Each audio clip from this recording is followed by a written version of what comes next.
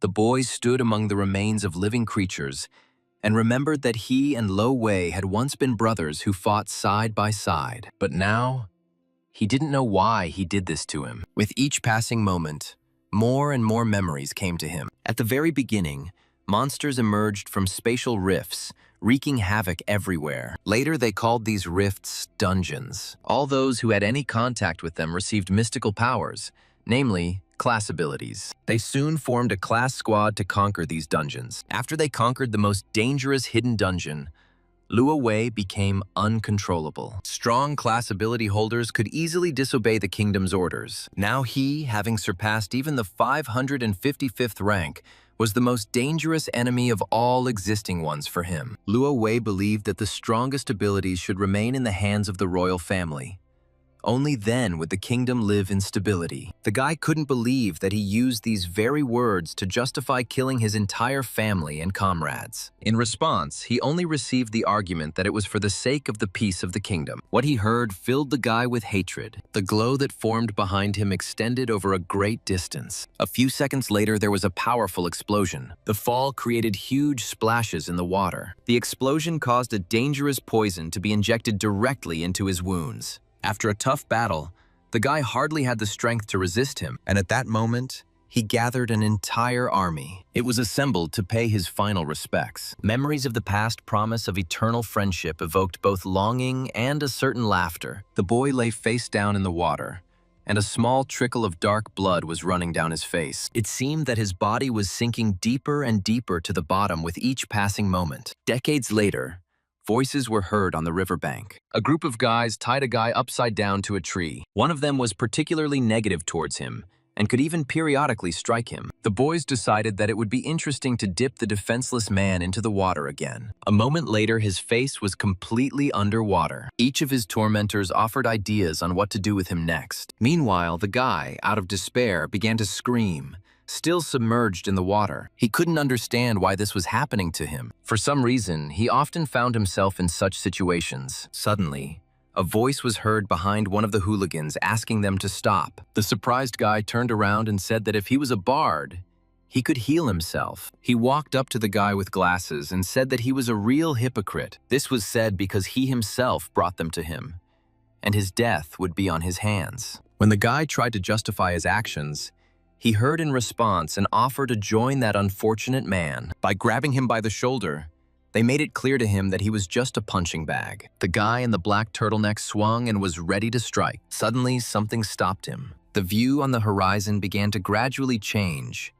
which in turn frightened the guys quite a bit. They realized that it was a dungeon, but due to its sudden appearance, they began to run away. Without even turning around, the guys rushed away. Only the guy with glasses remembered the poor guy who was hanging upside down. He realized that he was still in the water. There was no time to think, so he ran to help. First of all, he had to be saved. Unknown monsters from the dungeon began to appear in the background. The knot turned out to be very strong and did not yield to attempts to untie it. Suddenly, one of the monsters realized that there was a person nearby. An unknown monster tried to attack the guy from behind. Suddenly, he felt someone punch him in the chest. The guy, who had recently been tied up, began to defend himself against the monster. He pointed his hand at it, and suddenly a turquoise glow appeared. In this way, he tried to apply the glacial impact skill. But instead of damage, healing was applied to the monster. The guy with glasses couldn't understand why he was trying to cure the enemy. While his new friend was using an inappropriate skill,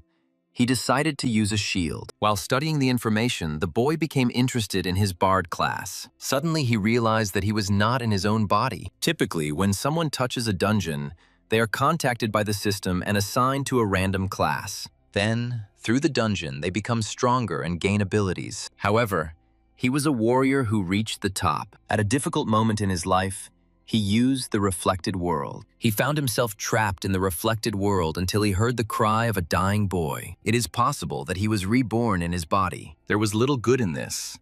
But now he had a chance for revenge. The guy with glasses shouted that there were already too many monsters and it was hard for him to deal with them. Yunche knew that his new body was too weak. Most of his skills were simply useless. The other classes were superior to him in everything, and it was no wonder that they were always looked down upon. Relying on his old fighting instincts, he might not last long, but if his stamina drops, He's finished. His last hope was a hidden skill, but he didn't know how it worked. First, he decided to try it on one of the smaller demons. However, he did not succeed because not all the conditions were met. At first, he decided that this skill required a real mirror, but when he tried again, he saw another reason. This time it was written that he lacked a level. Yoon-chae realized that he still needed the reflective surface and decided to try it on someone else. While Yoon-chae was trying the skill on everything, the bespectacled boy shouted that he couldn't take it anymore. Suddenly, among the small demons, he noticed a new monster. It turned out to be a 10th level vicious overlord. You need to be at least level 10 to deal with such an elite monster. A look of genuine fear appeared on the guy's face. From a sudden push, he fell backwards onto the ground. The monster's eyes were filled with a bright red glow. With every second, there were more and more of them. Yoon-chae continued to try out the reflected world skill. When it didn't work even on the stone,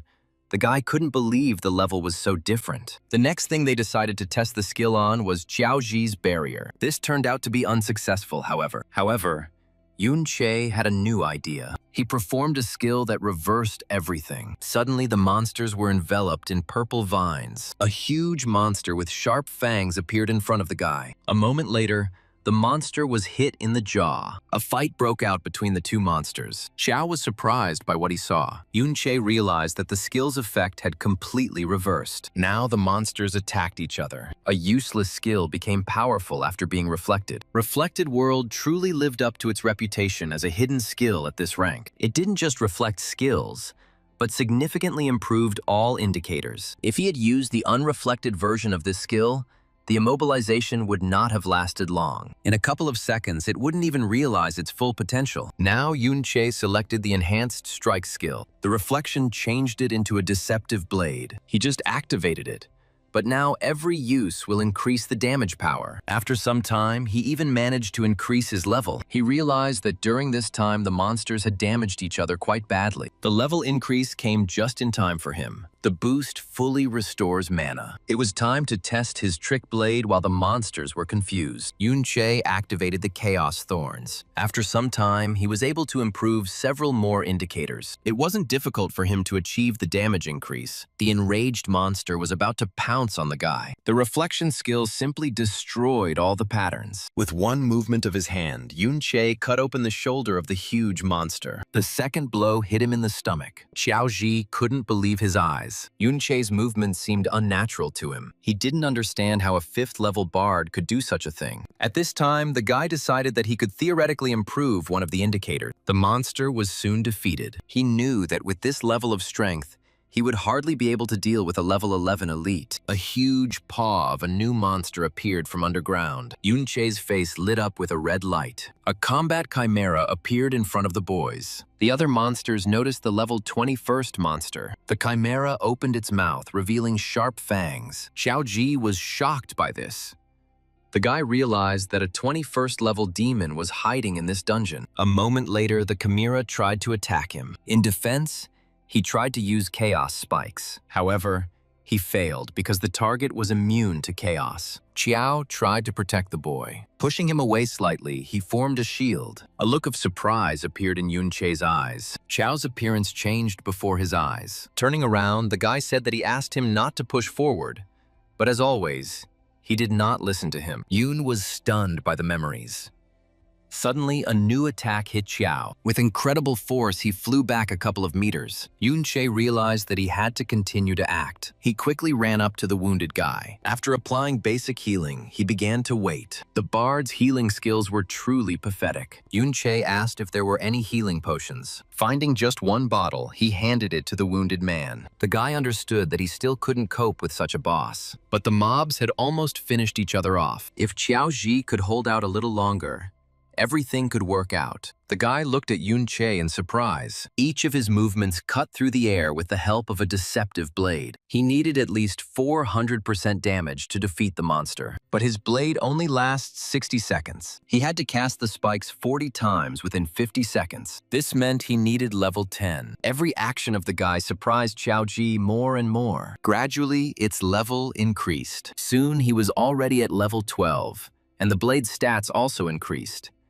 That was more than enough. Full of determination, The guy began to attack. He swung the blade confidently. The chimera roared terrifyingly from the sudden attack. Yunche didn't intend to simply waste time, so the attack soon followed. With confident swings, the blade cut through the chimera's body. Soon, having defeated the monster, Yun landed near Qiao. The guy couldn't believe his eyes and thought he was sleeping. It was incredible that a 5th-level bard had cleared the new dungeon single-handedly. Xiao Ji decided to ask if it was really Yun Che standing in front of him. The question soon followed as to how he became so strong. Memories began to flash through the boy's mind again. He found clear similarities between 2 different people. Suddenly, he asked what relation he had to Qiao Benben. Yun Che was incredibly surprised when he heard the response that this man was Ji's great-grandfather. He couldn't believe that his great-grandson was standing in front of him now. That guy with the smug face turns out to be this kid's great-grandfather. The guy believed all this time that Lo Wei had killed everyone he knew. When he tried to find out more about Xiao Ji's great-grandfather, he was refused. Yun Che decided not to forcefully answer his question. Suddenly, Qiao asked the guy not to humiliate him. It seemed to him that all this time he had been hiding his true strength from him. Trying to change the subject, Qiao said that they had to go to school and that a tour of the Modern History Hall was planned for tomorrow. Yun Che realized that now was not the time to reveal his identity. If he starts digging deeper, he might start to suspect something. The guy was interested in the words about the Memorial Hall of Modern History. He hoped that there might be records left there of what happened in the world after his death. The bus was full of happy school children. Yun Che and Xiao Ji sat next to each other, but their faces didn't show the same joy as the others. The guy noticed how everything around him had changed. Everything in the world was different now,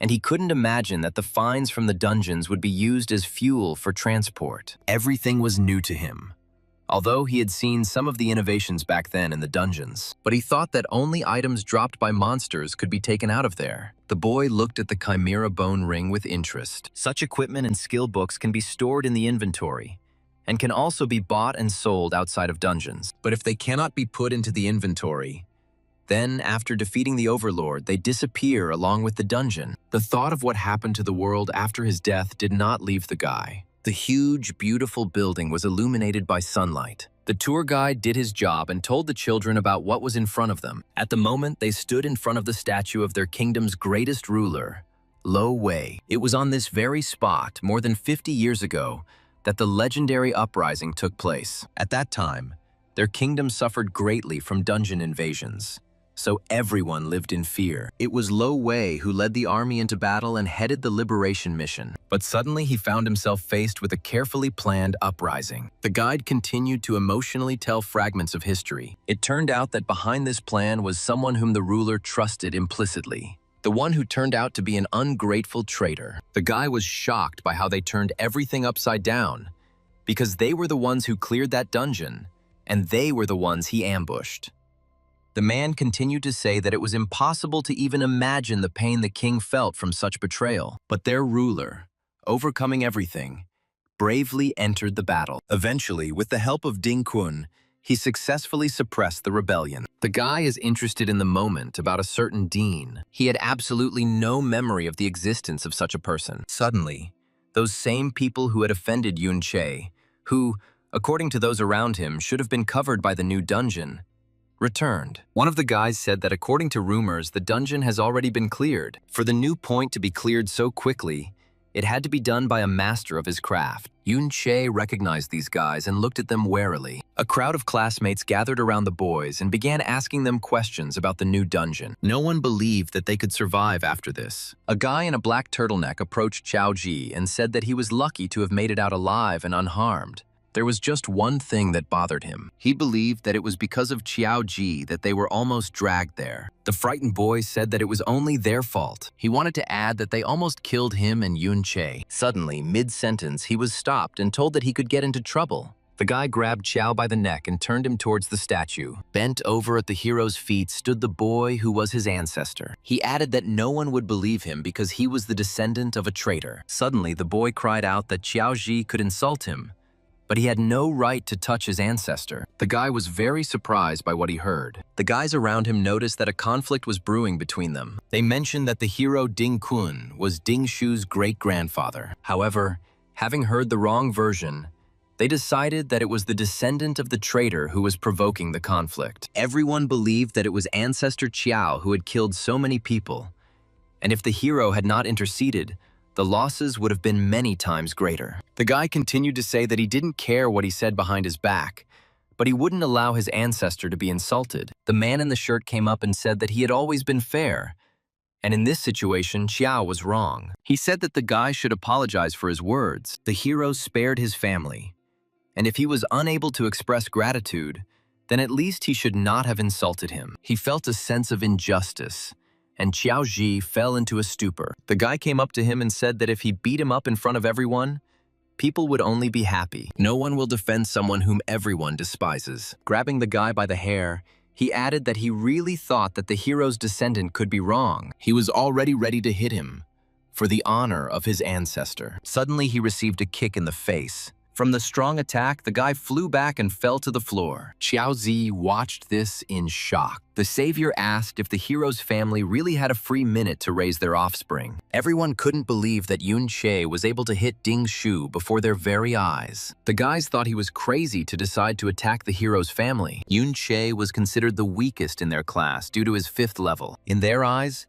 he was an orphan, forever alone and without friends. The guy in the turtleneck considered him just a punching bag who should be glad he wasn't being touched. Now his goal was to deal with the two of them. What he heard didn't frighten Yun Che in the least. He was able to confidently fight back against everyone who tried to strike him. When he hit the main offender in the stomach, he doubled over in pain. The wound even caused blood to appear in his mouth. Classmates watched with interest, and some even filmed what was happening. The guy couldn't believe that he had just been defeated in front of everyone by someone who was considered a weakling. Someone in the crowd said he was put down again in a second. Now Ding Shu was considered a weakling. Dean was furious about losing to a level 5 guy. He said he was just lucky. Grabbing a fire hammer, he decided to launch a nuclear strike. While the boy was swinging, Yun Chi took advantage of the opportunity. He hit him in the jaw with all his might. Ding Su didn't understand how this was even possible. As he fell to the ground, Yun Che began to kick. Suddenly, a museum security guard came running and asked what they were doing there. Ding Su lost consciousness and needed a healer. The guys decided that the guy had simply been hiding his strength all this time. A look of genuine surprise appeared on the face of the girl standing nearby. The security guard said that fighting was prohibited, and the guys could have smashed everything around. The teacher ran up to them and declared that first they had insulted the hero, and now his descendant.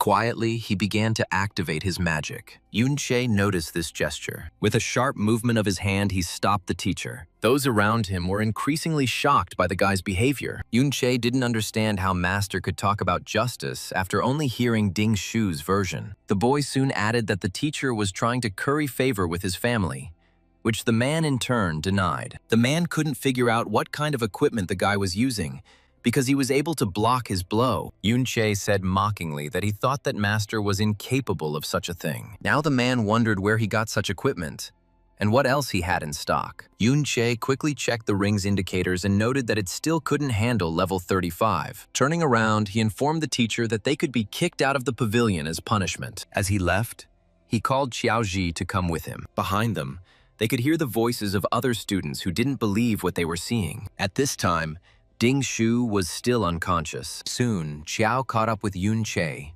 who was already waiting for him outside. The guy realized that in the past, no one survived, and Ben was killed by the so-called hero. Xiao Ji looked at the boy with an admiring gaze. The guy realized that he could ask about anything in history and they would definitely answer him. Without missing an opportunity, he asked to tell about the hero Dean Kun. He knew about the great villain's plot from the very beginning and set up an ambush to help the ruler. The words about an ambush near the dungeon surprised him. The guy recalled moments from that battle. At that moment, many people died at the hands of creatures with red eyes. At those moments, Yun Che was filled with fear and horror. The hero Ding Kun was determined to end the dungeon crisis since childhood and trained hard to do so. Having received a promotion from the king, he fought all year round to save the world. For example, he took part in that battle at Winterfell. Winterfell also echoed in Yun Che's memory. A huge number of terrible monsters surrounded him. The guy also wanted to know about the sword that the statue was holding in its hands. It was first-class equipment, and they say that it was with it that he killed the traitor. The boy realized that not only his honors and glory had been appropriated, but also his sword. It was decided to start with his head. The city was calm and quiet as never before. Armed men were passing behind the wall of the Ding family estate. One of the particularly attentive men turned around to look around. The guys stood calmly around the corner of one of the buildings. The man turned around, called them rascals, and continued on his way. Yun-che noticed that he was very alert and concluded that he was a bandit with reconnaissance skills. A frightened Xiao suggested leaving there quickly, since there were a lot of guards there. Although the guy wanted to finish off this hero Ding Kun, there were some difficulties. According to Xiao Ji, he has been in a high-ranking dungeon for a long time. In his past life, he could enter and exit the dungeons at will, but such areas are guarded. But he understood that Ding Shu's family should definitely have such a pass. The guy asked why he needed so many guards, since it was too many for one person. Xiao replied that they were talking about the hero's descendant, and that they even had their own dungeon. This fact surprised Yun-che. The guy replied that low-ranking dungeons have been sold and bought privately for a long time. Those who do not have such power would never even think of such a thing. Ding Shu usually has guards with him at all times to deal with monsters and raise his level at any time. Yun-che thought that the world had truly changed during this time. He asked what it means that the richer and more influential one is, the higher the level, to which he received an affirmative answer. On average, a graduate from a regular school will have up to level 20. Usually, such people rarely manage to connect their lives with the dungeons, and they stop at the same level. If they do manage to do this, they can reach level 30 by middle age. There were two ways to move forward and gain access to the dungeons. The options were to join the army or formal organizations such as guilds. The guy wondered if he would need a pass if he became stronger. Xiao continued to persuade his friend to leave, since due to the difference in levels, they were no match for the guards. Yun-che knew that with his current strength, it wouldn't be easy to kill even this hero. However, level 30 scout skills tend to have a short range. Besides, this isn't a dungeon where life is fraught with constant risks, so most of the guards are just lazing around. Yun decided that it wouldn't be that difficult to get through, but his friend disagreed. At least the guards are much more relaxed than the near-perfect intelligence. Xiao Zi wanted to object, but the guy grabbed him by the collar of his shirt and pulled him along. He asked him if he didn't want to change his life. Xiao replied that he wanted to, but he could only do so if he joined the guild. The guy interrupted him and asked what he could change even if he got into this guild. The mention of his great-grandfather upset Xiao Ji again. Yun-che said that a person's fate is decided here and now,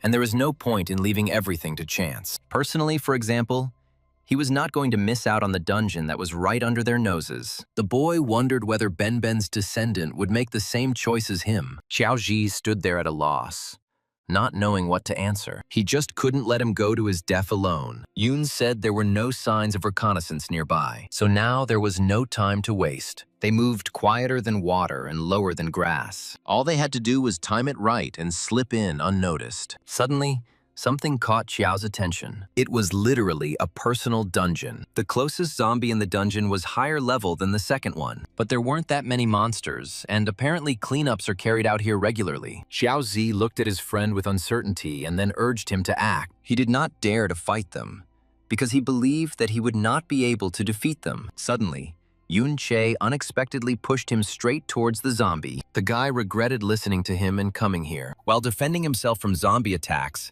he wanted to return home. Yun-che was already waiting for the guy to finally start fighting. Trying to support him, he said that he was watching closely and that he should not be afraid.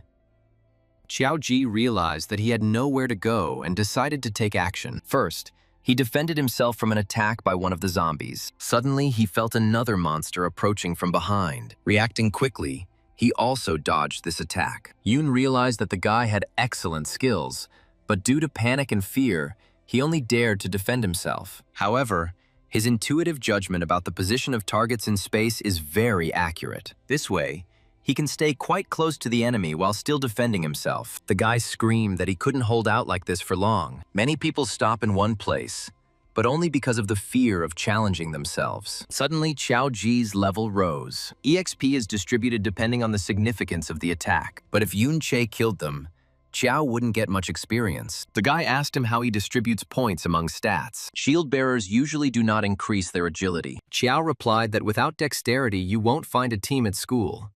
And while he hesitates, all the monsters will go to others. To level up beyond 60, you will need to meet certain requirements. For example, the Fortress Bastion class requires 60 points of endurance and 90 points of defense. Qiao noted that ordinary people could only reach level 40 at most in their lifetime. Yunche placed his hand on his shoulder. He said that from now on, he could think about a higher rank. Perhaps it is worth thinking about something beyond it. It's time to plan for real career growth. Yunche had only managed to do this before thanks to the hidden reflected world skill. Suddenly, he noticed that this skill had its own level that could be increased. Another batch of zombies was getting closer. The guy successfully dealt with each of them. The deceptive blade helped him a lot in such battles. After some time, he noticed that the zombie remained alive even after the attack. The attack boost is also gone. Apparently, the blade has run out.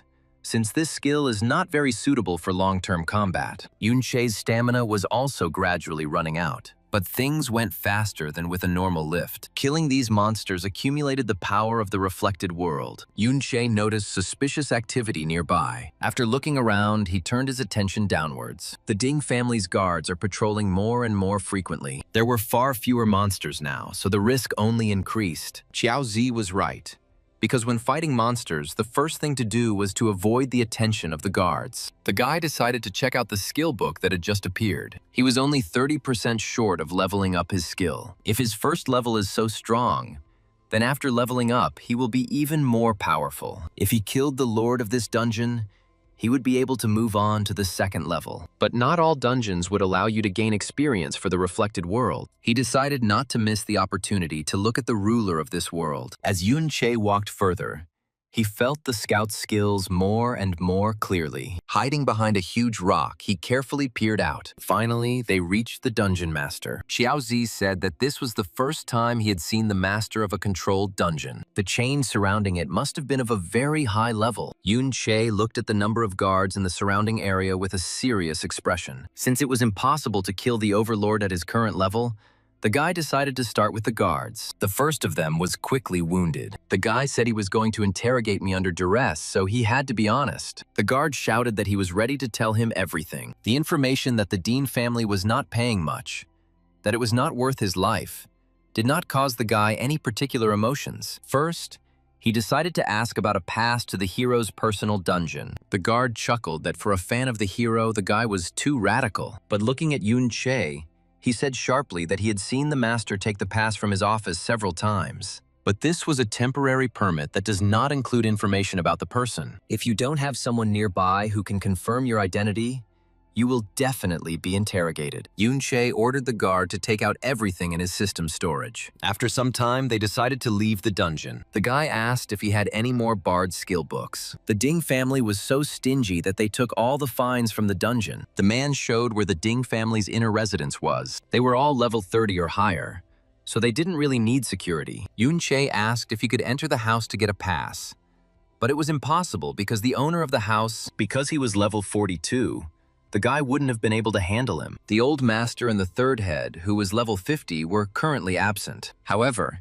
if they suddenly returned, it would be very dangerous. Having disabled the guard, it was decided to go to the residence. The boy asked Qiao Zi to stay put. To control the overlord, they use a higher level chain. As long as he is alive, the dungeon will not disappear. At the same time, they also posted guards to watch the locks of this chain. They were there as a safety net, but it meant that no one would think of opening those locks. Yunche snuck up behind him and covered the face of one of the guards with his hand. Everyone in the area noticed something strange and began to react. The guy couldn't find a better way to lure out the ruler. Control over the overlord was suddenly lost. Outside the dungeon of the Ding family estate, reinforcements were already arriving. Qiao Zi watched this closely from the side. Now, entering the inner residence was as easy as pie. Meanwhile, the second head and the young master were greeted outside. The guy said that there was no point in picking him up since nothing serious had happened. The man walked up to the car to open the door for Mrs. Yun Sha. Two beautiful girls got out of the car. He greeted them, and the man said he was glad to see them. Suddenly, irritation appeared on his face.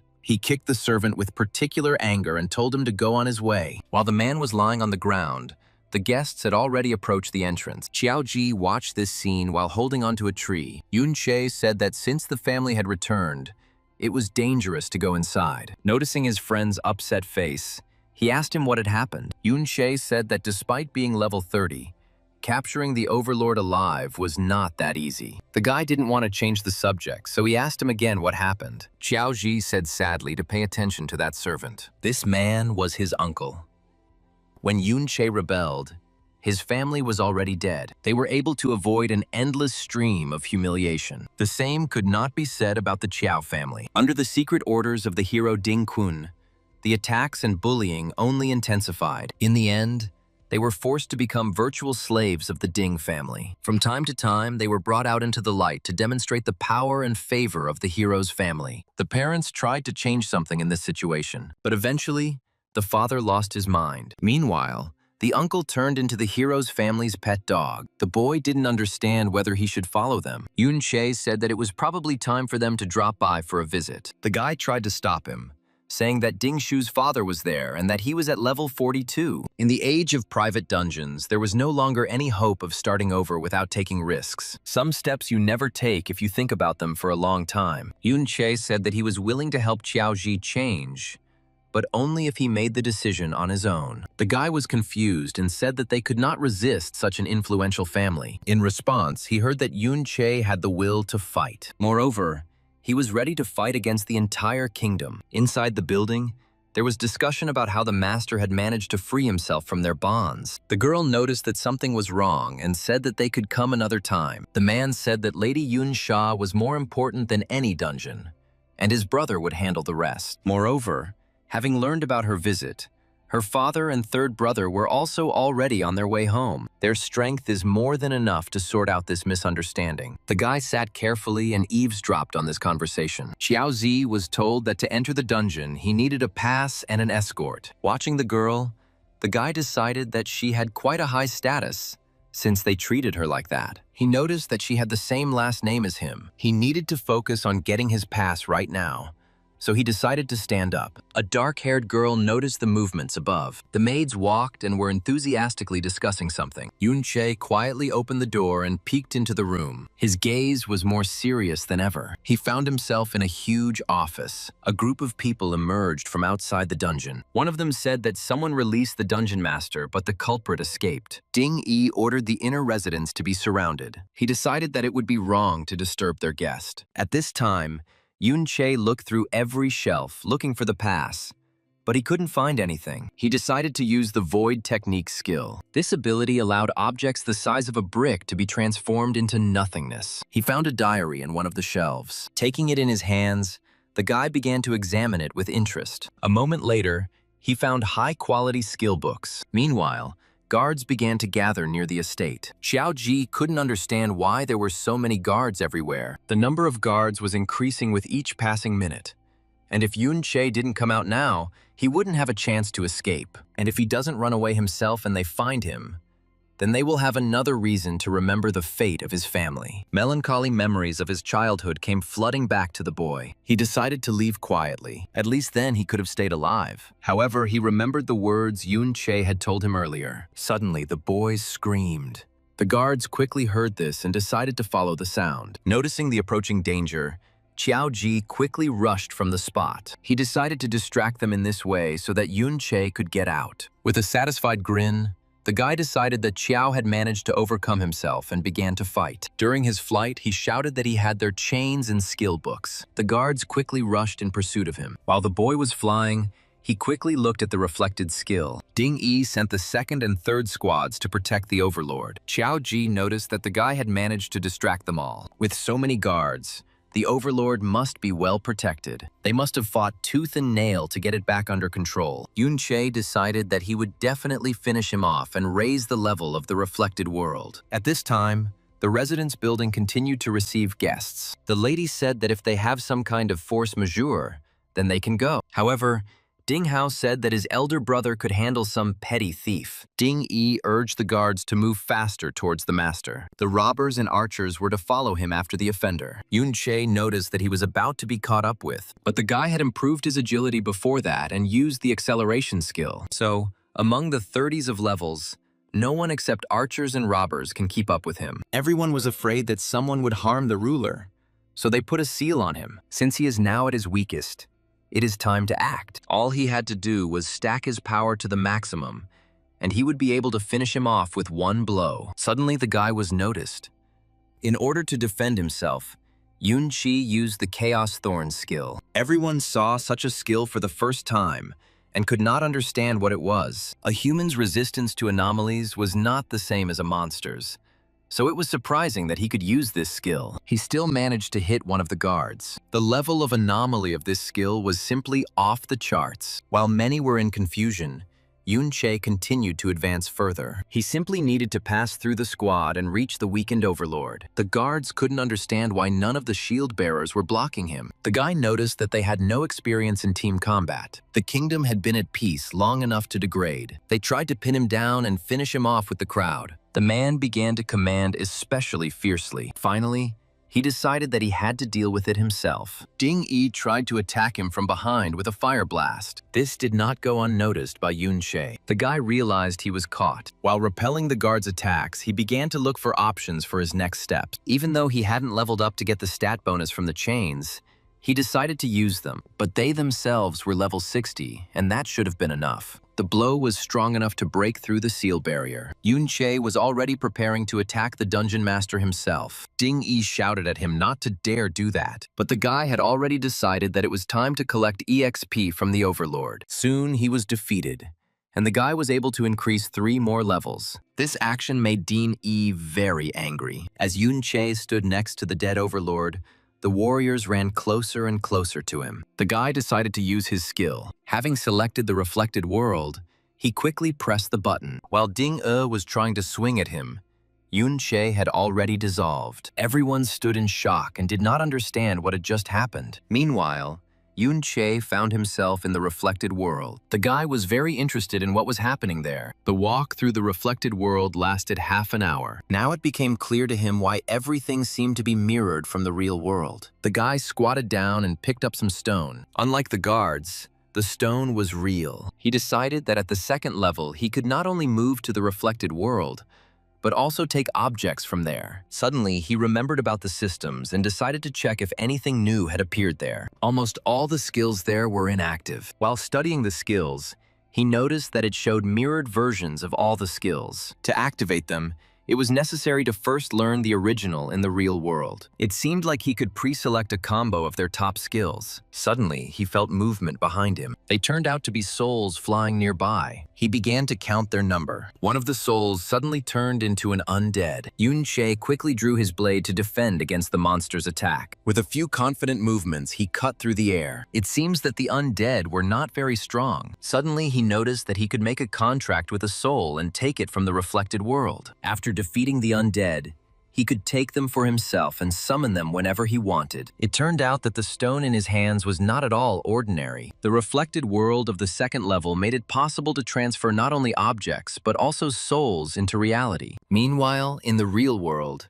the warriors were discussing why this guy didn't appear after the dungeon dispersed. No one understood how he could just disappear into thin air. One of the guards said that the camouflage has a visual effect and a time frame. Ding Yi couldn't accept the fact that so many security guards were able to let the guy through. If they couldn't find it, then now they had to pay for the dungeon. Amidst the screams, they noticed that Yun-Che had appeared behind them again. The guy returned to the same place from where he disappeared. The enraged man ordered to take him. Yun-Che said that since he had been pushed so hard, it was time to repay in kind. While he was in the reflected world, the guy collected a whole army of the dead. An endless number of souls were released and headed towards the guards. Ding Yi said that he had seen such creatures of necromancy many times in his life. One of the warriors hid from the spirit behind his shield. Judging by the undead's status, they were around level 20. Ding Yi tried to encourage the army and told them to calm down. To further motivate them, he even promised them a pay raise. While the guards were dealing with the undead,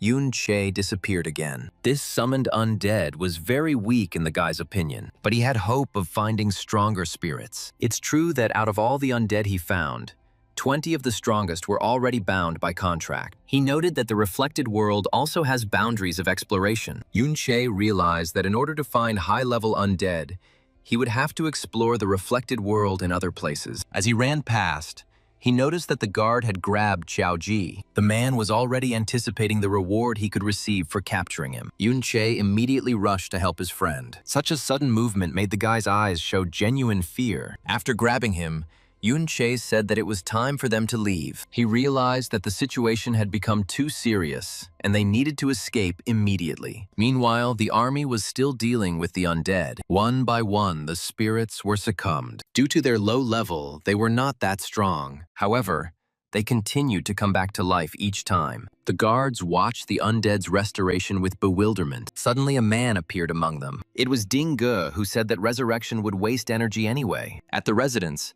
the head of the family asked if Madame Yun Sha had left. In response, he heard that due to the violator's active actions, they could not detain her. The guy broke the window, ran out of the house screaming, and ran away. Ding Dan was extremely dissatisfied that not only had the offender not been caught, but his appearance was also unknown. Ding Hao fully admitted his guilt. However, he said that Lady Yun Sha agreed to go to the hero's dungeon. The old owner said that when he finds out who the culprit is, he will be very sorry. After that, he sent Ding Hao to check what else had been stolen. Now the boys had a pass issued in Xiao Ji's name, but unfortunately, they didn't have anyone who could take him to the dungeon where this hero was sitting. In Ding Shu's house, Yun Che was able to raise his level to 20. He also managed to grab a dozen skill books from their collection. Soon, he will be able to crush opponents of the same level with stats alone. His combat power has greatly increased thanks to the contract with the undead, which is possible at the new level. However, this was not enough to defeat the hero, who apparently was a berserker. Xiao Ji asked the boy if he was sure they wouldn't be found. In response, he said that they had definitely lost them, and, moreover, no one had seen their faces. However, Yun Che's words didn't sound convincing to the boy. Yun Che understood that Xiao Ji was still worried about her safety. The guy asked if there were any dungeons nearby where some strong fighter had died. Xiao said that there really is such a place nearby, but the problem was that it was in a school, and they had no chance of getting there. The guy realized that in this case, he would have to act outside the box. To solve this problem, books were used. In a private residence, a man was looking at the skill books that had been handed to him. He thought that Yun Che really did have someone influential behind him. Although the school dungeon's use was limited, the man said that a new location had recently opened. However, if we were talking about exceptionally outstanding students, then upon the teacher's recommendation, they could be taken into the team. The teacher added that he would try to get them places on the team. The guy said that this might be his last dungeon, so he needs to deal with a lot of monsters. Everyone thanked the hero for this opportunity. Yun Che felt that there was something fishy about this dungeon. This dungeon was donated to the school by the hero Ding Kun, and it is rumored that he himself fought there. It was also said that traces of his battles could still be found there. This was the very place where the hero killed the traitor Xiao En. Xiao Zi was tormented by thoughts about whether to tell about this. The teacher warned that the dungeon level is quite high, so you need to be careful. He appointed Xiao Xie as the leader. The boy was clearly unhappy with being sent as a nanny. Xiao said that dragging them along with him was a real headache for him. He ordered them to follow him as soon as they entered the dungeon. This dungeon was only up to level 40. However, Yun Che couldn't understand why he felt such danger. Soon they found themselves inside the Dungeon of Valor. The boy's attention was drawn to two figures in the distance. It turned out that Yun Sha and Yun Yin were also here. Xiao Xie continued to mutter dissatisfiedly under his breath. He added that he would be over the moon if he were accompanied by girls. Soon the boy began to dream too much. The girls were from the big leagues, and they had to beg them to go with them. When Xiao heard that he had no place in their ranks, the boy was visibly upset. Suddenly, he raised his displeased gaze to the girls. Yun Sha confidently walked towards him. However, they had another goal, so they passed by Xiao Xie. Looking at the girl, Yun Che recognized her. It was that very guest from the dean's house. The girl said with a smile on her face that she saw him yesterday in the memorial hall. Yun Che was embarrassed that she approached him to chat. Suddenly, the girl said that he had a very recognizable voice, which could be easily recognized even in the sound of breaking glass. The boy was shocked that Yun Sha recognized him from the two words he shouted. Suddenly, the girl put on her equipment and said that the greetings were over for today. Having reincarnated, They decided to go on reconnaissance. She recognized him, but didn't reveal it. Instead, simply said, the guy suggested that Ding Shu might also recognize their voices. But until the entire Dean family came for his soul, everything was fine. The guy decided that since they weren't showing any hostility towards him, he would repay them in the same coin. He told them afterward that the girls should be careful. Yunsha was surprised and said that she also thought something was wrong. Although at her level this shouldn't have happened, she was grateful for the warning. No one could understand why Yunsha was talking to him, since she was quite cold with others. When the girls walked away, the guys ran up to Yunqi asking how he knew her, but the guy wasn't going to answer these questions and just left. In this dungeon, even the tiny monsters were level 20, so going alone was quite risky. However, no one was going to detain them. The guy decided that since Yunche was friends with Yun Shui, his level must be far from low. The thought that the teacher had asked him to look after them tormented the boys. But the guy said that the fewer people know about this place, the better. He reminded that, in case of emergency, everyone has signal flares. Xiao Xie still couldn't accept the fact that Yun Sha wasn't communicating with him. Such self-confidence, in his opinion, deserves death. Ding Su ran to the entrance of the dungeon. The teacher asked him what he had forgotten there. The guy asked them if it was true that the team had just entered inside. There was tension on Ding Shu's face. He was asked not to blame everything on Yun Che and Qiao Ji just because they had given him a beating in the memorial hall. However, the guy continued to insist that it was they who broke into their house. But no one believed the guy.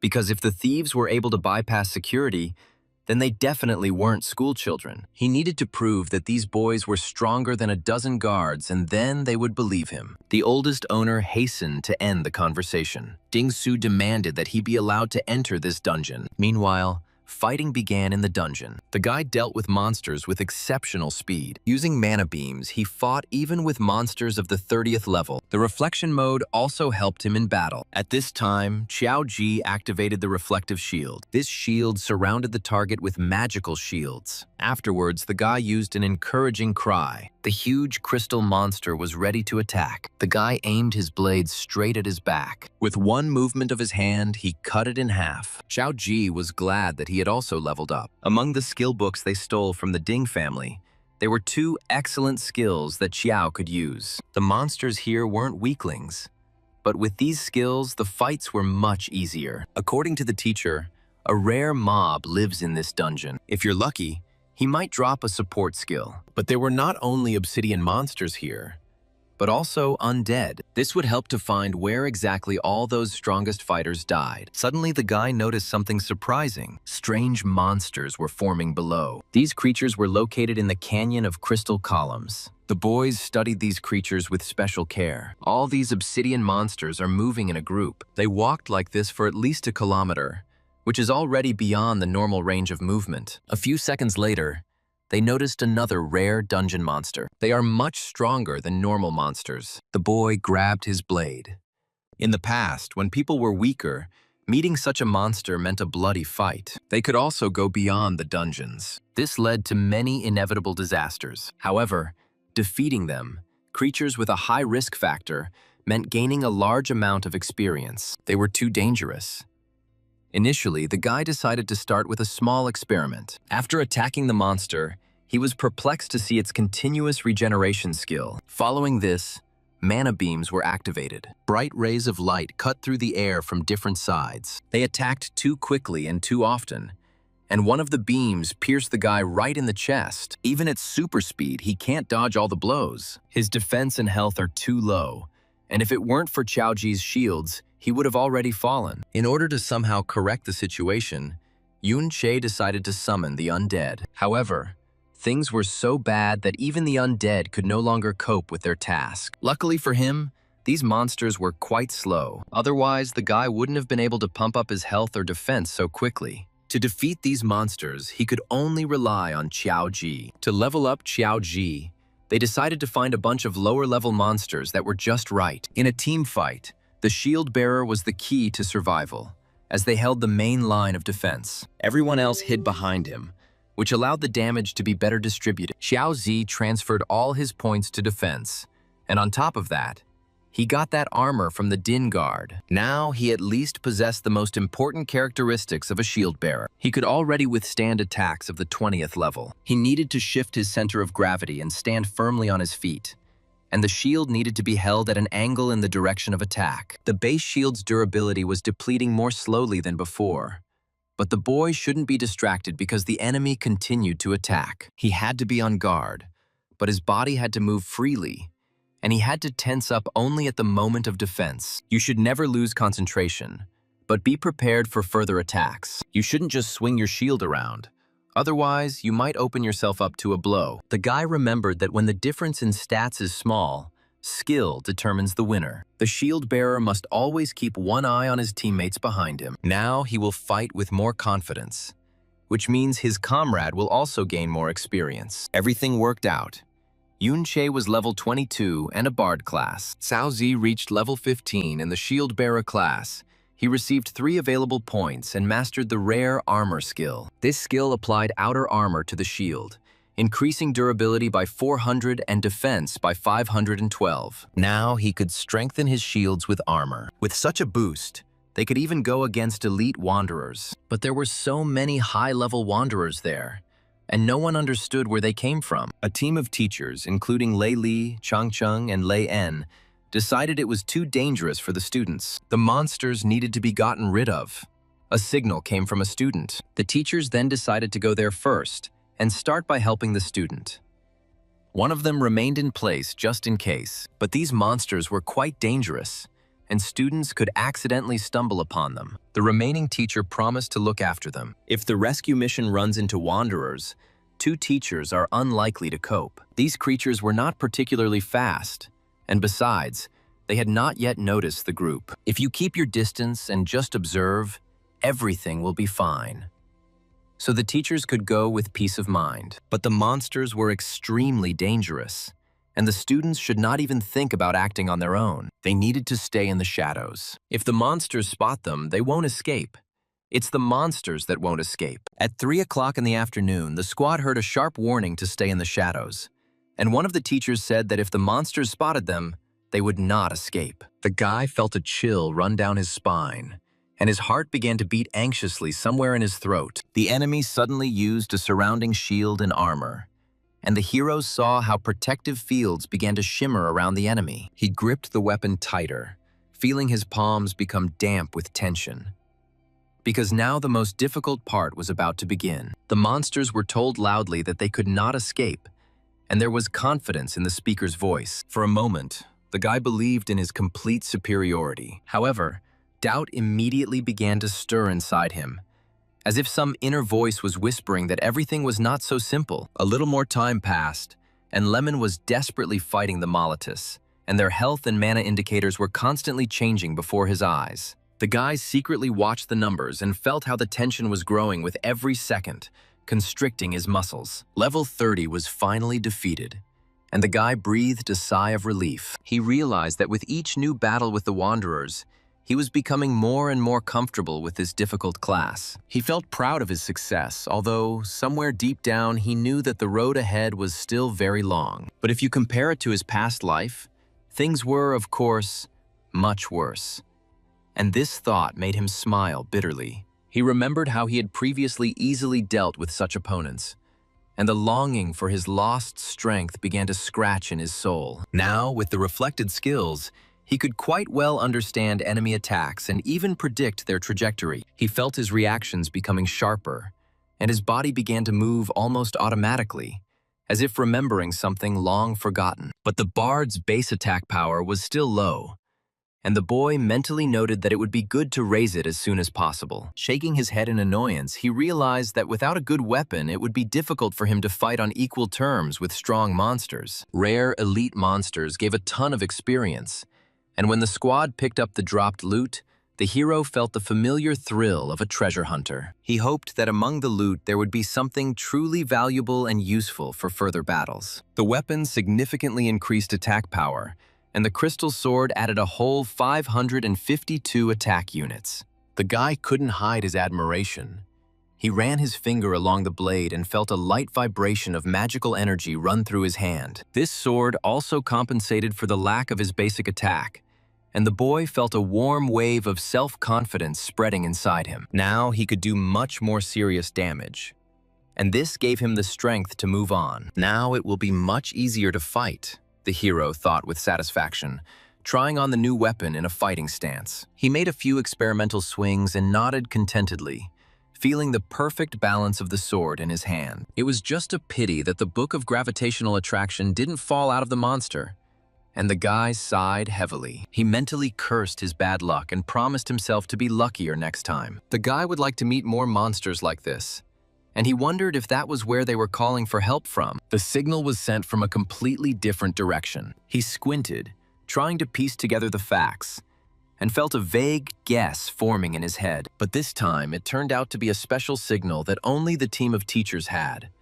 And the hero immediately realized that things were taking a serious turn. His heart skipped a beat, because he knew that the teachers would not bother him over trifles. He wondered why so many wanderers had gathered here, and it seemed unnatural and even frightening to him. A disturbing premonition crept into the depths of my soul, as if all this was part of some dark plan. Nothing is clear yet, but the main thing is to help out my comrades, the guy firmly told himself, casting aside unnecessary doubts. He felt responsible for others and understood that there was not a minute to lose. The signal was clearly emitted from that cave, which means they are stuck there, and an urgent rescue operation needs to be organized. The hero imagined his comrades fighting surrounded by monsters, and a desire to immediately rush to help flared up in his chest. But there are too many monsters there, and even if all the teachers gather together, the chances of success will remain low. The guy clenched his teeth and felt the tension tightening in his muscles,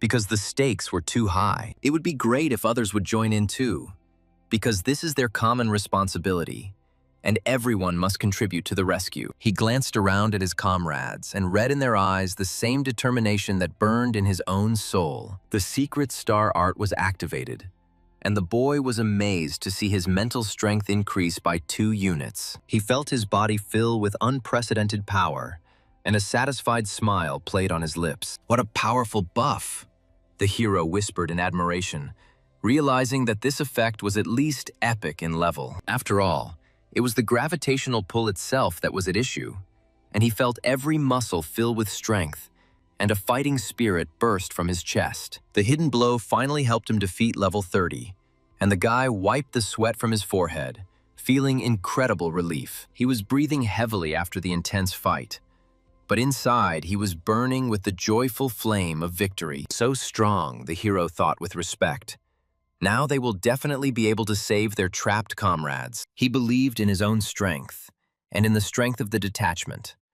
And this faith gave him wings. Yun Sha and Yun Yin turned out to be incredible fighters as expected, and the boy couldn't hide his admiration for their skill. He watched them easily dispatch their enemies and felt himself becoming a better person just by watching them. He felt the familiar chill of recognition and fear of the ancient power that these creatures carried within them. It seems that the wanderers flocked here precisely because of them.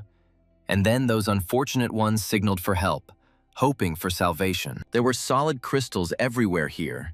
They prevented him from looking around properly, and the guy kept tripping over invisible obstacles. A mirror crystal ore appeared in front of the guy. He realized that this was the same mirror crystal ore, and now it became clear to him why Xiao Xie and his team came here. The hero noticed that these crystals were different from those outside. He remembered that in the dungeons one could find unique materials that were not found in the outside world. The guy knew that the craftsmen create special artifacts and equipment from them. He realized that this ore belonged to such materials, and its value was many times higher than gold. The hero saw an offer to pick up the ore and take it with him, as well as a button to return to the other world. The guy wondered if it was possible to return from here, and was surprised that such an option even existed. He was once again faced with a choice: to return to the other world or to stay. The hero realized that it was enough to simply find a reflective surface, and he could return to reality. He decided that he needed to find time to study this skill better, because it clearly still had a lot of untapped potential. He saw a gravitational pull in front of him. Then the hero noticed the dance of double blades and the art of star rain. The guy exclaimed to himself in amazement that all these people had epic-level skills, and he didn't understand how they could be so strong. He thought they were cooler than any of the teachers. One of the stranded people breathed a sigh of relief and said that they were finally saved, because he had already thought that it was the end for them. A more experienced fighter warned everyone not to relax because they still had to fight their way back. The guy noticed that everyone was already exhausted, but someone suggested that the way back would be easier. The hero saw strange changes and did not understand what was happening. He was surprised to find that wanderers from all over the dungeon had gathered in one place. The guy felt as if he was in a labyrinth. He saw something and wondered if it was the dungeon's secret treasure. The hero reasoned that if crystal ore was the special resource of this dungeon, then this core was its unique secret treasure. He realized that it was the condensed, crystallized essence of all the ore in the dungeon. The guy learned that its formation takes years, and the process itself is unstable. He thought that you could live your whole life and never see her. The hero read that any secret treasure, without exception, has a special effect. He saw that it was not only a boost to basic stats, but also a reduction in damage. The guy studied the reflected image of the crystal core and realized that when used, stamina increases by 10. Also, mana is restored by 0.5%, and optical and electrical damage is reduced by 20%. He realized that the bonus to stamina meant he would have more health. The hero thought that faster mana regeneration would allow him to use the deceptive blade more often. He noted that the most important thing is damage reduction. The guy knew that percentage damage reduction was rare even for the top-end gear. The hero thought that given how the ore attracts wanderers, it was logical to assume that there was a monster here that was superior in strength. He decided to use the secret treasure and go straight out. The guy had a choice: pick up the item or use it. The system warned that using this item will reduce the current duration of the walk in the reflected world. The hero saw a clarification that using it would shorten the walk by 10 minutes, and he was asked to confirm the action. The guy exclaimed to himself in shock, could this really be the Lord of the Wanderers? He realized that this was the dungeon boss. The Lord of the Wanderers appeared before the boy, and he felt a cold fear run through his body. He learned that this monster exists independently of the dungeon master and is a rare secret boss. The hero realized that his power was many times greater than that of ordinary rulers. The boy realized that no teacher, much less a student, could cope with this monster. He thought that such bosses only appeared in high-level dungeons, and he didn't understand where such a monster came from here. The guy, in despair, told himself that this was definitely the end for them. One of the teachers shouted at everyone to calm down and not panic. The girl firmly stated that if they wanted to get out, they needed to act together. And that was the most important thing. One of the fighters pointed to the canyon and said that this was their chance to escape, and if they could break through the gorge, they would be able to get out. The secret star art was activated, and the teacher ordered no one to hold back. Fight with all their might, and fight their way to the exit. He used a light shield and shouted that they should at least get the students out. The teacher said that he would start first, and the rest should attack in turn. The rallying cry sounded, and everyone felt a surge of determination. Someone shouted to hold on because they were almost there. Another noticed a crystalline aura flickering around, strengthening allies. He saw that his health, attack, and defense had increased by 20%, and for a moment he believed in success. But one of the students cried out for help, and the boy realized that things were worse than they seemed. He heard one of the fighters say that the monster's attack had suddenly become much stronger. The damage is too high, and he doesn't have time to recover. There was a cry of horror, and someone reported that the teacher was dead. The guy felt an icy emptiness of loss spread through his chest. One of the commanders ordered the shield bearers to go forward, and the healers to concentrate on healing the wounded. The hero noticed that everyone was exhausted even before the ruler appeared, and now they could barely stand on their feet. He realized that the boss hadn't even really hit them yet, and they were already at the limit of their strength. The guy realized with bitterness that everything was pointless, and at this pace they would not get anywhere. One of the teachers activated the concealment and said that it was better for everyone to be on their own. The bandits were ordered not to follow him, as the concealment would not last long enough for him to escape. Someone warned everyone to be careful, but there was a note of doom in their voice. The girl saw how the ruler simply incinerated one of the fighters with one blow. She thought in horror that the monster had destroyed the canyon itself, depriving them of their only means of escape. The other boy realized that the Overlord's attacks were too destructive and they could not escape. He whispered that it was all over. The monster was coming for them, and it couldn't be stopped. A rocky shield appeared in front of the guy, huge and strong. He was level 70 with an epic defense of 3,000 units. Someone shouted that whoever had high strength should take this shield. Otherwise, if it fell, they would all be finished. The guy noticed that this shield was level 70, and its durability was beyond doubt. But he also realized that it was precisely because of its high level that no one had enough level to equip it. Besides, the shield is too bulky. The fighters admitted that with this shield they would be able to gain very little time. No more. Someone asked bitterly where such a monster came from in the school dungeon. He accused one of his comrades of being the reason they came here. The guy thought that they had held out for so long to save others, and now it could all be in vain. He hoped that at least the two they were rescuing were safe. Suddenly, someone recognized the guy and was surprised. After all, they were supposed to stay in the house, and asked how he ended up there. A cry of "Beware!" was heard, and the hero instantly activated the surrounding shield. The defense indicators were broken, and the guy realized that now there was no one to hold back the onslaught of the Wanderers. The boy saw a blinding spell flash in front of him, and he barely managed to duck. He felt the air around him heat up with alien magic, and burns appeared on his skin. The hero rolled to the side, dodging a hail of ice spears that pierced the floor behind him. He drew his blade and slashed at the nearest monster, cutting through its dark flesh. The boy heard one of his comrades scream in pain, and his heart sank with fear. He rushed to help, pushing the enemies aside with his shoulder and not looking at their claws. The hero felt someone's sharp teeth sink into his forearm, but he shook the creature off with a blow from his shield. The boy wiped the blood from his face and saw that monsters were surrounding them on all sides. He ordered everyone to gather in a circle and cover each other's backs. The thought flashed through his mind that this might be their last battle. The hero activated the enhancement skill and felt his muscles fill with leaden weight. He dealt a crushing blow to the chest of the huge beast, and it flew into the wall with a roar. The guy noticed that his comrades were starting to run out of steam and took on even more enemies. He felt his own breath become labored and his legs become weak. The hero managed to put his shield under the giant's hammer, and the blow caused his ears to ring. He jumped back and almost tripped over the corpse of the monster he had killed earlier. The boy saw one of the teachers falling under the onslaught of enemies and rushed to cover him. He parried blow after blow until his arms began to go numb with fatigue. The hero realized that if they didn't find a way out right now, they would all die in this hell. He gathered his last strength and pointed to a narrow passage in the rock, shouting for everyone to run there. Everyone wondered where this guy got such incredible strength from, but all the shield bearers were already disabled.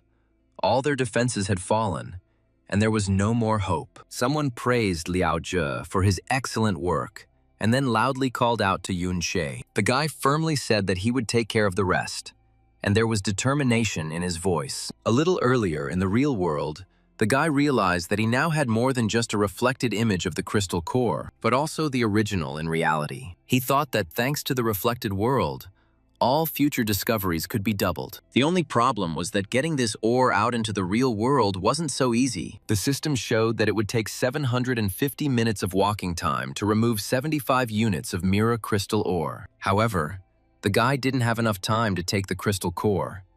It would take him 10 whole minutes, and the hero thought about what to choose. He decided to take only the most valuable for now and used the crystal core. The guy received 10 units of stamina, 0.5% of mana recovery, and a 20% reduction in optical damage. He then used the reflected image of the crystal core, receiving the same bonuses again, and felt his strength double. Suddenly, he felt a strange vibration and wondered what was happening. The hero became wary and asked himself if something had happened. He decided to try to pass through the reflected world and activated the walk. The guy saw that the duration of the walk was 12 minutes 54 seconds. He realized that the walking mode could be turned on and off until the overall time had elapsed. When the timer reaches 0, the mode will go into standby mode, and the hero felt relieved by this discovery. He left the reflected world and was surprised to see that a huge number of monsters had appeared around him again. The guy understood that they were attracted by the ore, but not in such monstrous quantities. He saw the Lord of the Wanderers and realized that it was this boss who had been emitting that dangerous aura from the very beginning. The hero remembered that Xiao Zhi and the others were in danger, and his heart sank with anxiety. He realized that since the reflected world could be entered and exited at any time, it would be easier for him to get around the crowd of monsters. The guy left the reflected world and returned back several times, maneuvering between enemies. He noticed that he was now level 24, and his mana had grown to 140 units. Mana recovery reached 2.6 per second, and the guy realized that the attack could be raised to 330%. He activated the Deceptive Blade, increasing his attack to 180% for 8 seconds. But the hero understood that to fight the Lord of the Wanderers, who is stronger than ordinary bosses, he needed at least level 30. This still wasn't enough, the guy thought bitterly, looking at his indicators. Someone praised Xiao Zhi again for his excellent work and called Yun Che. The guy firmly declared that he would take care of the rest and began to act. He shouted to those with support skills to give him some buffs while he took care of the wandering ones. The hero activated the secret star art,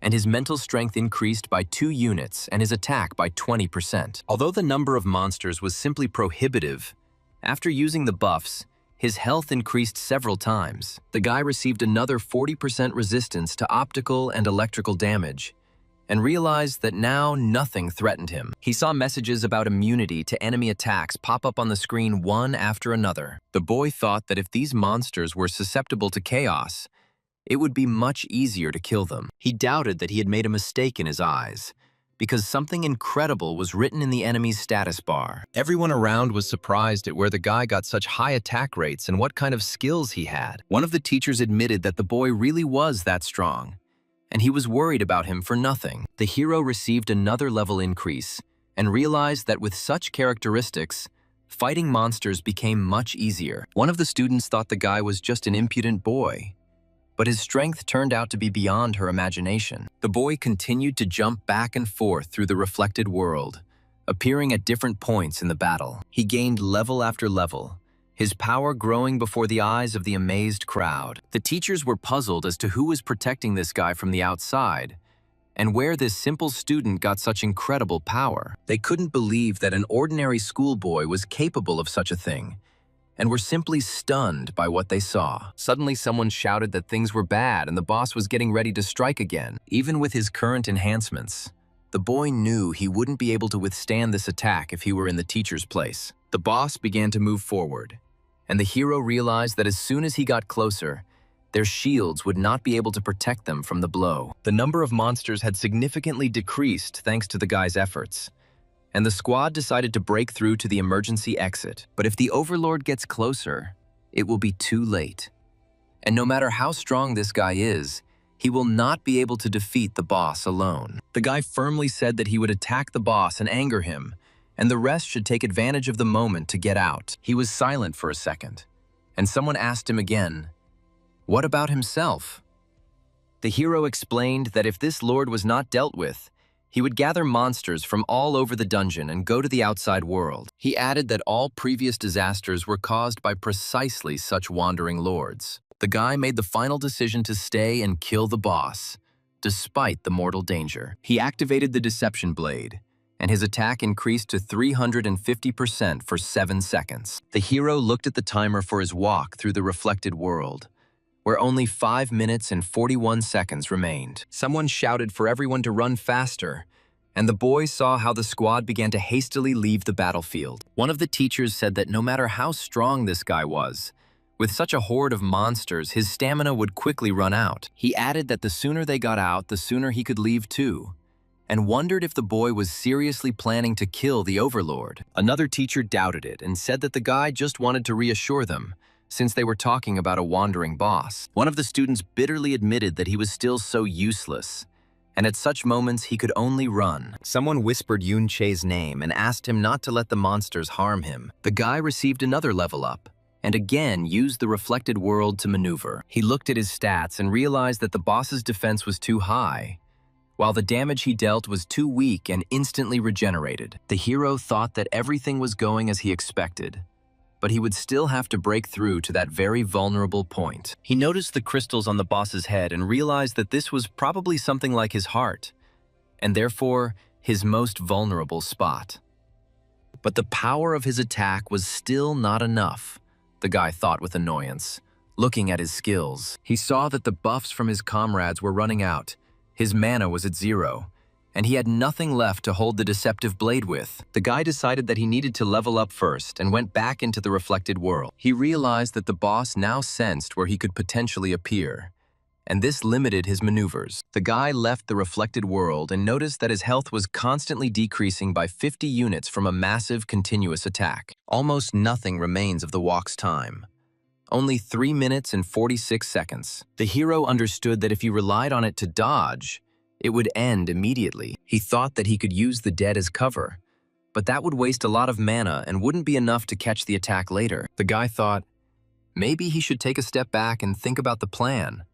But there was almost no time left for thinking. Suddenly, familiar faces appeared in front of him, and he wondered why they were there. They told him that his friend kept whining and begging, so they had no choice but to come to his aid. Someone said that there were fewer monsters now, and they had enough strength to escape, so he decided to stay. The boy quietly thanked them, feeling his soul become warmer. But the boss is still very dangerous, and the teachers said they would cover him for the retreat. The hero replied that there was no need, because with their help he could no longer hold back. He received another level up and unlocked his stats, reaching level 30 with 180-10 health. The guy said with satisfaction that now the attack was enough to inflict serious damage on the boss. He equipped the rare quality level 30 vicious knight armor that dropped from the Ding family dungeon master. Someone asked if he was going to attack that crystal on his head since it was too high to reach. The guy replied that he finally had what he wanted so badly and activated the gravitational pull for 10 mana per second. This skill pulled the target towards the user,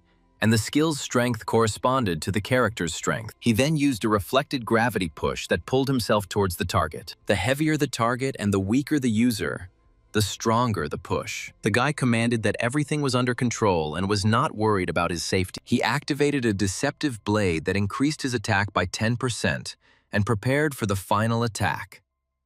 The hero used a gravity push and rushed straight towards the crystal on the boss's head. The Overlord's health began to rapidly decrease, receiving 107 units of damage at a time. The guy saw the boss's health bar melting before his eyes and felt that victory was near. Together with their allies, they dealt a crushing blow, and the battle was drawing to an end. For the victory, the guy received 5,000 bonus experience points and the title of Wanderer Killer. He also received 2 skill books, a shield of golden radiance and angel's protection. The guy received several level ups in a row and opened his stats, reaching level 33 with 9 skill points available. Someone said with admiration that Yun-Chi was super strong, and cries of surprise were heard all around. The Lord of the Wanderers dropped 2 legendary items, and the guy couldn't believe his luck. Someone shouted that the boss was about to fall, and everyone froze in anticipation. Another voice warned that Yun-Che was still there and asked him to be careful. The guy looked around and asked why it was empty,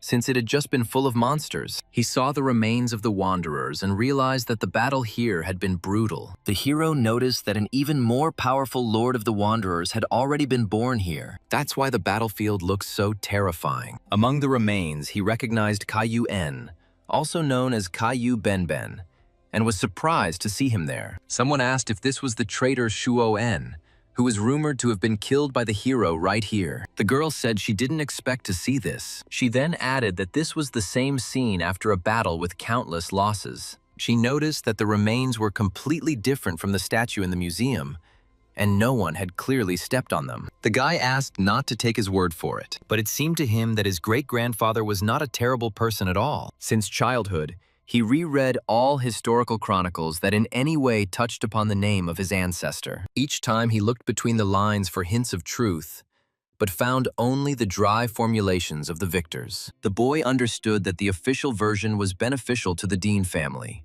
and this filled him with bitterness. He remembered how, as a child, His mother would secretly show him an old medallion with a picture of his great-grandfather. The man on the faded enamel looked at him with kind and tired eyes, not evil ones. The boy often woke up at night and imagined his great-grandfather walking through this dark dungeon alone. He thought about what thoughts that man had in the last minutes before his death. The hero felt that the same blood flowed in his veins as that of the one slandered by his enemies. The guy clenched his fists and promised himself that someday he would restore justice. It seemed unfair to him that an entire family had to pay for someone else's lies for centuries. He looked at the frightened faces of his relatives and felt a wave of anger rising in his chest. These people were afraid to even tell the truth, accustomed to living in humiliation and fear. The boy thought that his great-grandfather sacrificed himself to save others, not to betray. He imagined the old man fighting monsters, covering the retreat of people he didn't know. In his imagination,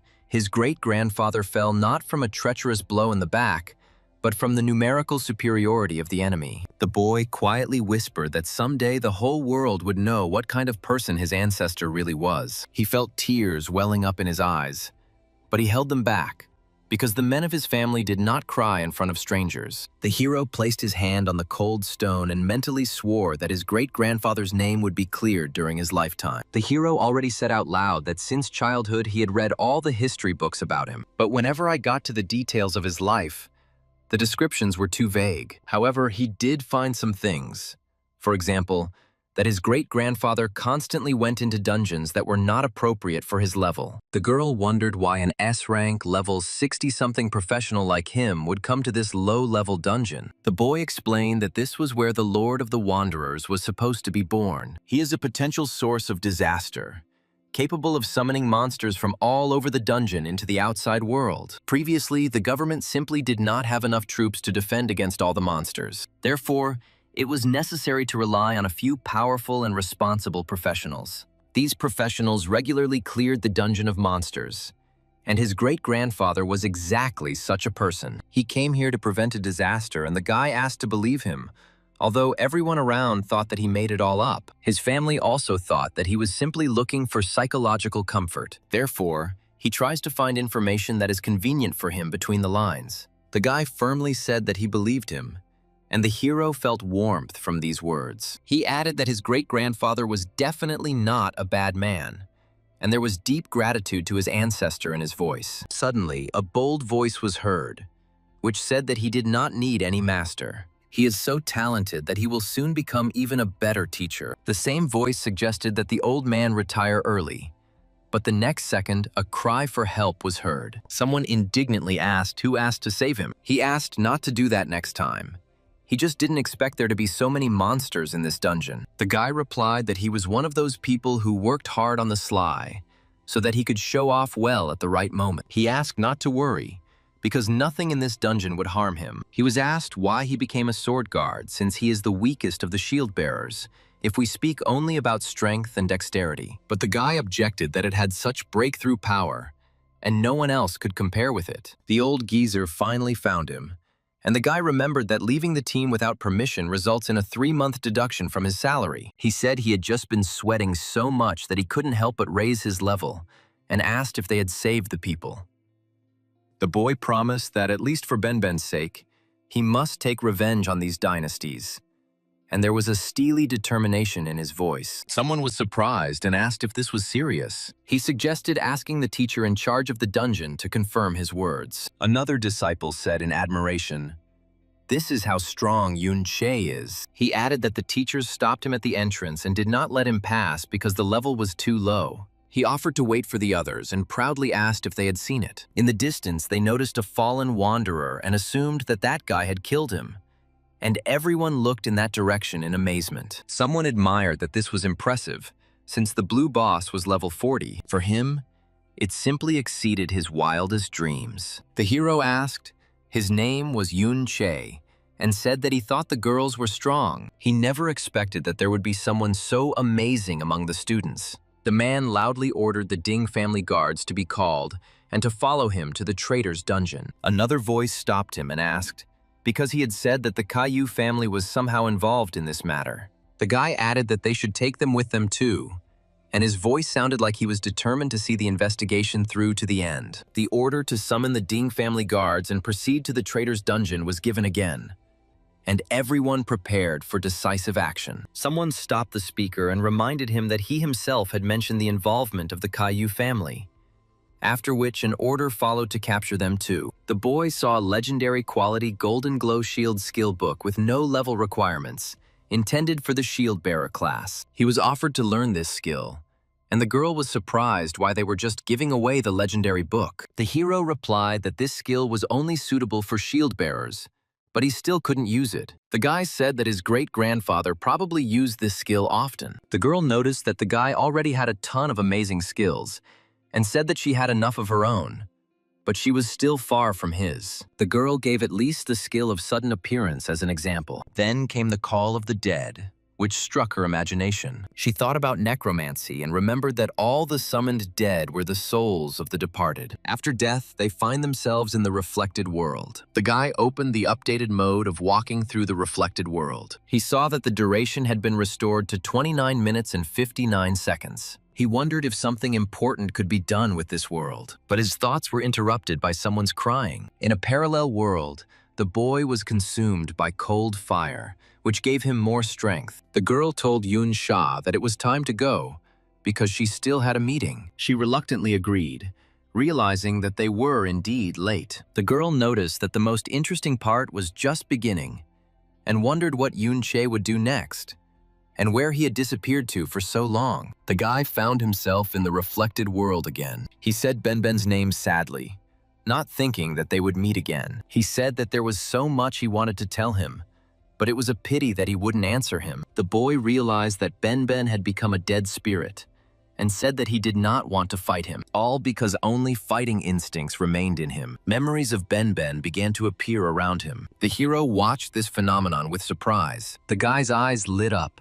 He wanted to show his past events. The hero saw him as a baby, then as a child, saw what had troubled him before. The boy recognized the name Ain Kun and felt that it reminded him of something, but he couldn't understand what exactly was going on. Memories of fierce battles appeared. The hero saw how the guy was pierced through and through, and he breathed his last. The guy tried to leave, but the system warned that he could not leave the reflected world in this zone. He sighed heavily and realized that he couldn't avoid a fight. He prepared to fight the spirit of his dead friend. The system continued to flash a red warning, leaving the guy no room to escape. He looked around at the dark walls of the reflected world and realized that he was trapped. The boy felt a familiar chill of fear run down his spine, because his friend was no longer who he used to be. He gripped the weapon tighter and took a deep breath to calm his racing heart. In the eyes of Benben's spirit, there was no recognition, no pity, only the empty darkness of fighting instincts. The boy whispered that he was very sorry and took the first step towards his former shadow,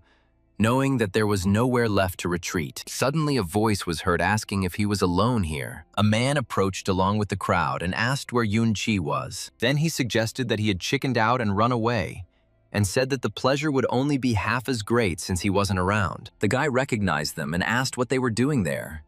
They were also training. The man accused him and Yun Che of breaking into and robbing her house. The hero replied in fear that he knew nothing and that he was mistaken. Another said he heard them screaming. Then he added that it didn't matter anymore, since he had prepared something for them. The guy, in horror, listed his relatives: grandfather, grandmother. He started talking about his second cousins. Then he quietly, with apprehension in his voice, called for his mother. He was ordered to kneel and called a little bastard. He demanded that he apologize to the hero's family and ask forgiveness from the young master. The boy tried to object to his grandfather, but he was cut off by a shout about what to do when he saw the Ding family. The guy asked if their family would continue to be their lapdogs for the rest of their lives. He said bitterly that they, the descendants of a sinful traitor, were very lucky to find themselves in such a humiliating position. His relatives shouted at him, asking if he wanted to destroy their entire family. Everyone unanimously ordered to think about their crazy father. They reminded him how hard it was for his mother to support the whole family,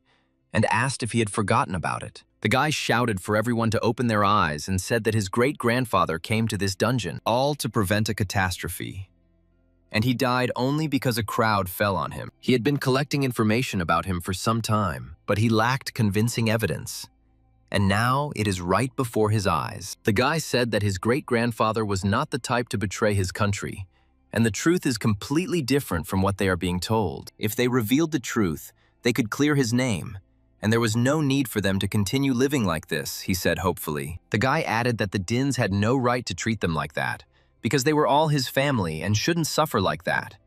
And he laughed bitterly. The adults called his words childish, but agreed that he was absolutely right. Then they said that his great-grandfather had died in a surprise attack. He certainly wasn't some kind of villain. And to be more precise, his work in the dungeons made a fortune. But who cares? He was rudely told that he was a traitor and everyone should hate him. Then he was asked if he wanted to excite his father even more. Maybe he wants to become the reason for the reprisal against his entire family. He was ordered to be more obedient, since he was the descendant of traitors. And they added that in fact all members of his family knew the truth. Otherwise, how, in his opinion, did all those people they reported on die and again order them to kneel? The guy looked at the man for a while, not knowing what to do. He was absolutely pleased with himself, his smile spreading into a sly grin. The young man's entire family was on their knees. The sight was horrifying. The boy's mother begged him to admit his mistake and stop resisting. After all, it was all useless, and she didn't want to lose him too, because she simply couldn't bear it. Someone told the guy not to pay attention to these people. Afterwards, he promised that he was the best, and repeated these words with tenderness. A guy in the crowd said he was too slow on the uptake. Then he raised his leg to kick, and said he would make him switch whether he wanted to or not, and then laughed. The guy raised his hand to stop his attacker's leg and did not answer him. Then he grabbed it and firmly replied that he would never switch in front of anyone again. There was a steely determination in his voice. The enemies were surprised that he dared to fight back. The hero looked confidently ahead at that moment. The enemy promised that now he would remember what it was like to be a whipping boy. The guy didn't flinch or look away, even though inside he was seething with rage. He remembered all the humiliations his family had suffered over the years and decided that enough was enough. His fingers tightened on the hilt of his sword, and a cold fire of determination lit up his eyes. The guy quietly said that they could try, of course, but nothing would come of it. The boy straightened his back and grinned coldly in response to the threat, making it clear that he was no longer that defenseless child. The boy asked bitterly how this could happen, and quietly called his mother since they were the hero's descendants. The boy exclaimed bitterly that they were the hero's descendants, and there was despair in his voice. The enemies cried out in surprise that this was impossible, and asked when he had become so strong. They said he had always been just a punching bag they had been playing with since childhood, and were outraged that he dared fight back. The boy firmly replied that he was no longer who he had been before, and determination burned in his eyes. He found himself in a reflected world and saw Ben in front of him in the prime of his life. The hero realized that the gap between them had become immeasurable. If it weren't for his friend's defensive class and the fact that he wasn't himself, he would have been instantly defeated. However, all the fighting techniques that Ben's spirit uses were taught to him by the boy himself, and his friend's weaknesses were imprinted in his memory. He noticed that the spirit's defense had reached level 60, and even with a pumped-up deceptive blade, it would be difficult for him to inflict much damage. The boy tried to use the legendary skill of the Golden Radiance Shield, but his strength quickly melted away under the enemy's onslaught. His enemies mocked him and said that he could not even defeat this pathetic Caillou. Every blow he dealt seemed to vanish into thin air, causing no harm to the spirit. The boy felt his mana rapidly depleting. The shield of golden radiance begins to fade with each new blow from the enemy. He gritted his teeth and tried to go on a more aggressive attack,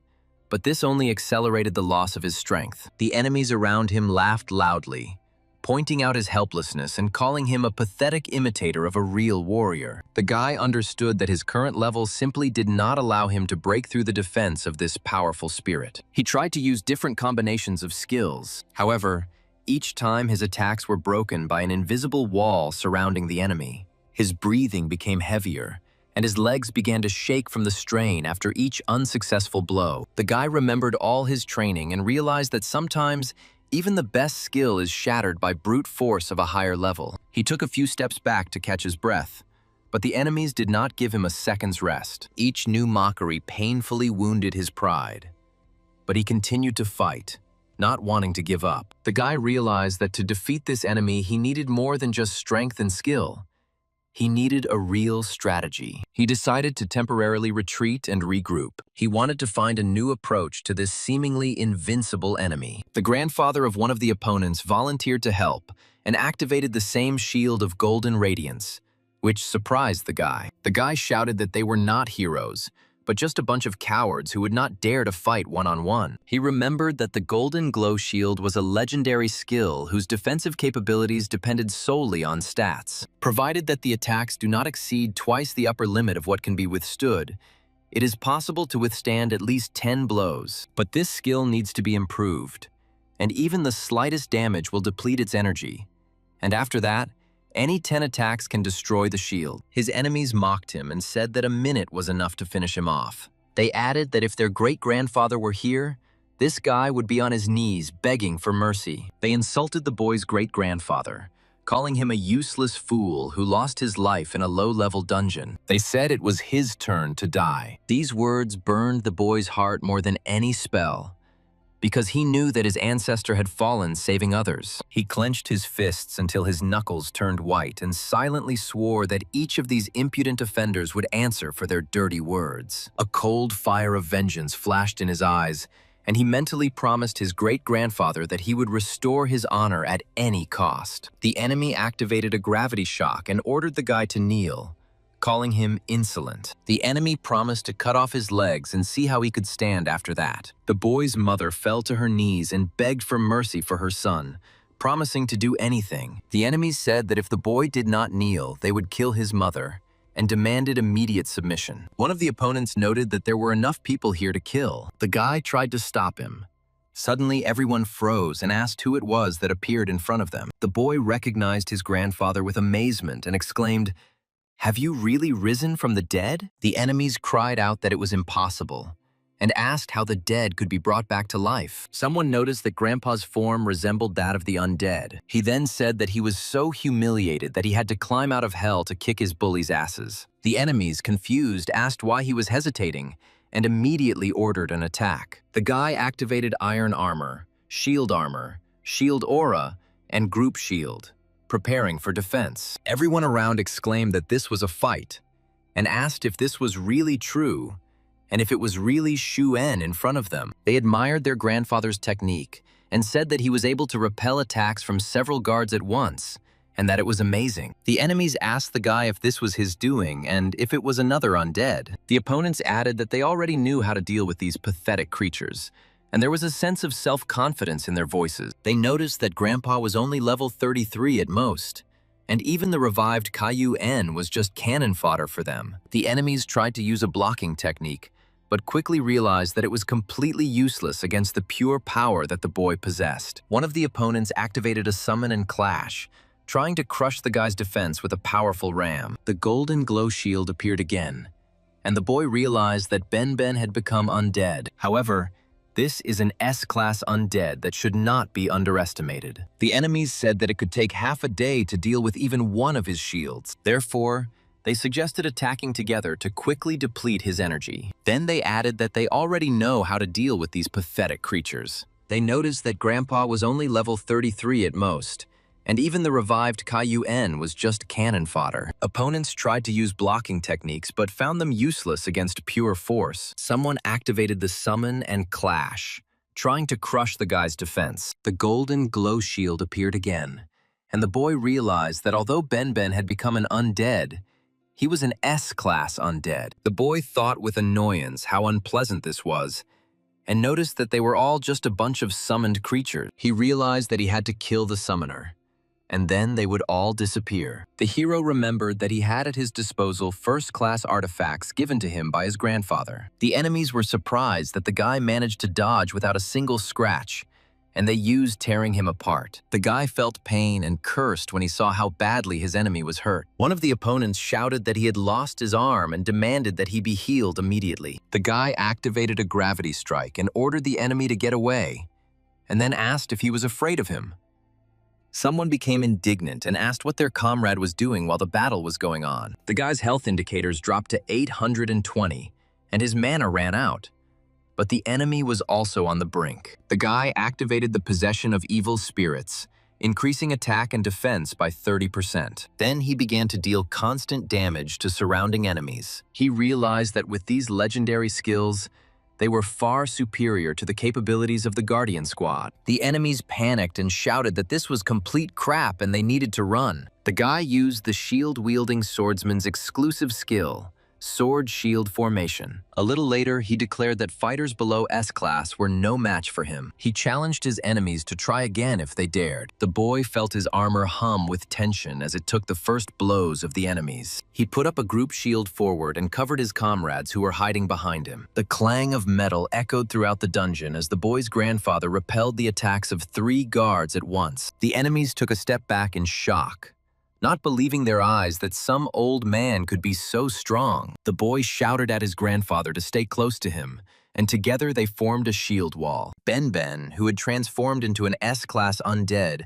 rushed forward with a menacing roar, scattering the smaller monsters to the sides. The enemies shouted for everyone to remain alert and began to attack from all sides, trying to break through the defense. The guy took advantage of the moment and slashed his sword at the nearest enemy's hand, causing him to howl in pain. Blood splattered in all directions.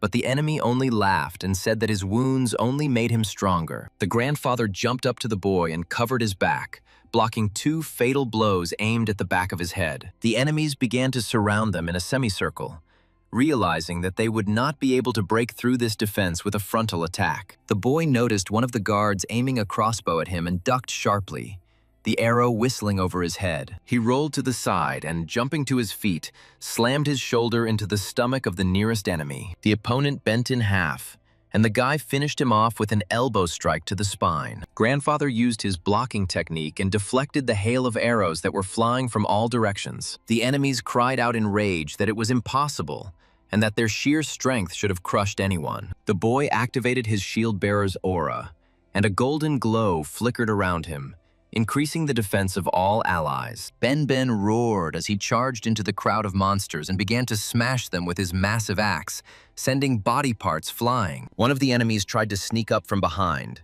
but the guy sensed him and turned sharply, meeting the attack with his shield. Sparks flew from the impact, and the boy kicked the enemy away, sending him flying into the wall. Grandfather picked up the fallen sword and began to fight with both hands, his movements becoming even faster and more deadly. The enemy began to panic, seeing that their numerical advantage was melting away before their eyes. The guy shouted to everyone to keep in line and not run away. Otherwise, they would all be killed one by one. He used a group shield to cover his grandfather as he caught his breath after a particularly powerful blow. Ben was wounded in the shoulder, but he did not make a sound and continued to fight with redoubled fury.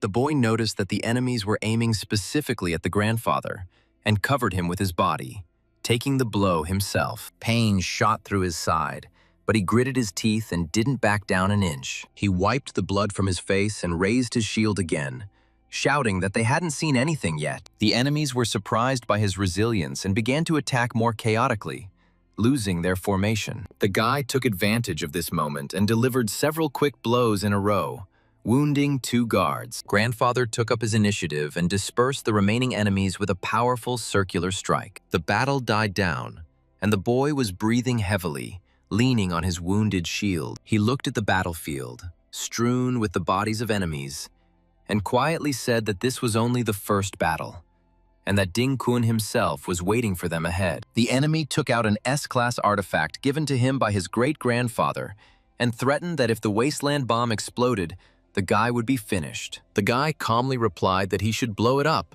and asked if he was tired of living. He added that with his health reserves, he would survive even after this explosion. The guy said that if the enemy destroyed Ben, he would hardly be able to resurrect him again. But the enemy himself would not touch him with a finger. He ordered the enemy to kneel and asked if he was of any value now. The guy opened his inventory and saw a lot of items: bone fragments, rusty armor from different parts of the body, also a ring of inspiration and a whopping 233 health potions. He realized that even more than 100 vials of the potion would not have saved the enemy. After all, the potion only restores 100 units of health in 10 seconds, and the effect does not stack. The guy explained that you can take into account the speed of health recovery. Even if the opponent had used a potion at that moment, it would have been a drop in the ocean, and he would still have died. After the death of the enemy, his soul appeared in the reflected world, and the guy cleverly lured him into a trap, making him his undead. He realized that the ranks of high-level undead could be replenished by taking the lives of others. The guy decided to keep this enemy for now, because he might come in handy later. He noticed that the enemy's internal strength had indeed increased significantly, but he didn't know what to do now. The allies said that the Dins would definitely seek revenge for the death of the third chapter, and they were practically dead already. He noticed that the enemy's internal strength had indeed increased significantly, but he didn't know what to do now. The allies said that the Dins would definitely seek revenge for the death of the third chapter, and they were practically dead already. The guy took a deep breath and tried to calm his comrades, saying that it was too early to panic and they needed to keep a cool head. He knew that time was working against them, and every moment of delay brought the Din army closer to their refuge. Dozens of plans flashed through his head, but they all seemed either too risky or simply unfeasible under the current conditions. The boy looked at his wounded allies and realized that they were physically and mentally exhausted after a long battle. He thought that if they tried to fight the Din army now, they would all die, without exception. The only way out was to find a way to hide or get lost among the ruins of the dungeon until the enemies came to their senses. The guy quietly said that they needed to split into small groups and leave the dungeon by different routes to increase their chances of survival. They added that even though this guy was exceptionally strong, he didn't stand a chance against the hero. The boy remembered that those who killed his grandfather decades ago had only become stronger. He needs to get to a level where he can stand up to Dean Cooney as soon as possible. He thought that sending the undead to hunt monsters was a good decision. With their current level and equipment, they could easily cause major riots here. However, this dungeon is no longer enough to support its rapid growth, so the undead have more important matters to attend to. The guy noticed that, unlike hidden bosses like the Lord of the Wanderers, the Lord of the Dungeon is connected to the core of the dungeon itself. Defeating him will complete the conquest of the entire dungeon, after which it will disappear. The entrance to the dungeon is guarded by teachers, and the Dins certainly couldn't have brought the Shao family here unnoticed. If the dungeon is conquered and dispersed, the Shao family will be able to escape in the resulting chaos. The guy defeated the dungeon master and got a level up, and the dungeon was conquered. Everyone around exclaimed in shock that the dungeon was dissipating,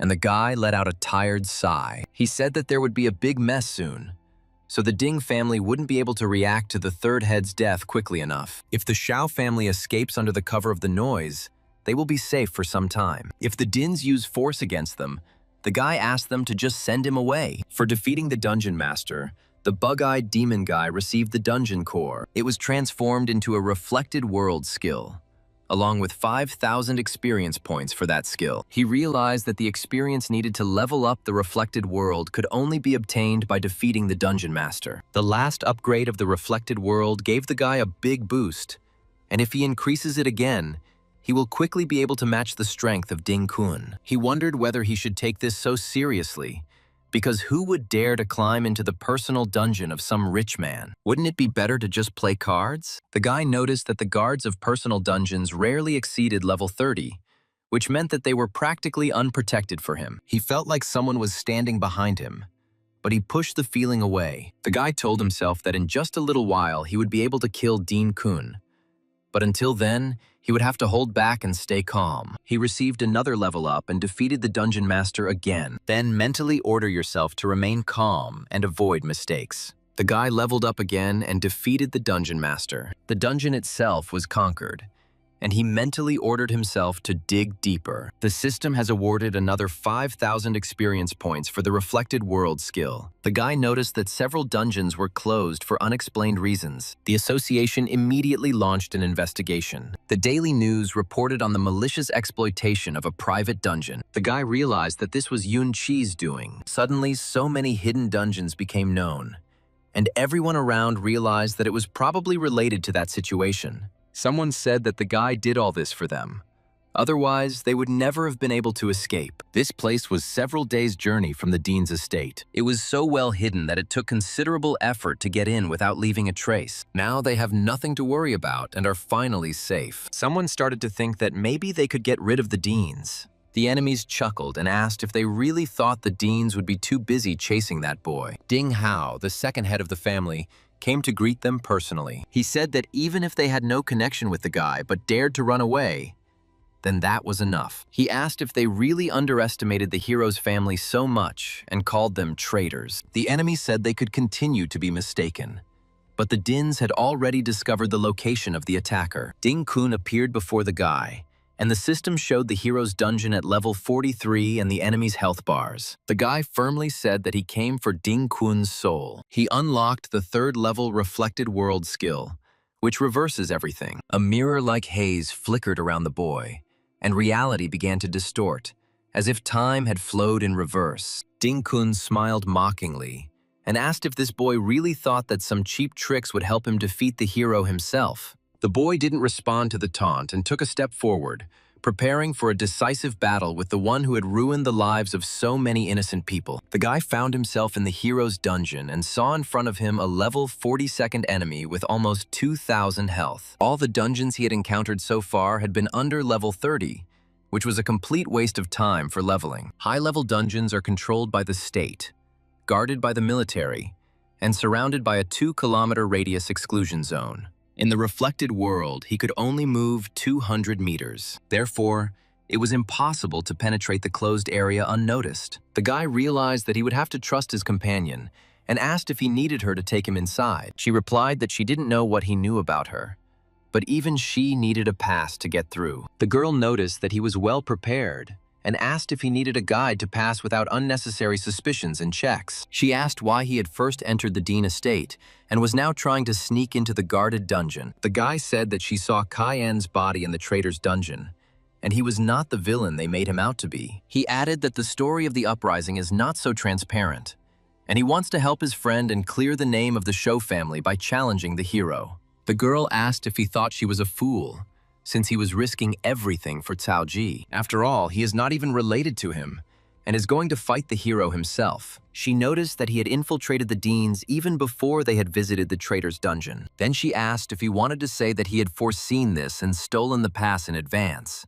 She added that the third head had come to the traitor's dungeon specifically for their souls with Cao Ji. But the guy disappeared without a trace, and no one has seen him since then. The girl realized that the issue was not with Caillou's family, and asked if he personally hated the hero. She guessed that his name was Yun Che, and asked if he was related to that traitor Yun Che. The guy replied that he was also Yun, and asked what difference it made. Maybe she herself was a relative of the traitor. The girl said she had changed her last name to avoid attracting unnecessary attention, and asked how he knew if she was really Yun. She added that she does nothing of the sort, and that she actually has a different last name. The girl asked him if he was afraid that she would hand him over directly to the military, and then he would be finished. The boy firmly replied that she wouldn't do it because he saw how she risked her life in the dungeon to protect the students. She will never side with the Deans. The guy was firmly convinced of her integrity because he saw with his own eyes how she risked her life to protect defenseless students. He knew that in her heart, there still remained a spark of that very justice that she had once absorbed from her teacher. Even if she now seemed cold and distant, the belief that good must triumph over evil continued to live inside her. The guy understood that trusting her was a huge risk, but without this risk, he would not have had a single chance to penetrate into the very heart of the enemy stronghold. He saw the light in her eyes when she heard the truth about the Ding family's atrocities,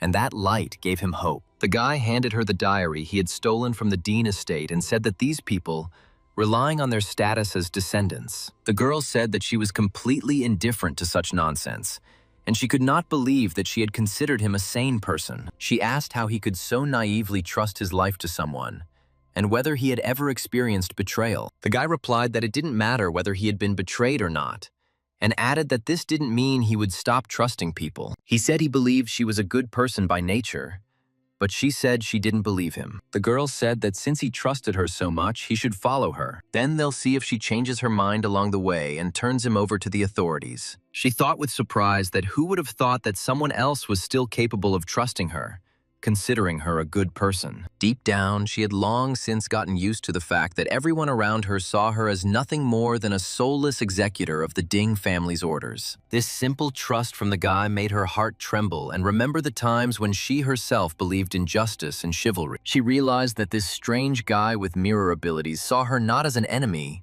but as a person who had once gotten lost on a dark path. She felt warmth from the realization that not all was lost, and that there were still those in this world who were ready to extend a helping hand, even to a former enemy. The guard greeted Lady Yunsha and said that the hero had been waiting for her for a long time, and they were instructed to let her in immediately. He asked why she hadn't come with Mr. Dean, and there was a hint of suspicion in his voice. The guard said that the hooded man who was accompanying the lady had literally just entered the dungeon. He warned about the theft of several temporary passes. He added that he did not suspect her of anything, but they should be especially careful, because the gentleman had warned them about it. The girl was indignant.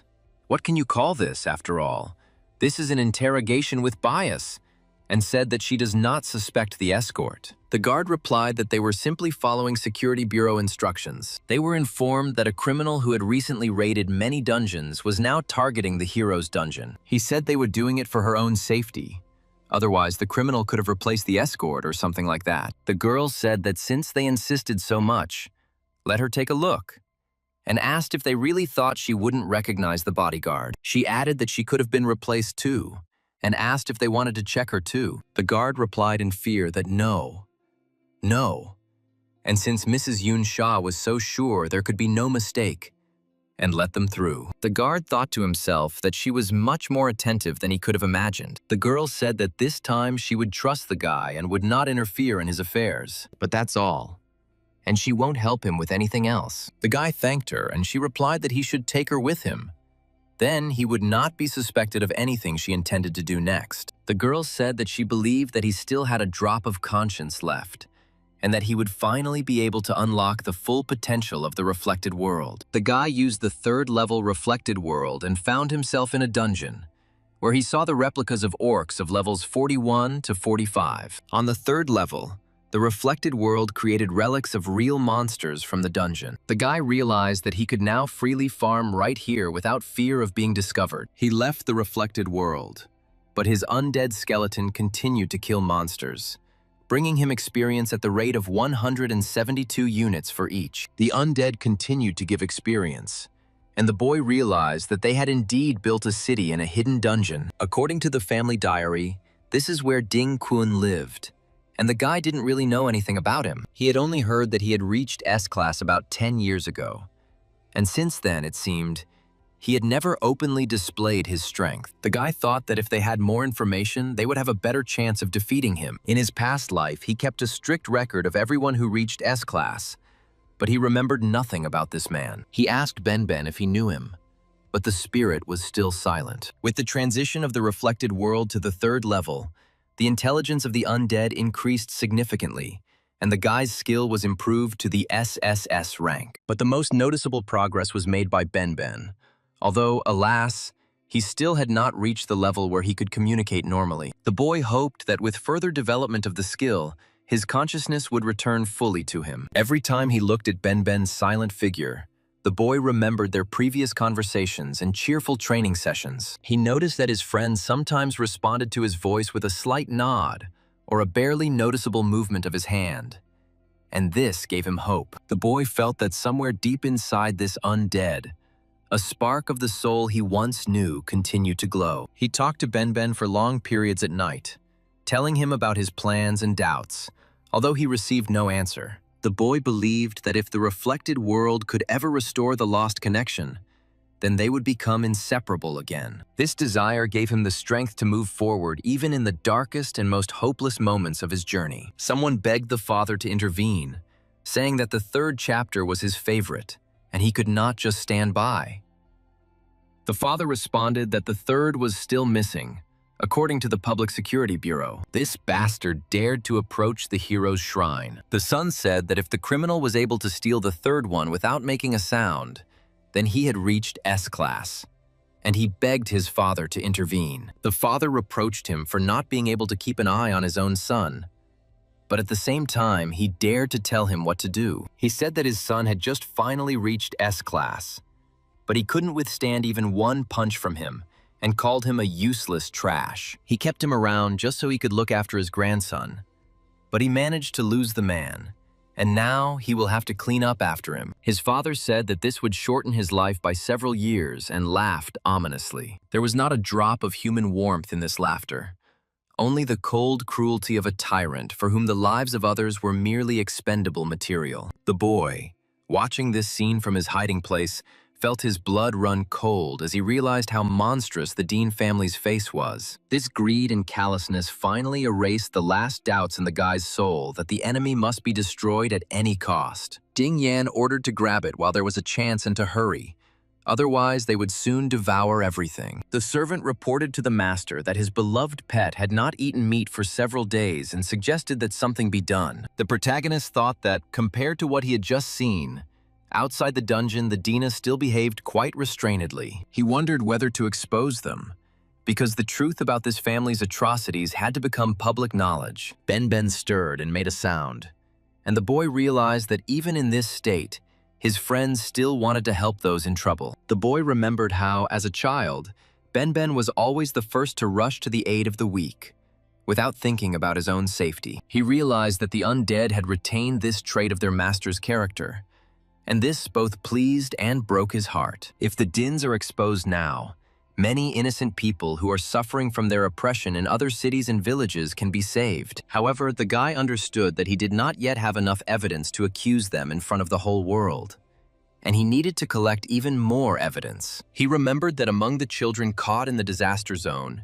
he and Lan Qian were the kindest and strongest. Someone shouted at him, "How dare the stinking brat steal food from his mistress," and ordered him to get lost. The boy said that this was why he took them as students, hoping that when they became stronger, they would be able to help others. He bitterly admitted that he had ultimately brought all this upon his student and left him in that state. Ben suddenly spoke up and said, "Lan Qian," and the boy was surprised that he had regained consciousness. Ben's spirit was able to pronounce the name Ding Kun, and the boy realized that his friend was trying to warn him about something important. The boy realized that Yun and Che in his name and in the traitor's name sounded the same. The enemies thought that he deliberately used a similar name to provoke them. In fact, it was just a tragic coincidence.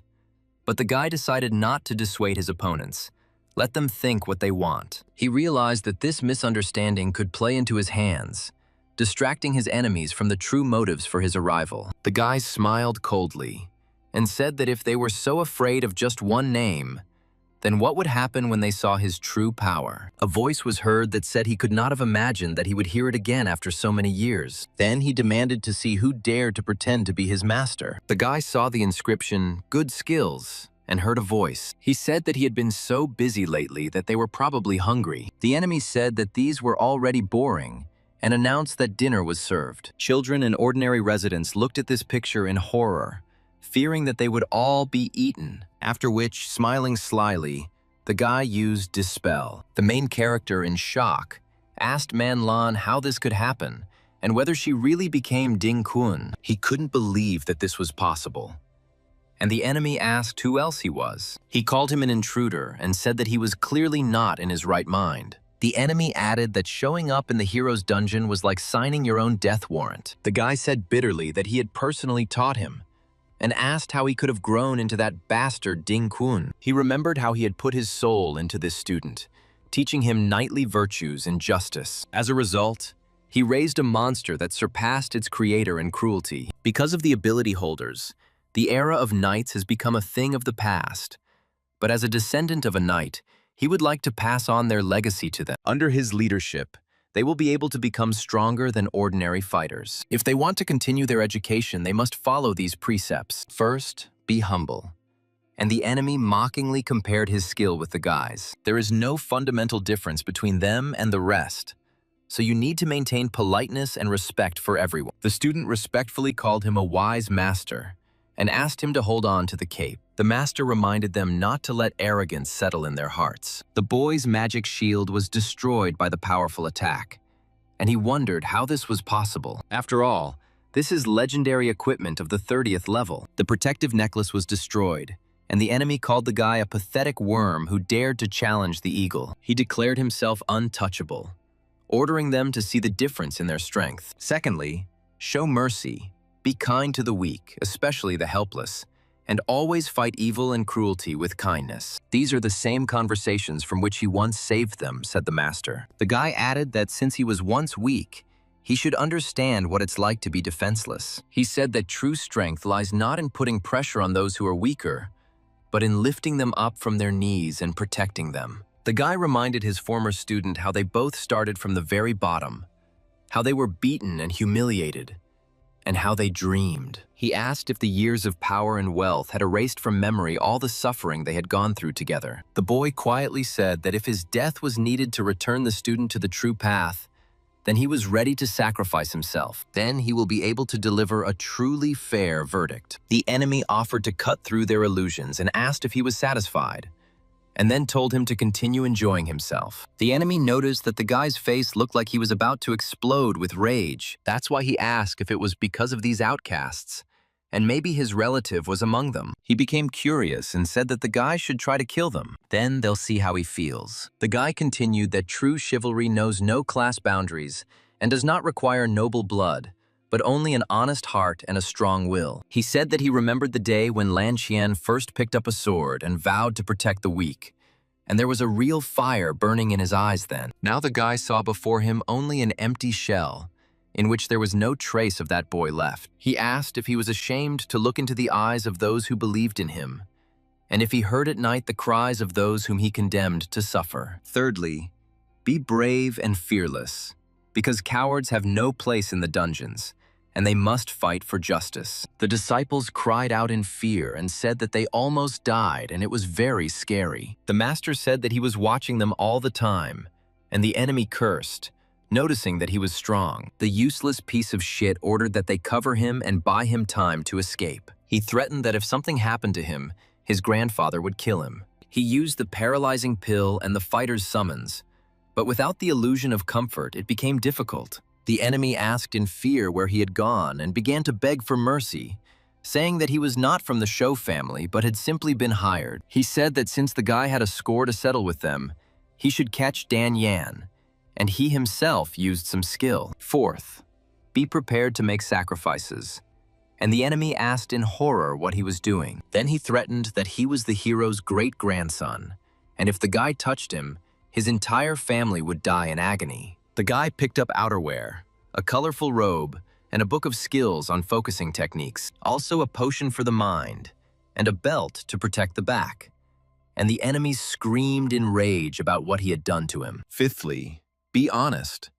And the guy continued to follow the precepts of his teacher. The sixth rule was to be fair, and the boy continued to remember his teacher's precepts. The seventh rule called for valor, and the eighth said that it was their soul. The boy told Man Qian with pain in his voice that he had betrayed him and Ben. He added that Man Qian had allowed his descendants to commit such evil and asked bitterly why. The enemy indignantly asked again what he meant by why, and declared that he was living perfectly well in his dungeon. The boy called Lan Qian again and asked him why he did this. Before I saw an S-class enemy of the 71st level, he asked with pain why he had betrayed him, and his voice betrayed deep resentment towards his former student. The guy continued to list the knight's precepts, the sixth being to be fair, seventh, be valiant, eighth, take care of your soul. With pain in his voice, he told Man Qian that he had not only forgotten everything he had taught him, but had also betrayed them. He allowed his descendants to do such evil. The enemy indignantly asked again and said that he was living well in his dungeon, after which the guy again asked him why he betrayed them. A level 71st S-class opponent appeared before the guy. He saw someone's reflection and then asked with pain why he had betrayed him. The enemy said with surprise that the guy actually pierced his armor, and noted that his speed and attack were quite extraordinary. He said Man Qian's name with disbelief and asked if it was really him, and then asked again about the betrayal. The guy looked coldly at the enemy and replied that Man Qian had been dead for many years, and in front of him stood only his decomposed shell. He said that the real Man Qian would never serve the Dings or betray his brothers in arms for power and money. The guy added that the enemy can pretend and wear someone else's face as much as he wants, but he will never get the soul of the one he robbed. The enemy said that the guy called himself Yun Che and knew his former name, and asked if that old man had sent him. The enemy accused the boy of pretending to be his teacher and called it a crazy joke. The boy asked again why he had betrayed him, and there was genuine pain in his voice, mixed with cold rage. The enemy coldly replied that the guy was just a tool and that they had nothing to talk about with him. Then he made some inarticulate sounds, similar to the growling of an animal. The boy didn't back down and took a step forward, his sword flashing in the dim light of the dungeon, cutting through the air with a sharp whistle. The enemy roared in rage and rushed at the boy with inhuman speed, leaving behind a dark trail of destructive energy. The guy barely had time to raise his shield when a powerful blow threw him back several meters, and he barely managed to maintain his balance. The enemy said that it was foolish to hope for mercy, because in this world only the strongest survive, and the weak must die in the mud. The guy wiped his split lip and replied that it was precisely this philosophy that turned the enemy into a monster, incapable of love and friendship. He activated the reflected world, and thousands of mirror fragments flickered around him, each reflecting the enemy's evil grimace. The enemy screamed that these cheap tricks would not save him, and began to smash the mirrors with his huge sword, scattering fragments throughout the dungeon. The guy realized that the enemy was too strong in a head-on collision, and that his aggression needed to be used against him. He began to tease the enemy, calling him a pathetic imitator who stole someone else's power. Now he is only afraid of losing what never belonged to him. The enemy became enraged and began to attack chaotically, without thinking about defense, and his blows became less accurate and predictable. The guy thought that if it weren't for years of training and the reflected world, he would have been dead long ago. He quietly told himself that he had no right to lose, because behind him were those who believed in him and were waiting for him. Suddenly he saw Ben and exclaimed in surprise that he had survived, and asked how this was possible. He noticed that Ben was undead, and this could be considered a kind of resurrection. But there was no joy in his voice, only deep sadness. The enemy said that the consciousness was too weak, and added with regret how unfortunate it was that such a strong warrior had become only a silent shadow. The boy heard these words and felt an icy emptiness spreading in his chest, because he knew that Ben deserved a better fate. He walked up to his friend's silent figure and placed his hand on his shoulder, promising that he would definitely find a way to restore his mind and soul. Ben froze for a moment, and the boy seemed to see a tiny spark of recognition in the undead's eyes, which immediately went out. The boy quietly whispered that no matter how much time and effort it took, he would fight to the end until his friend could smile again. The Dings arrived. Ding Shun's father is a level 60 archer, Ding Chang is a level 60 bandit, and Ding Zan is a level 60 warrior. They ordered that these petty thieves be left to them and to move aside, and the guy called off his undead and ordered them to take care of them. The enemies saw the third one and said that his form confirmed that he was truly dead, and they called him their blood relative. The enemy said that the guy interested him, and that this was not just a summoning of the undead, but a real resurrection. And he demanded proof. He shouted at the boy to prove that he was his master, and asked if he really was his dear teacher, promising to tell him everything and hide nothing. The boy said that even locked in a cage, he tried to help others by giving his last bread to hungry children. He added that he remembers how the boy with shining eyes swore never to side with evil. The boy asked how he could have changed so much, and at the same time, noticed how his own mana and attack power were rapidly declining. The enemy froze for a moment, and a shadow of doubt flashed in his eyes, but he immediately suppressed it, saying that all this was empty sentimentality. The guy shook his head and replied that if a person loses his human face, then even the greatest power will not make him happy. He stepped forward and extended his hand, saying that he was ready to forgive his former student and help him return to the light side. The enemy recoiled as if from fire and shouted that it was too late to return because the bridges were burned, and the only way forward was to finish off the teacher. The enemy shouted what kind of madness this was and blamed his dear teacher for everything, calling him the cause of everything. He asked who freed him from slavery and who made him so strong, if not the teacher. The guy asked in response if this was what he had taught him. The enemy laughed and asked why the teacher had waited so long to come for him, and why he had let him suffer before saving him. He asked why, if it was worth becoming just a student of the night's sun. Anyone could start living in comfort. And why did everyone treat the teacher's students with such respect? The enemy claimed that the useless Liao Benben had not had time to suffer any real harm. However, he enjoyed all this and asked why he was better than him in everything. He asked why Benben became the teacher's favorite, and whether it was only because his blood was purer. Then he asked why the teacher made him change classes to Berserker. The enemy asked if it was because he was a coward, and if he should have taken the more defensive swordsman branch then. The teacher replied that he never played favorites. The teacher said that he always acted as if he wanted to become stronger and braver. That's why he did it. And the enemy shouted that it was because the teacher loved such people more. The enemy said that he tried so hard to be braver.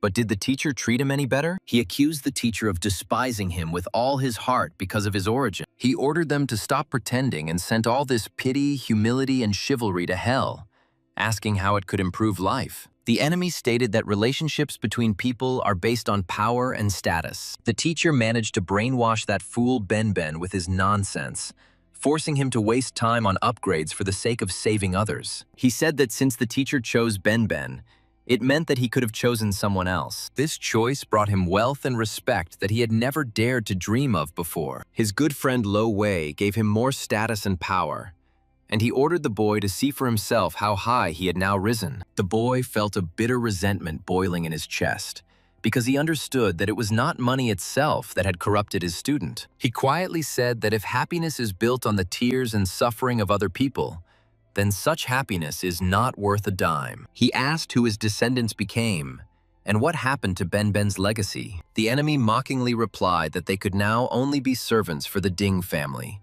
and ordered them to look at it, laughing maliciously. He told the master to look at how Luo Wei had risen, and ask who had now made the right choice. The enemy repeated his question, mocking the master and calling him an ungrateful, heartless bastard. The enemy screamed from the blow, and the master said that he really was no match for Benben, and he was not worthy of even the little finger on his hand. The enemy screamed from the blow, and the old master repeated again that he was no match for Benben. The former student staggered to his feet and wiped the blood from his broken face, his eyes seething with a mixture of fury and resentment. He cried out that the master had always done nothing but compare him with this upstart, and that this eternal rivalry had driven him crazy for many years. The master shook his head and replied that he had never compared them. He just wanted each student to discover their own talent. The guy watching this scene from the sidelines realized that what lay before him was not just a battle of bodies and swords, but the tragedy of a human soul torn to pieces. The enemy spat out blood and said that now it didn't matter which of them was better, because only one would remain alive. The enemy laughed evilly and announced that the conditions for the lack of armor had been met, and the berserker body had been activated. He admitted that Benben was, after all, the master's favorite, and called him cute. His attack increased by 300%, and his speed by 200%. The hero was surprised to notice that his opponent was so fast, and realized that he could only hide in the reflected world. He activated the berserker exclusive skill, Blood Rain. The enemy asked the guy what he would do without mirrors, ordering him to go out and fight face to face. The enemy mocked that a knight should be brave and demanded that he show all his knightly virtues. The boy's berserker body activated, increasing his attack and speed, and the enemy said that all he could do was preach. He called the guy a spoiled aristocrat who doesn't understand a damn thing. Then he asked how he could talk about suffering if he had never experienced it. He said that the boy's sermons contained nothing but comforting fantasies. He seriously believes that his friends and students will always be on his side, calling this naivety. The enemy used a bloody blade, and the guy's health continued to fall. And the enemy mocked that without his mirrors, he was nothing. The guy tried to heal himself with basic healing, restoring 10 to 15 units of health. but the constant damage was too strong. The opponent said that the guy hadn't been such a weakling before, and this was the price he paid for his naivety. He added that only betrayal could truly strengthen him. He said that it must be very unpleasant to come down from heaven to earth. Also learned that Lo Wei became the supreme ruler, revered by all, and the guy turned out to be a traitor, despised and exiled. The enemy asked if he felt even a drop of envy and laughed maliciously, and the guy's health dropped to 42 units. He said that the guy was already on the brink, and whether he would survive or not now depended only on him. The enemy asked the guy to admit his mistakes and kneel, begging for mercy. Then he might spare his life and keep him here as a pet, but only on condition that the guy reveals the secret of resurrection. The boy remembered how he had saved him from the slave cage and said that his mistake was to trust the traitor, after which the main character received a level increase. He said it was a mistake to think that you can mold a person only by your own example. It was a mistake to believe that good people could never turn bad. The guy activated the accelerating glow, increasing the speed of allied units by 30%. He admitted that he was guilty of following the knightly virtues so zealously. He activated the possession by evil spirits, increasing his attack and defense by 30%. Afterwards, he began to deal constant damage to enemies and then activated a deceptive blade. The guy said that these skills were not needed to fight scum like the enemy. People like him must be gotten rid of by any means necessary. The enemy laughed evilly and said that it would be just like that. The enemy noticed that he thought it was a dual-wielding skill. It turned out to be blind carving, and he added that using unfamiliar fighting techniques in real combat was tantamount to suicide. He asked if the boy had forgotten what he had taught him, and was surprised how this was possible, since he had destroyed all the mirrors around him. The enemy realized that it could be not only mirrors, but also any reflective surfaces that could provide the guy with cover. The guy literally slipped away through the pools of blood that remained on the floor after the previous fights. He said that after this attack, their cat-and-mouse game would end, and it would be time for the decisive blow. The opponent used bloody impersonality, declaring that the guy now had nothing to repel his deadly attacks with. The enemy rushed forward with double speed, his blade flashing in the semi-darkness like a tongue of hellfire. The guy barely had time to dodge, using every puddle, every shard of glass. He emerged from the reflection behind the enemy and delivered a quick blow, cutting through his defense. The enemy roared in pain and rage, turning and delivering a crushing blow that caused the dungeon floor to crack. The guy jumped back and activated the accelerating glow, increasing the speed of his allies by 30%. The enemy began to choke under the onslaught of multiple attacks, his defenses cracking and his breathing becoming increasingly difficult. The guy felt that his mana was almost running out, and he needed to end the fight with one decisive blow. He waited for the moment when the enemy swung for another attack. Then he dived into the reflection in his own armor. Appearing behind his opponent, the guy put all his remaining strength into a blow to the unprotected spot. The enemy staggered and fell to one knee, his sword falling from his weakened hand. He looked up at the guy and whispered that it was unfair, because he was using some kind of devilish tricks. The guy lowered his sword and said that in a real fight there is no concept of fairness. There is only victory and defeat, life and death.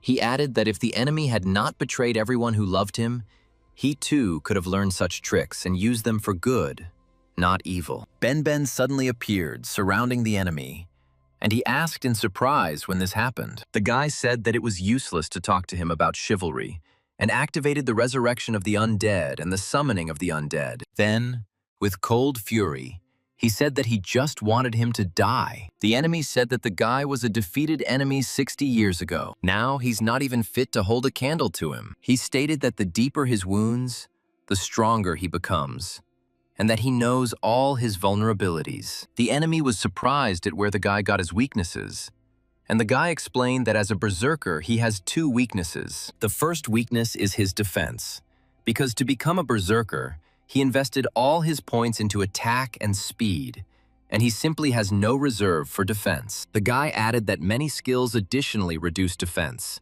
so even the undead can harm him. The enemy used a whirlwind strike and said that they were just insignificant undead creatures, and it was enough to simply kill them. Yunche named the second weakness, the limited attack range. He said that other than the whirlwind strike that was available before the class change, The enemy mostly has linear attacks. His regeneration allowed him to keep a bunch of undead on the field at once, and the enemy would not be able to get rid of them all so easily. The enemy shouted that he had wide-range attacks and used blood rain. But the guy said that his biggest weakness is that he has no one to rely on. Once upon a time, he and Ben acted as one, covering each other's weaknesses. But now the shield that once protected the enemy has become a sword that will slay him. Yunche added that given that the enemy had come to power through betrayal, it was unlikely that he had any truly close people left, after which he asked his former student if he was happy with the emptiness that had surrounded him as a result. The enemy was indignant at what friendship he was talking about,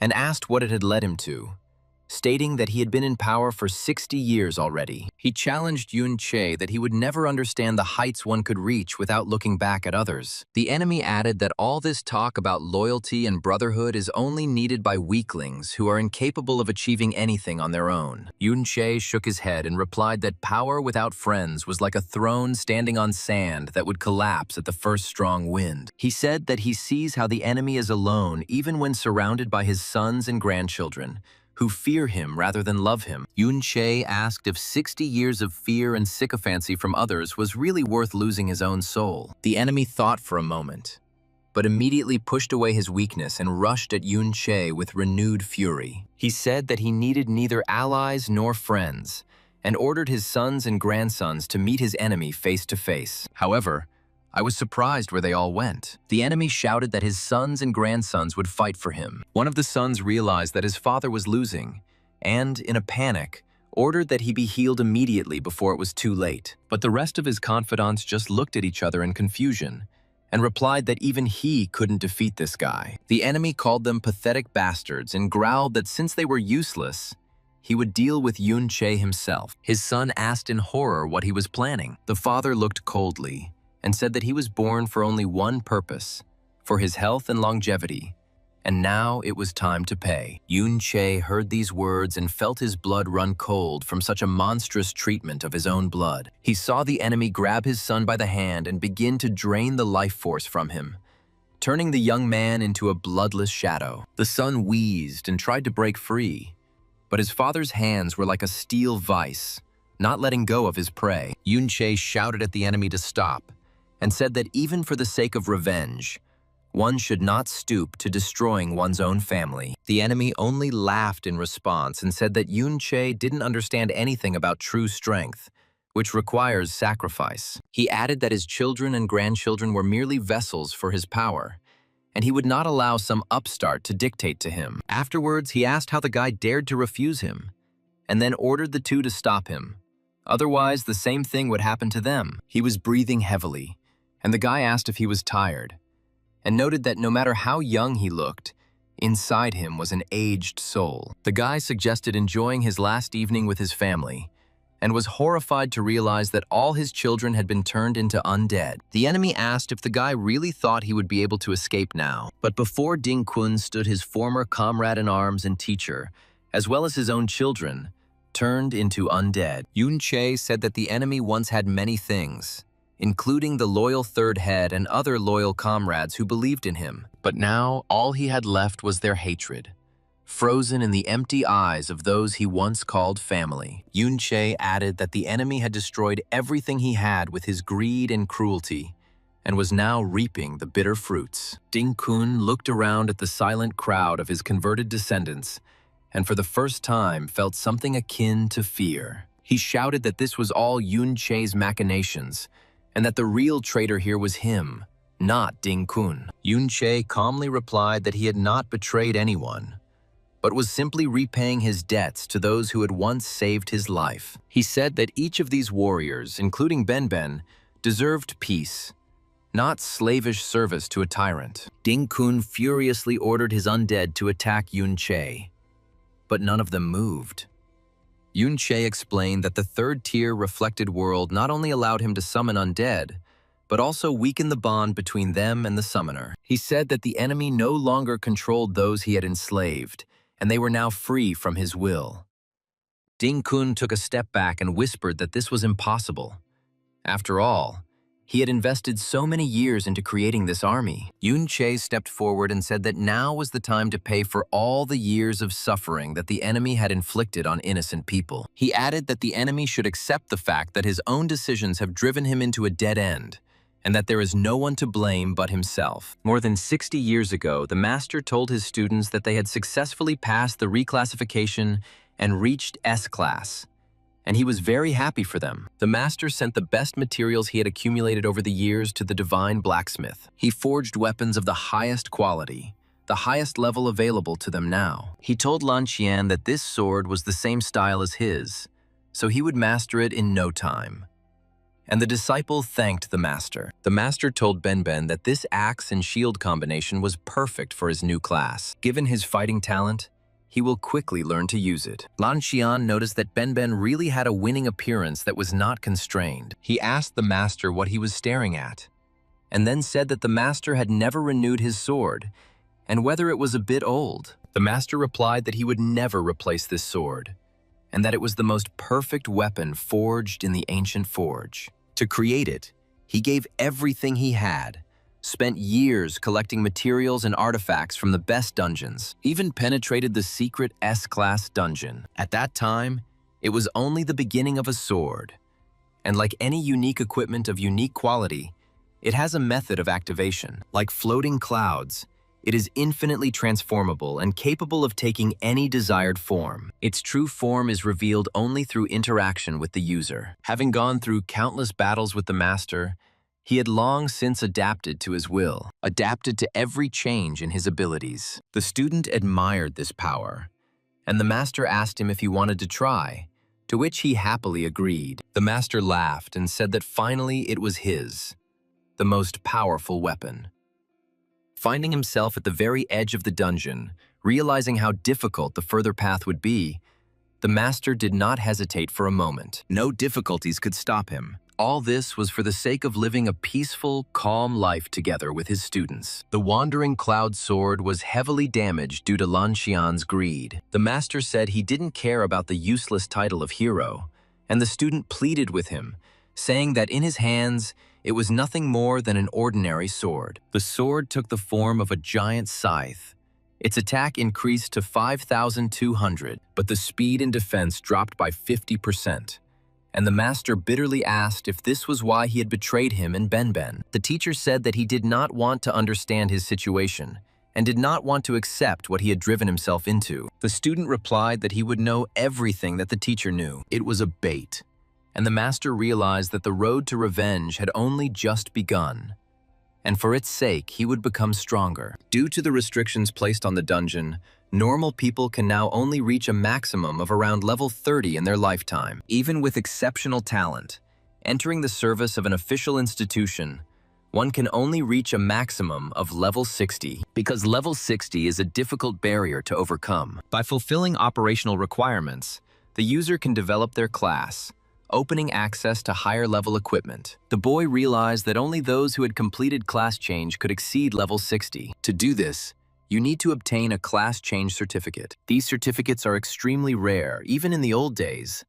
The number of their holders was 1 in 1,000. Now they are under strict control of the authorities. In the entire hero's family, only Lan Qian has a certificate, and among his descendants, not a single one has changed classes. The gap between those who have undergone reclassification and those who have not is as huge as between heaven and earth. Lan Qian advanced from a warrior to a berserker, acquiring exclusive skills such as the superior berserker form. His strength increased several times. The guy realized that if it weren't for the reflected world, he wouldn't have had a chance against it. He wondered how much stronger he would become if he himself changed classes, possessing the reflected world. He checked his current stats.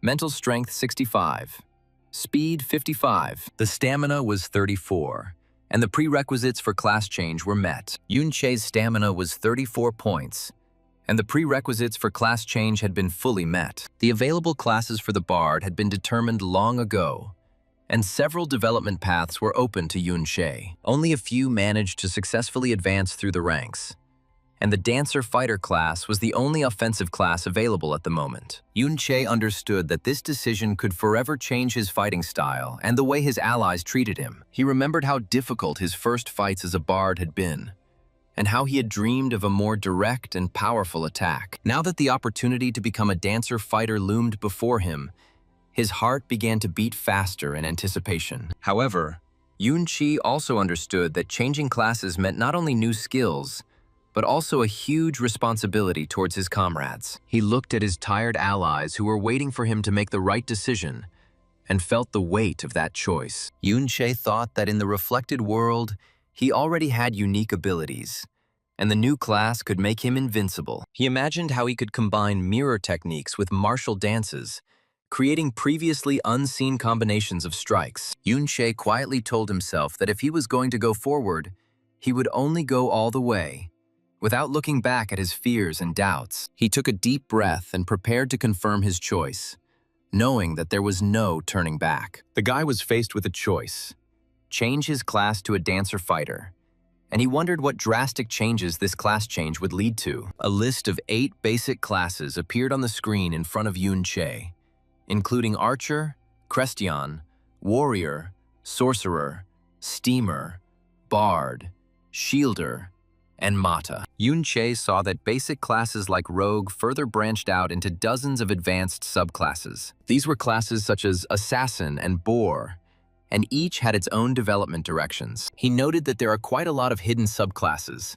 They have a lot of complex requirements, but at the same time, they provide great power when leveling up. The system showed Yun-che that the dancer-fighter class required more than 55 agility points. It also required over 65 points of mental strength, which completely broke the usual stat distribution patterns. Obtaining this class required the ultra-rare item Blood Slaughter Crystal. He only becomes energized after a huge number of kills. Yun-che realized that for a bard who didn't have his own offensive skills, it would be practically impossible to finish off an enemy. Therefore, only a few ever went through this change of class. Now, after the strengthening of the reflected world, the requirements for changing the dancer-fighter's class have also been reflected and increased several times. A peaceful dancer class opened up before Yun-che, one that terrified enemies with graceful dances and furious strikes with a sacred staff. Yun-che saw that it took 5 life nurseries to change to this class, and he was indignant that this was already too much. He wondered what the basis for reflection was then,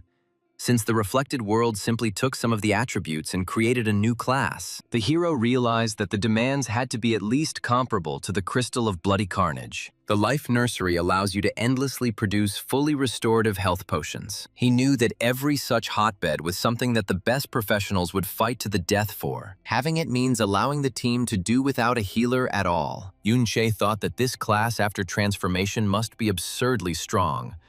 Otherwise, there was no point in it. He thought that raising the level of the reflected world would gradually open and improve it. But it seemed that everything turned out to be much more complicated. After reaching the 3rd level, not only ordinary monsters appeared in the reflected world, but also replicas of the dungeon lords. The soul in the reflected world became noticeably larger than at the very beginning, and Yun-che gained 2 levels at once. Yun-che realized that even if the requirements for class change were reflected, then other levels of power could certainly be explored further. He left the reflected world and told himself that changing classes was a priority now, because it was the fastest way to increase his strength. The entire clan of heroes was brutally exterminated, and the suspects have not yet been identified, and the authorities have called on everyone to come forward. People couldn't believe that the hero was dead, because he was an absolute legend. There was only one photo that was able to be taken at the scene. Supreme Ruler Lo Wei learned that the boy was dead, and although there were plenty of warriors around, they only learned of the incident after the fact. The speaker told His Majesty that none of the warriors guarding Ding Kun knew what had happened. He ordered his men to check the entry and exit logs, and also obtained information from the Public Security Bureau. The suspects were Yun Sha and Yun Che. Luo Wei thoughtfully recited Yun Che's name, which evoked memories, and told everyone to leave it to him.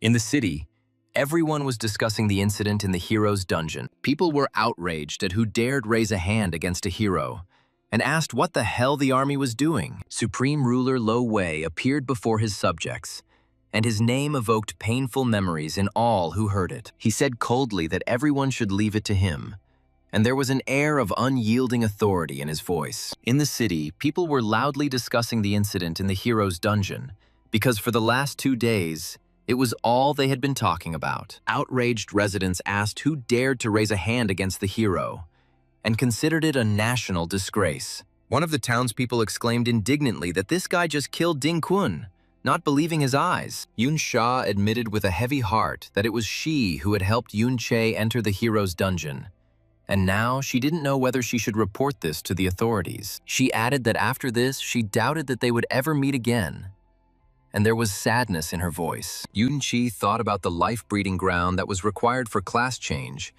and admitted that he had never heard of such an item. He realized that the hotbed of life was extremely rare, and probably only accessible to very high-ranking individuals. Yun Che thought that the only one who came to mind was Yun Sha, who was clearly of very noble blood and held a fairly high position. His interlocutor asked if he knew who Yun Sha was, because he really wanted to meet her, and her name clearly meant something. Yun Che realized that Yun Sha was actually Luo Wei's granddaughter, and this discovery shocked him. He said that he did not expect this at all, because she turned out to be the granddaughter of the supreme ruler Lo Wei himself. The crowd around continued to be outraged by the army's inaction, and demanded that those responsible for the hero's murder be found. People could not believe that the hero was really dead, and the news caused a wave of anger and grief throughout the country. Yun Sha was tormented by guilt, realizing that her help to Yun Che could have unpredictable consequences for all of them. The secret of Yun Che's identity and his connection to the Yun clan was gradually revealed to the astonished public. Lo Wei, having learned about what was happening, decided to personally take control of the investigation, not entrusting it to ordinary guards. Rumors that the dungeon destroyer had struck at the very heart of the kingdom spread like wildfire. It was becoming increasingly clear that behind the simple student Yun Che, there was something much more than just a talented student. The students joyfully shouted that Yun Che had come to school and surrounded him with gratitude. They said that if it weren't for him, they wouldn't have survived at all, and called him incredibly strong. The kids added that they had already given up hope, but he showed up and saved everyone, and the school also wanted to reward him. Someone remarked that since Yun Che had returned, the Dings would come looking for him. After all, the 3rd chapter disappeared right during that mess in the dungeon. The Ding family is now running around the city looking for any traces, and they can interrogate Yun Che more thoroughly. Yun Che replied that although the news every day reported about the malicious cleansing of a private dungeon, it is already clear to everyone that the dungeon destroyer is to blame. He added that the Dins understood from his voice that it was he who had broken into their place to get a pass, but without convincing evidence, they remain the only ones who suspect him. Yun Che said that he heard that the dungeon destroyer was currently being chased by security and would definitely be caught soon. He noted with irony that sooner or later his name would definitely be cleared, if only that same security service didn't come for his soul. The hero explained that the so-called law enforcement here was simply insane. There were patrols on every street, and each of them was damn strong. Add to this the constant reporting via devices called mobile phones. If his undead hadn't been able to cover their tracks, he wouldn't have gotten here at all. But here at school, among the students, it is easiest to pass yourself off as an ordinary student and not arouse suspicion. Here, he can calmly explore this world. Yun Che's friends were outraged that the dungeon destroyer should not have raised his hand against the hero, no matter how evil he was. Yun Che thought that since childhood, everyone only knew that kind hero who created propaganda. Even if the man he killed was an evil bastard, their views won't change so easily. However, among the students, talk began that the hero was not actually quite like he was described in the books. One of the students said that his distant uncle mentioned something terrible in that hero's dungeon. Another added that this is not a figment of the imagination and that he has a video. Someone secretly filmed the moment when the hero's dungeon dispersed,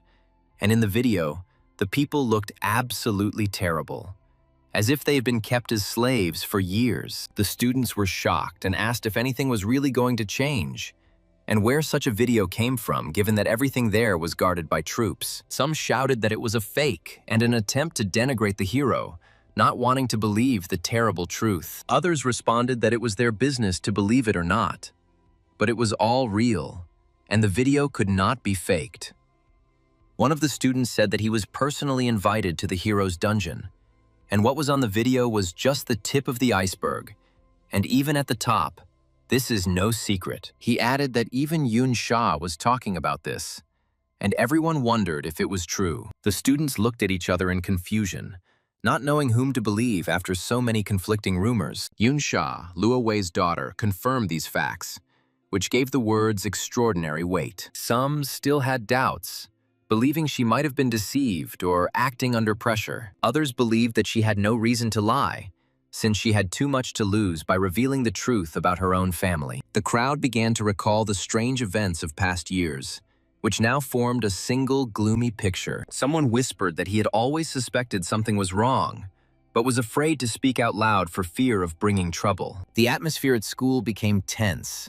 Everyone wanted to know the truth, but was afraid to hear it. Yoon Che, listening to these conversations, understood that the time of half-truths and omissions was gradually becoming a thing of the past, giving way to harsh reality. Yoon Sha approached Yoon Che and asked why he came back at all, and was not at all afraid that the security service would take him on. She asked if he thought they were the greater of two evils, and if he could imagine the consequences of killing a hero. Yoon Sha added that he probably wasn't afraid that she would just turn him in, to which Yoon Che replied that it didn't matter.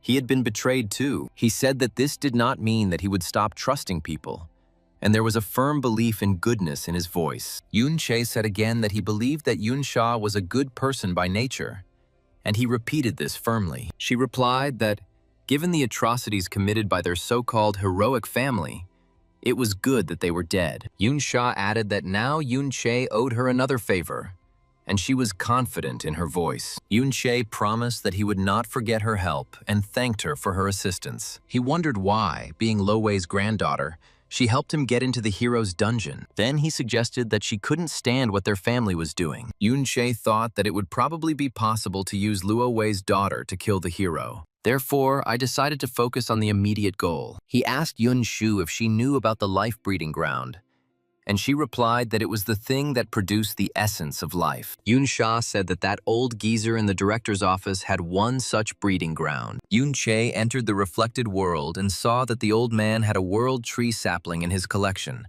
which he treasured very much. He realized that the director had acquired almost all the seedlings of life that he could get his hands on, and it was time to water his precious seedling. In the reflected world, Yoon Chi saw many replicas of the seedlings of life and the sapling of the world tree. They were SS-class dungeon treasures. He exclaimed in amazement that there were so many hotbeds of life here, and he could not believe his eyes. Yoon Che saw that all the treasures were sealed by the director's technique, including the replica of the world tree sapling and the nursery of life. He intended to obtain a replica of the life source directly through the reflected world, but he did not expect that the formations would work in it as well. Although Yoon Che was familiar with the seals from his previous life, this particular formation was clearly significantly different from what he knew. It contained many elements characteristic of this era, and Yoon Che thought about the mechanical processes of interaction. With his current strength, he couldn't destroy this magical defense. After all, even if the attack had been allowed, the sheer destruction would have destroyed the objects inside. Yoon Che decided that he would have to leave for now and picked up the loot, the robe of frenzy, and the shoes with the formation pattern. Also, a thunder formation skill book, and a regular book about formations and mechanics. He saw a director whose strength far exceeded that of Dan Kan, and he realized that without changing his class, he would hardly be able to resist him. Therefore, to obtain a hotbed of life, there are only two ways. The first one is to wait until the director himself opens access, and then capture him through the reflected world. The second way was to study the knowledge of this era, to reacquaint oneself with unfamiliar aspects of this formation. Yoon Che went to the school library and decided to start with the basic texts on mechanics in everyday life. He told himself that it was time to kill Ding Kun, and admitted that he had acted too hastily after his reincarnation. The world had changed so much that without sufficient understanding, Yoon Che was afraid that he wouldn't even be able to get an audience with Luo Wei. He dismantled some of the mechanisms copied from other places, but did not understand their true purpose. Yun-che wondered where Luo Wei had gotten these devices and concepts that were the driving force behind progress. He tried to understand the basic principle of using magical charges, but the dungeon items combined with the mechanics raised too many questions. Although some questions were answered, they gave rise to more questions and much knowledge remained unclear. Yun-che realized that most books were silent about many things. What is truly important is simply not allowed to be published. And the answers may be hidden in highly specialized or unique copies of books. The problem was that there were tons of useless junk among them, and just searching for it would take a lot of time. Suddenly, Yun-chi saw Yun-yin, who always walked with Yun-shui, and was surprised at what she was doing alone. He thought that she was guarding Luo Wei's granddaughter and might be looking for something special. Yun-che said that he just came to get the book, and his voice sounded calm and confident. When asked which one, he replied that he wasn't sure yet, but hoped to find something useful. He wanted something about the interaction between mechanics and items in the dungeons, as this topic was the key to solving many mysteries. He picked out a book from the shelf, skimmed through it, and thanked her for her help. Yun-che understood that the knowledge hidden within these pages could become a decisive weapon in his fight against powerful enemies. Each new book he read brought him closer to understanding how this strange, changed world worked. He remembered how in his past life, he had to collect information bit by bit in libraries, risking being caught. Now he could read almost without any obstacles, and this was a huge advantage. Yun-che thought that the school principal was unknowingly supplying him with knowledge that would help him destroy his own allies. He felt a slight regret at having to use the old scientist's trust for his own purposes. But there was no other way, because the stakes in this game are too high. Yun-chi carefully tucked the book into his bag and headed towards the exit, knowing that the time for studying was almost up. The next day, Yun-che offered the girl a tasty treat, but she politely declined. The girl turned away in fear, intending to leave calmly. The guy left the food where it was, even though Yun-yin was already sitting back in her previous place. Yun-che thought that although she was quite cold, he felt a strange attraction towards her. Today, he was hoping to find something about magical formations, and he realized that he should not look on these shelves. Yun-che noticed that Yun-yin could only visit the library for quiet reading when Yun-sha was resting. He thought that perhaps once he got to know her better,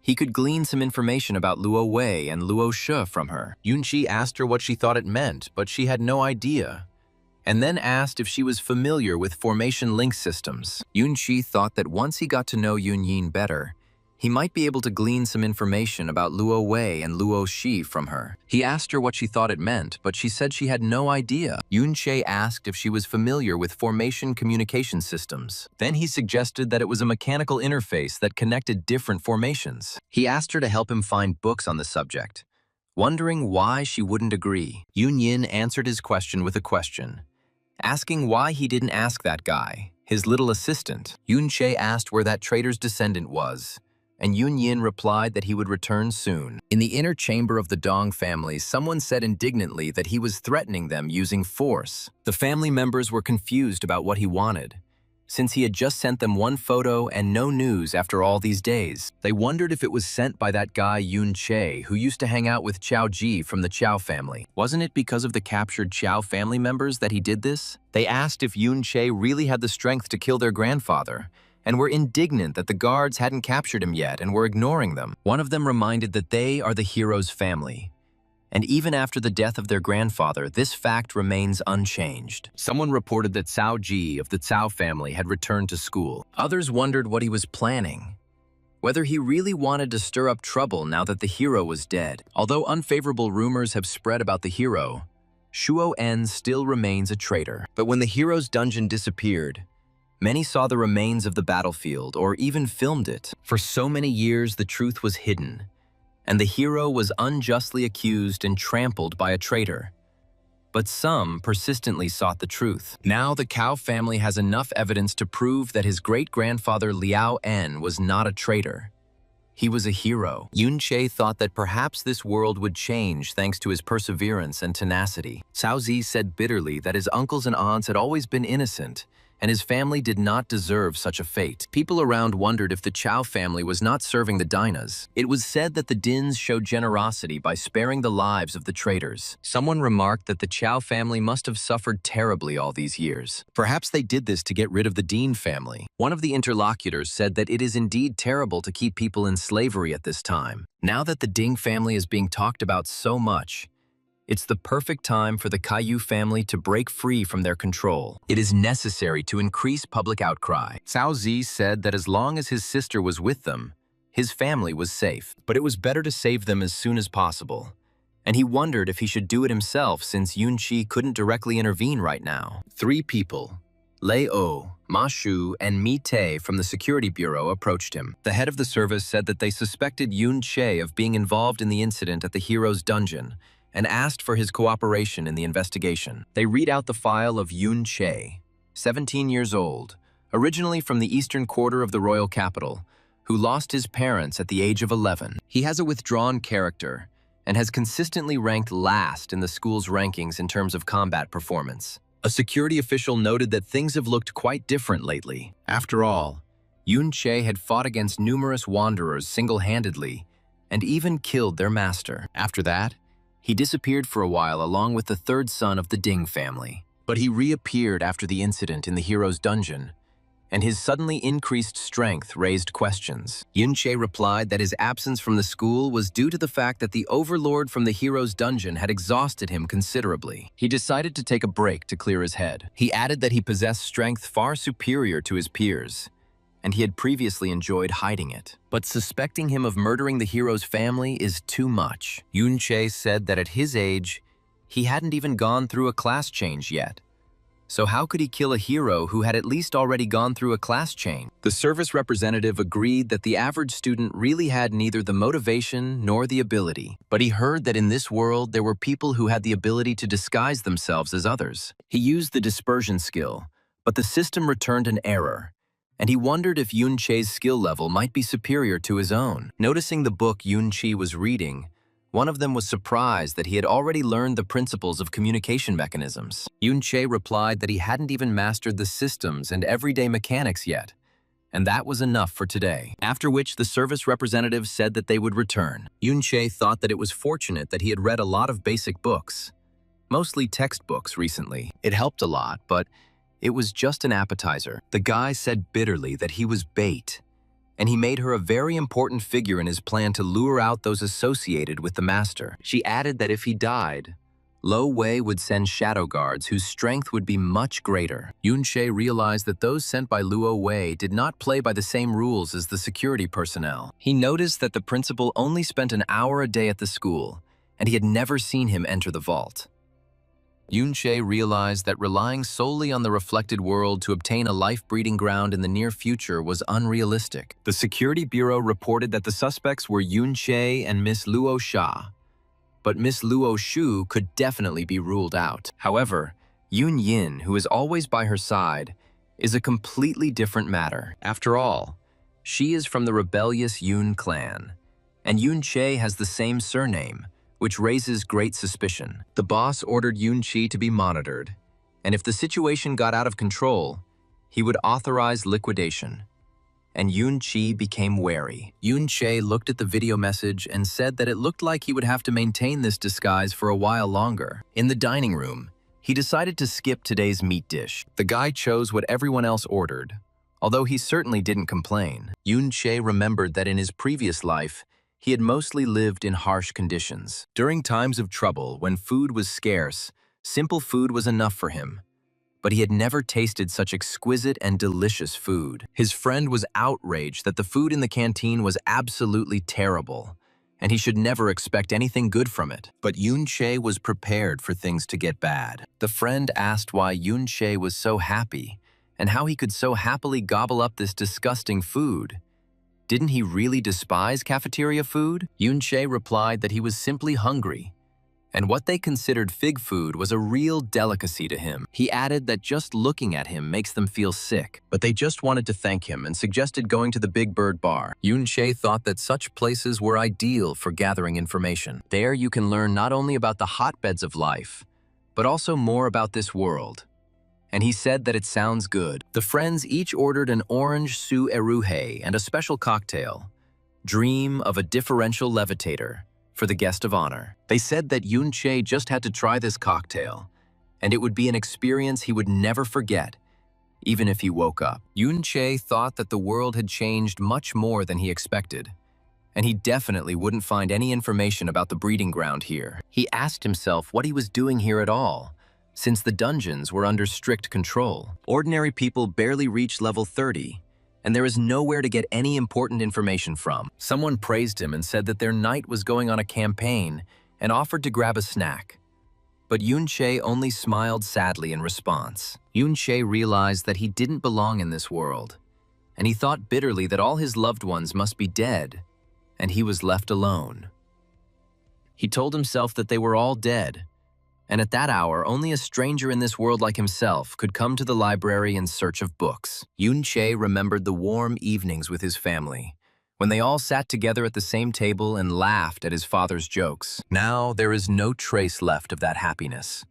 Only the cold pages of books and the acrid smell of dust in the old library. He thought that his loved ones did not die for nothing, but became victims of a monstrous conspiracy. Yoon-chae promised himself that he would find everyone who was involved in their deaths and make them pay. Even if the whole world turns against him, he will not stop until truth prevails and the names of his family are cleared of shame. He looked at the stack of books that still needed to be studied and realized that the path would be long and thorny. But there is no time left for self-pity, because behind him are those who still hope for salvation, and he has no right to let them down. Yoon-yin approached him and asked him what he was looking for, and then said that she had found the books on mechanics he asked about. She added that these books were written by the principal of their school. Yoon-yin brought Yoon-chae books on mechanics that were written by the principal of their school. Yoon-chae thanked her, and she replied that she simply couldn't sleep. Next time, she will bring him 2 pancakes. Yoon-chae said that it was very kind of her and began to study the books. This book explained everything clearly and simply. Given his current understanding of this world, it was still too early to talk about complete mastery of the material, but it was not difficult to simply cause a failure, since the mechanical aspects were only auxiliary. The essence of it was in the formations he had already mastered. Now that the formations were sorted out, Yoon-chae asked if there was anything about the Yoon family. Yoon-yin replied that no, and that you won't find a single book about them even if you search everywhere. She explained that before the Yoon family's rebellion, His Majesty had been on fairly good terms with them. Therefore, even now, after such a bitter betrayal, the virtuous emperor banned the distribution of any books. Yoon-yin said that no matter what actually happened at that time, wasn't there a single innocent person among the Yoon family? Not a single one. Yoon-chae confirmed that there was not a single innocent soul. Everyone had perished, and Luo Wei personally led the guards and began the operation. He said that Luo Wei and the Yoon family had first easily gained their trust, and then ambushed and killed the most formidable warrior, the head of the family. Not a single soul was spared. Everyone was subjected to brutal violence and killed to the last one. After the master's death, Lo Wei spread rumors of their betrayal. He ordered the death of everyone who bore the surname Yoon or was related to them by blood. Yoon-chae saw that the formation in the director's office's storage room had been breached. Yoon-chae was lost in his childhood memories. The hero remembered how, at the age of 12, he trained with Lo Wei and others. Someone told him that if he kept shooting like that, they would run out of targets. Little Lo Wei asked his mother to buy more, but the other boy said he wasn't hinting at that.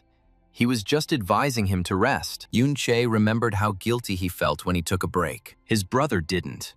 And as their father said, every drop of sweat now is a drop of blood saved on the battlefield. Yoon-yi's elder brother, 16 years old, said that he would soon be allowed to enter the dungeon. There was no time to relax, ordering 10 more approaches. The master spoke of the importance of diligence, but Lo Wei remarked that too much was as bad as too little. He noticed that the master was simply afraid that they would surpass him. Lo Wei said that losing to someone 4 years younger would be humiliating. However, since His Highness thinks so, he will rest as soon as he finishes this approach. Yoon-chae's younger sister, Yoon-tae-ir, 8 years old, brought some cool mead and apple pie to her older brothers in Luo Wei. Everyone admired the deliciousness and said that she was the best sister in the world. She mentioned that guests from the Southern Knights had arrived today, and her aunt had been bustling about in the kitchen since dawn. TR admitted that it took a lot of effort for her to steal all this treat. Otherwise, it would not have been distributed so generously. The brothers laughed that stealing was not good, but if it was so tasty, then okay. And they all started to eat the pie. Afterwards, they asked Lo Wei if it was really delicious, and he just nodded with his mouth full, unable to utter a word. TR smiled contentedly and said that she had tried very hard to choose the freshest apples and the best flour in the kitchen. Luo Wei raised his head and thanked her with genuine warmth in his eyes, saying that this was the best pie he had tasted in a long time. Yun Che looked at this idyllic scene and felt a bittersweet memory spreading in his chest. He knew that such carefree moments could not last forever, and the shadows of the past were already hanging over their little happiness. The older brother patted TR on the head and told her not to take risks next time. But everyone understood that it wasn't about the pie, but about the living, genuine care that the little sister put into her treat. Yun Che thought that at that time, he wasn't particularly interested in dungeons or knights. All conditions for class change were met, including 5 hotbeds of life. All he wanted was to live happily ever after with his family and friends. But not everyone thought the same. And he said that he didn't understand it, but he remembered all those years of love. Yun Che asked in pain how he could disregard them and destroy everything, because they were his family, his blood. He repeated bitterly that all this was for the sake of peace in the empire.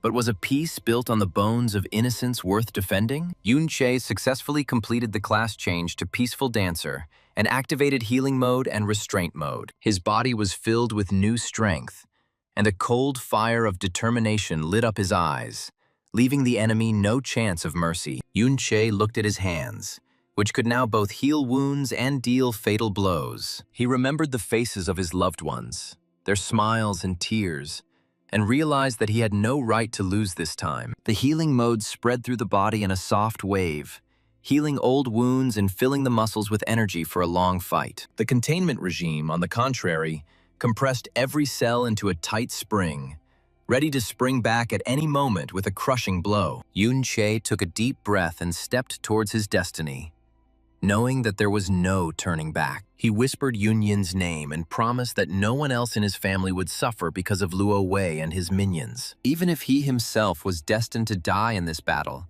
he would do everything to clear the name of the Yun clan from slander and shame. Yun Che raised the Wandering Cloud sword, which hummed softly in response, as if recognizing the hand of its true master. Yun Sha burst in and desperately begged Yun Chi, because he owed her. She asked to save Yun Yin because the Shadow Guards were going to kill her. Yun Che was surprised why the Shadow Guards were targeting her, since she wasn't involved in the hero dungeon matter. Yun Sha explained that Yun Yin was actually a descendant of the rebellious Yun family. Yun Sha confirmed that Yun Yin is a descendant of the rebellious Yun family. Therefore, the Shadow Guards considered her the main suspect in the incident in the hero's dungeon. They rushed straight into Yun Sha's residence to capture her. Even Yun Sha's words about Yun Yin not being in the dungeon had no effect because he simply didn't want to listen. Yun Sha contacted everyone who could help, but to no avail, and she really didn't know how to save her. Yun Che asked where they were now, and Yun Sha replied that she would guide him. But he said that she would take care of reinforcements, and it would be easier for him to go alone. And he entered the reflected world. Yun Che wondered if Yun Yin was really a descendant of the Yun family. After all, the entire Yun clan had been destroyed by Luo Wei, and he didn't understand how she had managed to survive until now. He remembered that the Yun family had an illegitimate child who was sent into exile many years ago, but his father was strict with himself and would never have had an affair.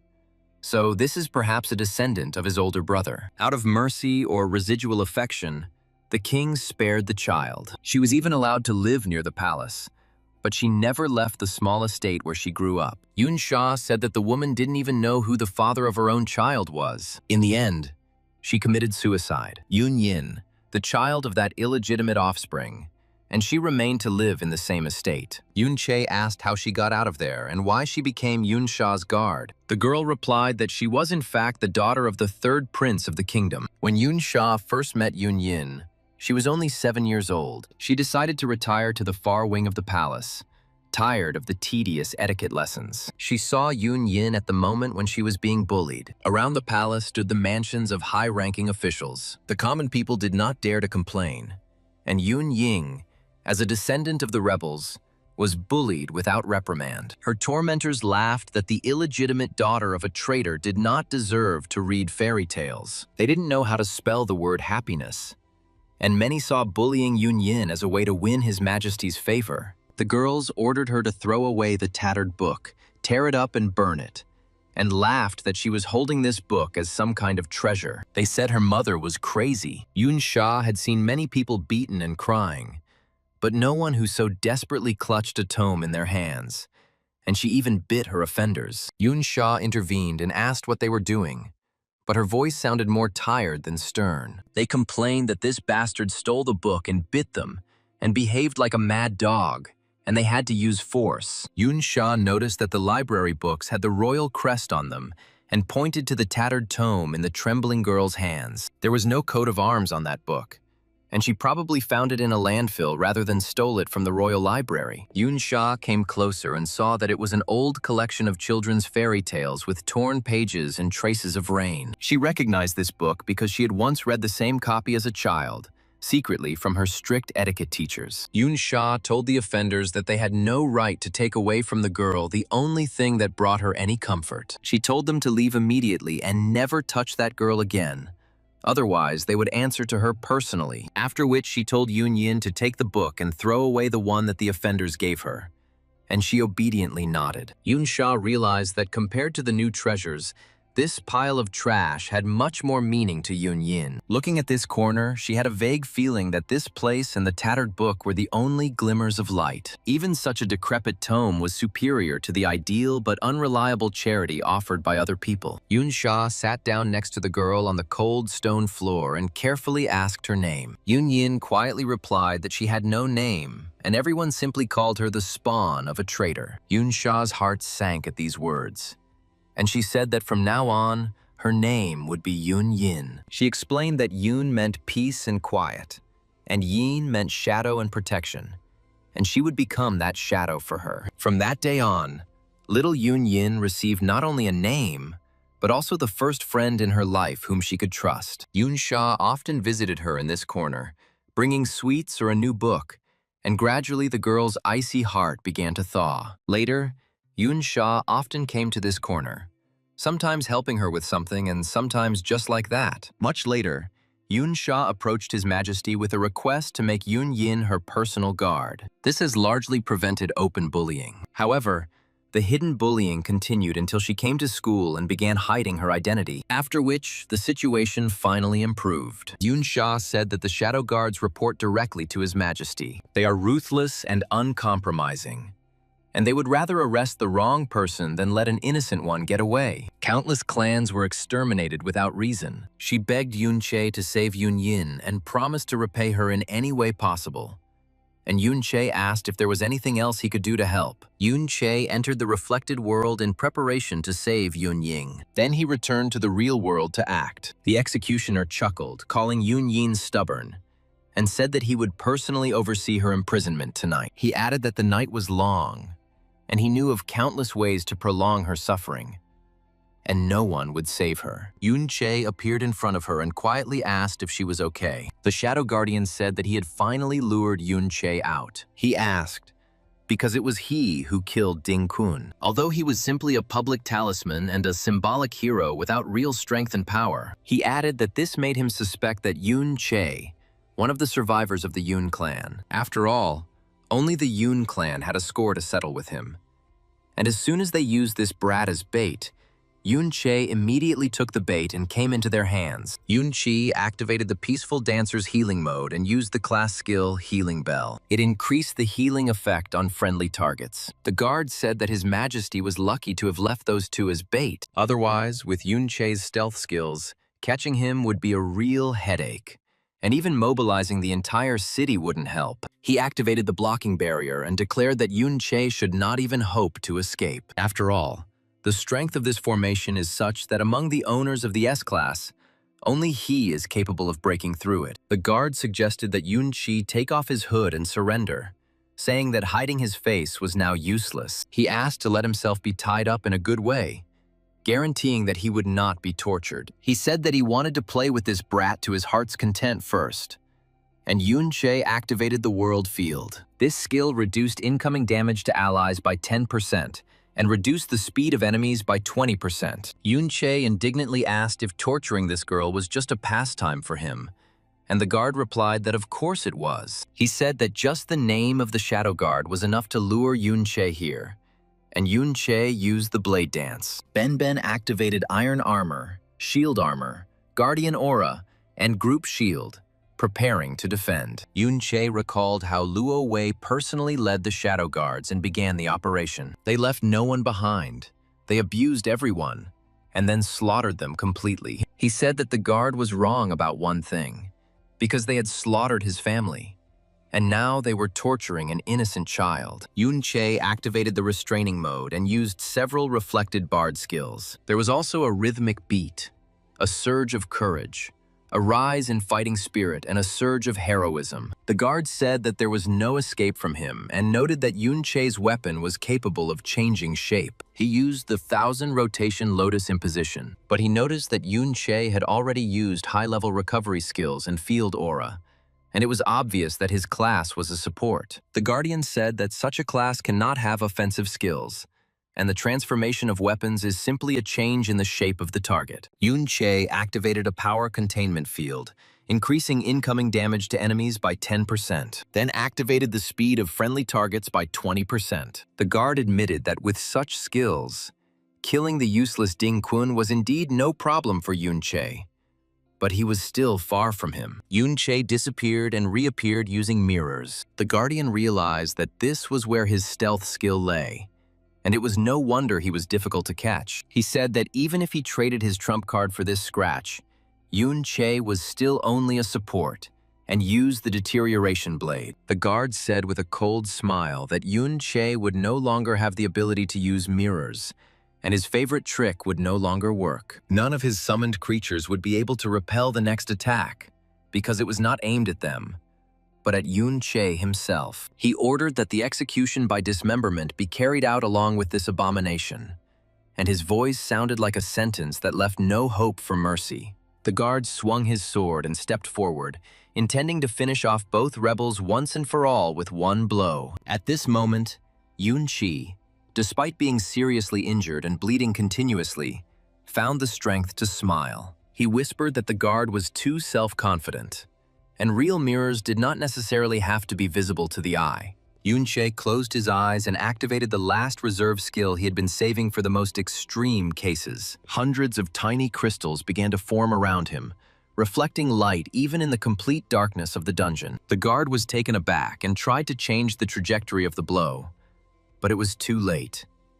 Each crystal had become a separate mirror. The guard's attack shattered into hundreds of tiny beams that reflected off the crystals and struck the attacker with redoubled force. The guard flew back against the wall with a scream, and his own weapon pierced his shoulder as he raised it to strike. Yun-Che struggled to his feet, supporting Yun-Yin, and quietly said that even a supporter could win. Yun-Che activated the Peaceful Dancer's exclusive class skill, Last Dance, Heaven's Bell Requiem. The Shadow Guardian, trying to maintain the remnants of his dignity, shouted that Yun-Che would not be able to escape His Majesty's justice anyway. Yun-Che smiled coldly and replied that justice that only served one person had no right to be called justice. The guard stated that the stability of the empire was more important than the lives of a few rebels, and Yun-Che could not understand this great goal. Yun-Che asked what kind of stability could be built on the bones of children and mothers who had lost their sons. He added that Lo Wei destroyed his family not for the sake of stability,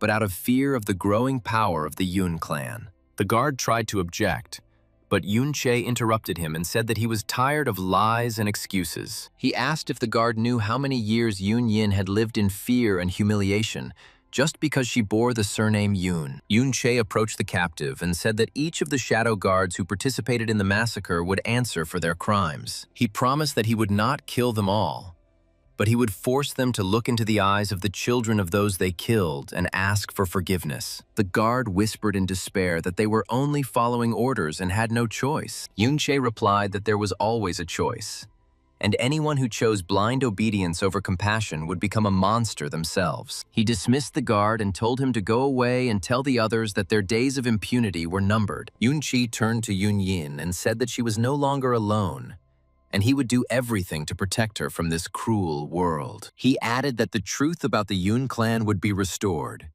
even if it meant fighting against the entire empire alone. Yoon-yin, still trembling from the horror she had experienced, quietly asked why he was risking his life for her, when they didn't even know each other. Yoon-chae looked at her with unexpected warmth and said that sometimes kinship is measured not by blood, but by actions and loyalty. He promised that he would find a way to remove the stigma of being the descendant of traitors from her and give her a normal life.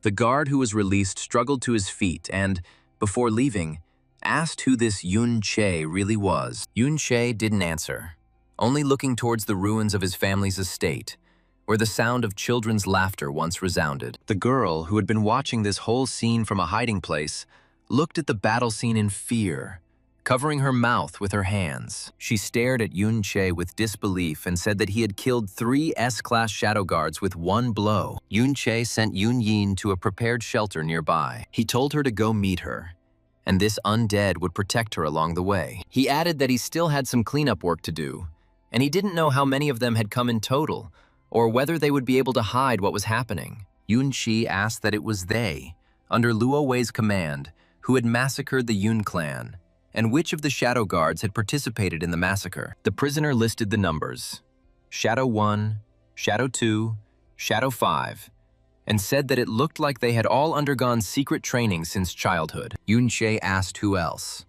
and the guard replied, "Another Yoon."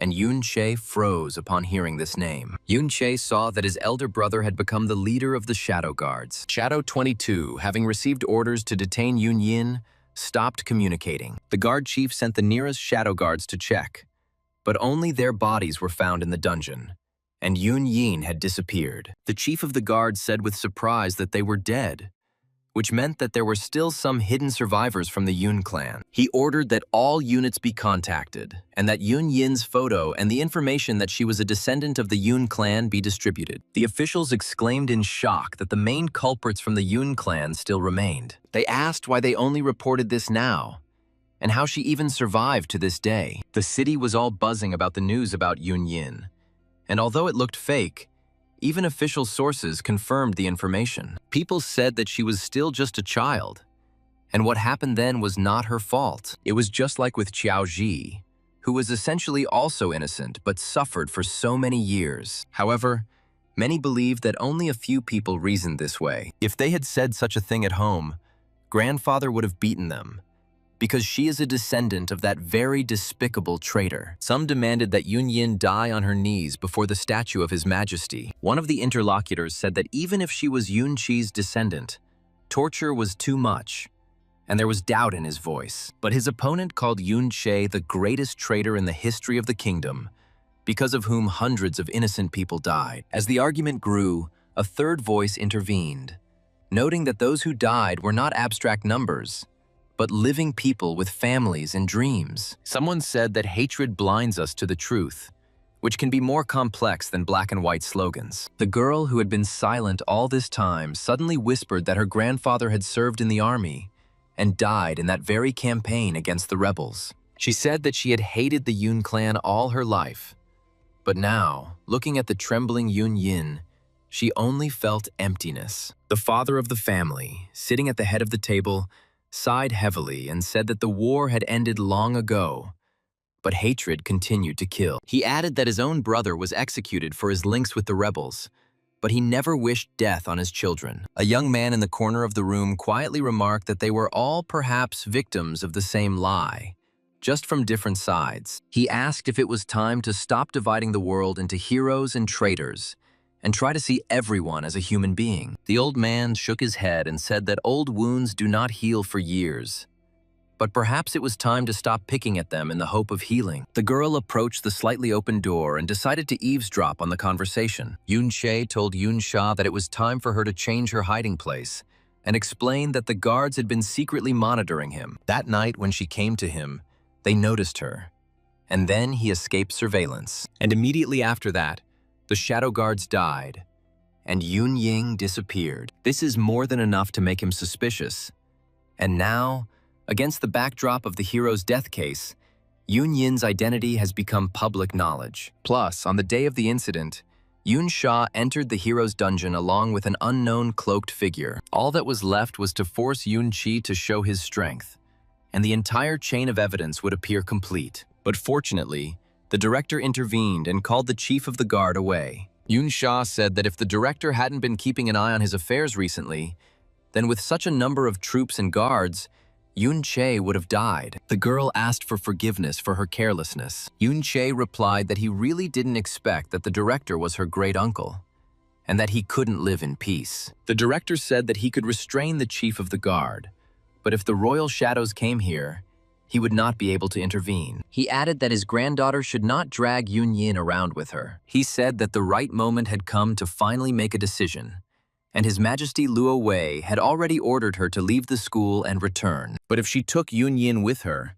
there were too many eyes at court, and it would be impossible to hide her. Yoon-sha said bitterly that the day had finally come, and admitted that she was an unpleasant brat. It was only thanks to Yoon-sha that she lived better than she deserved. Without her, Lo Sha could have lived more peacefully, and other royal families would not have shunned her. Now she also dragged in Yoon-chi, who could have stayed away, but revealed himself to save her. Yoon-yin said bitterly that even now, if it weren't for her, Yoon-chae might have been safe. The girl turned away and thought bitterly to herself that she had heard enough. I immediately remembered the image of my mother standing on an old chair, throwing a noose around herself. The then little girl looked at her mother and quietly called her. Yoon-chae firmly said that it was time to leave and turned to Yoon-yin, ordering her to come with him. The girl was scared at first, not expecting that someone would come out now. She turned around and looked questioningly at the main character. He suggested leaving quietly and said that he knew a dungeon where they could go, where they could hide from prying eyes. Yoon-sha happily supported him, saying that she also wanted to propose going to the dungeon together. Let the current wave of public pressure subside. She added that she would go to His Majesty later and they could continue their studies. But Yoon-yin objected that it was she who had dragged everyone into this. Yoon-yin told Yoon-chae that he didn't have to help her like that. Then she reminded him that His Majesty had ordered Yoon-sha to return, and she could not disobey. Yoon-chi responded and admitted that it was actually his fault that Yoon-yin was suffering so much. When she asked what he was talking about, Yoon-chae asked a counter-question. He asked what role she played in all of this, and why she was among the shadow guards who destroyed the Yoon family. Yoon-sha asked which dungeon Yoon-chae wanted to go to. He replied that of course, to where, according to the dead shadow guards, Yoon-yi is now, namely, in the dungeon of the Golden City. According to the shadow guard spirit, Yoon-yi was currently standing next to that pillar of light. Judging by the distance, it could be reached in about half a day, unless monsters blocked the way. Yoon-chae remembered that in his previous life, in another mining dungeon, there were also such creatures. They drop gold iron ore, an excellent material for repairing the Wandering Cloud sword. He transformed the sword into a chain blade with 2,000 attack power, then into the form of a giant scythe with an attack of 5,200 units. But the speed and defense were reduced by half. Yoon-chae activated a secret star art that increased his mental strength by 2. It also increased attack by 20%, and the sword adapted this buff. The director said that the sword looked badly damaged, but its attack power was surprisingly high, and it wasn't that strong originally. It was all thanks to Yoon-chae, who had already begun restoring it. As gratitude for Yoon-chae saving so many students and teachers in the hero's dungeon, the principal wanted to reward him with several books. But Lo Sha put so much pressure on him that he gave in and decided to give him the resin of the world tree. The director used the nursery of life to grow a sapling of the world tree. During all this time, he managed to collect some resin, which is the best glue for repairs. The Wandering Cloud Sword has absorbed the resin of the World Tree. The repair progress has reached 11.2%. The built-in buff adaptation feature has been restored. This allows you to copy the owner's buffs and apply them to the sword. Yunqi picked up the gold iron ore,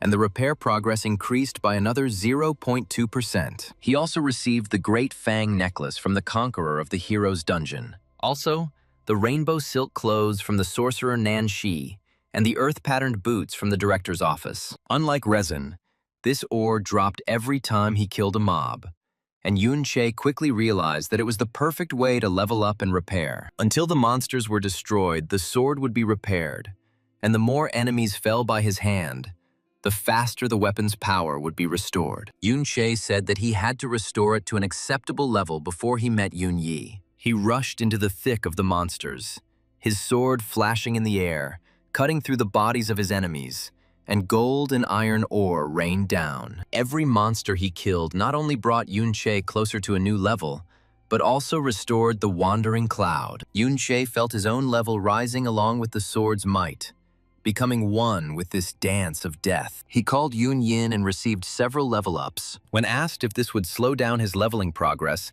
he replied that his undead were constantly killing monsters in the reflected world. The killing efficiency is even higher there. Yunqi collected 15 pieces of ore, and the repair progress reached 20.7%.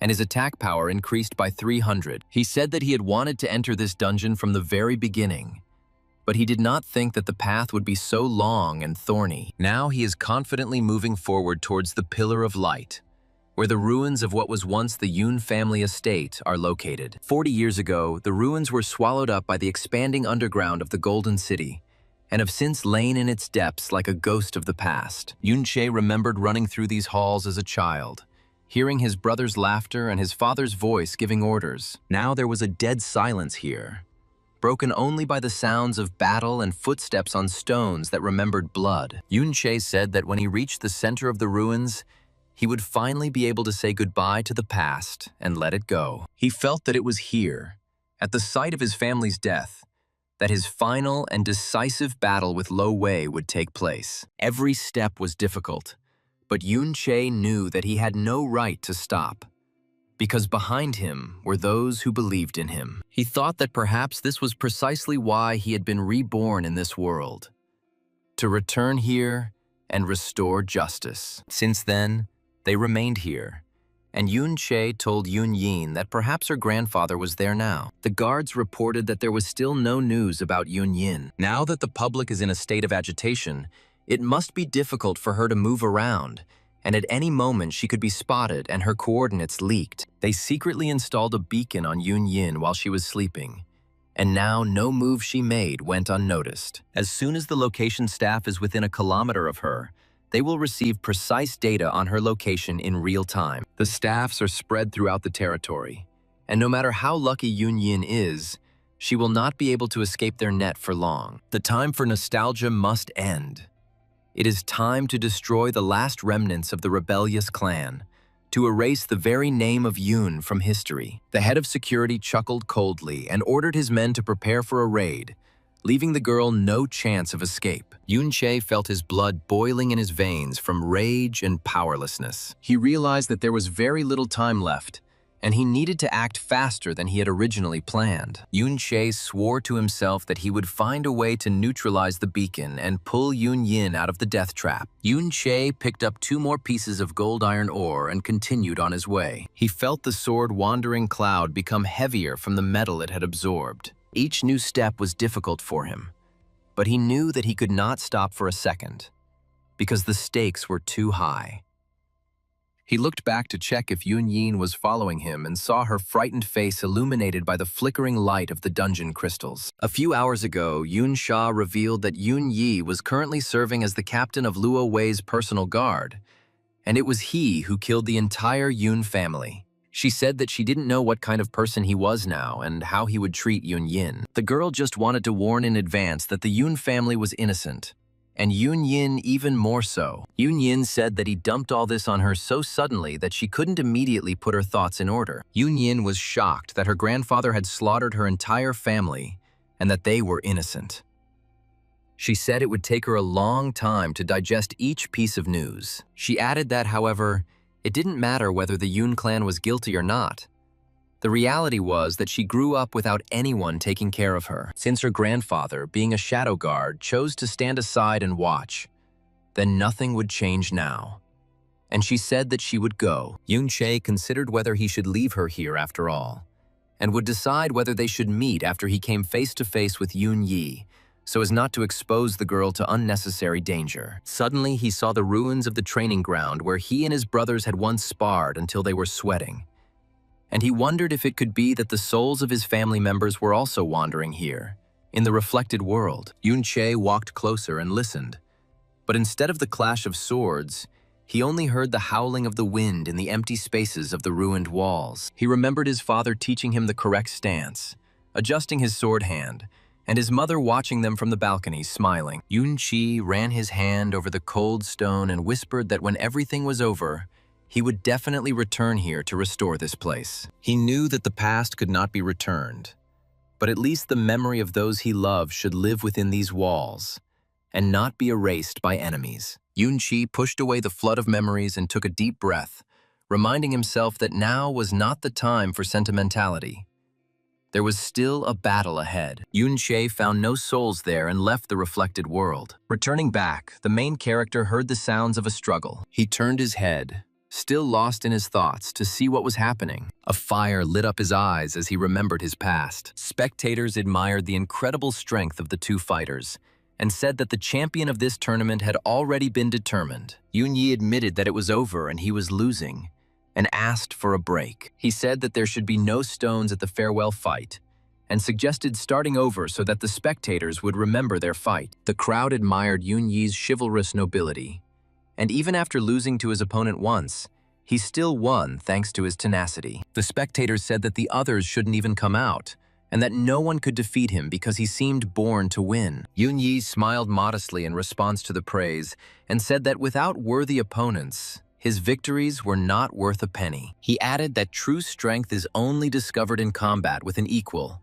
and victory over the weak brings neither glory nor satisfaction. Yoon Chae, standing to the side, listened attentively to his brother and felt something warm, like pride, begin to grow in his chest. He thought that despite all the differences, the chivalrous spirit in his brother had not died completely, and this gave hope for reconciliation. Yoon Yi approached his fallen opponent, extended his hand and helped him up, which caused a new wave of admiration from the audience. The elder brother whispered in Yoon Chi's ear that he had once been just as noble, but life had forced him to become cruel for the sake of survival. Yoon Yi noted that on a real battlefield, such nobility might be worth the victory, but he, just like now, would have been able to turn the situation to his advantage, because a real fighter never gives up until his last breath. Everyone was shocked that Yoon Yi actually lost to Yoon Chae, who was 4 years younger than him. Yoon Chae lowered his eyes in embarrassment and said that it wasn't genius, but simply long years of training and faith in his own strength that didn't fail. Yoon Yi placed his hand on his brother's shoulder and acknowledged that he deserved to win, and from now on, he would treat him with even more respect. He added that their family had always had strong warriors, but Yoon Chae surpassed them all, becoming a legend even in his lifetime. Yoon Chae replied that legends are not created by one person, but by an entire era, and those who believe in you no matter what. The crowd continued to cheer, and even the defeated opponents gave a standing ovation, acknowledging the superiority of the young master from the Yoon clan. The boy told Yoon Yi that he made a wonderful older brother. Then he added that if his own brother were in his place, seeing such success, he would rather want to kill him. Yoon Yi replied that there was no need to talk about the royal family like that, and he was just glad that his younger brother was so talented. He admitted that this is precisely what makes him envious. Then he added that he and the master pamper the main character very much. Master only lets down his guard in Yoon Chae's presence. So the boy asked if the master was going to hand over the title to him. The elder brother thought that this was unlikely, but still doubted it. Suddenly, bandits attacked Lanyuan village. There were too many of them, and the villagers needed to be protected. The guards said that there were not enough of them, and they would not be able to stop everyone. And there were already casualties among the residents, including women and children. They decided to concentrate their forces and kill the leader, hoping that after this, the gang would lose morale and scatter. Although this would inevitably lead to even greater losses, there was no choice, and they asked Captain Yun Yi to decide quickly before it was too late. Yun Yi hesitated, knowing that any decision he made would result in the death of innocent people, and that burden would fall on his conscience. He looked at the burning village and heard children's screams coming from the house engulfed in flames, and his heart sank with pain. Yun Yi ordered several soldiers to break through to the house and rescue the children, even if it meant reducing their strength to attack the leader. The soldiers hesitated, but the captain firmly said that they must not forget why they took up arms in the first place. While some were rescuing the residents, others, under the command of Yun Yi, began to make their way to the center of the village, where the leader was holed up. The leader, seeing that the guards were approaching, ordered several more houses to be set on fire to create a wall of fire and slow down their advance. Yun Yi, without thinking, rushed through the fire, risking being burned alive, but not wanting to sacrifice even more lives. He jumped out of the flames and, ignoring the pain, attacked the leader with a sword. Yun Yi thought about it, realizing that every decision he made could cost the lives of dozens of people.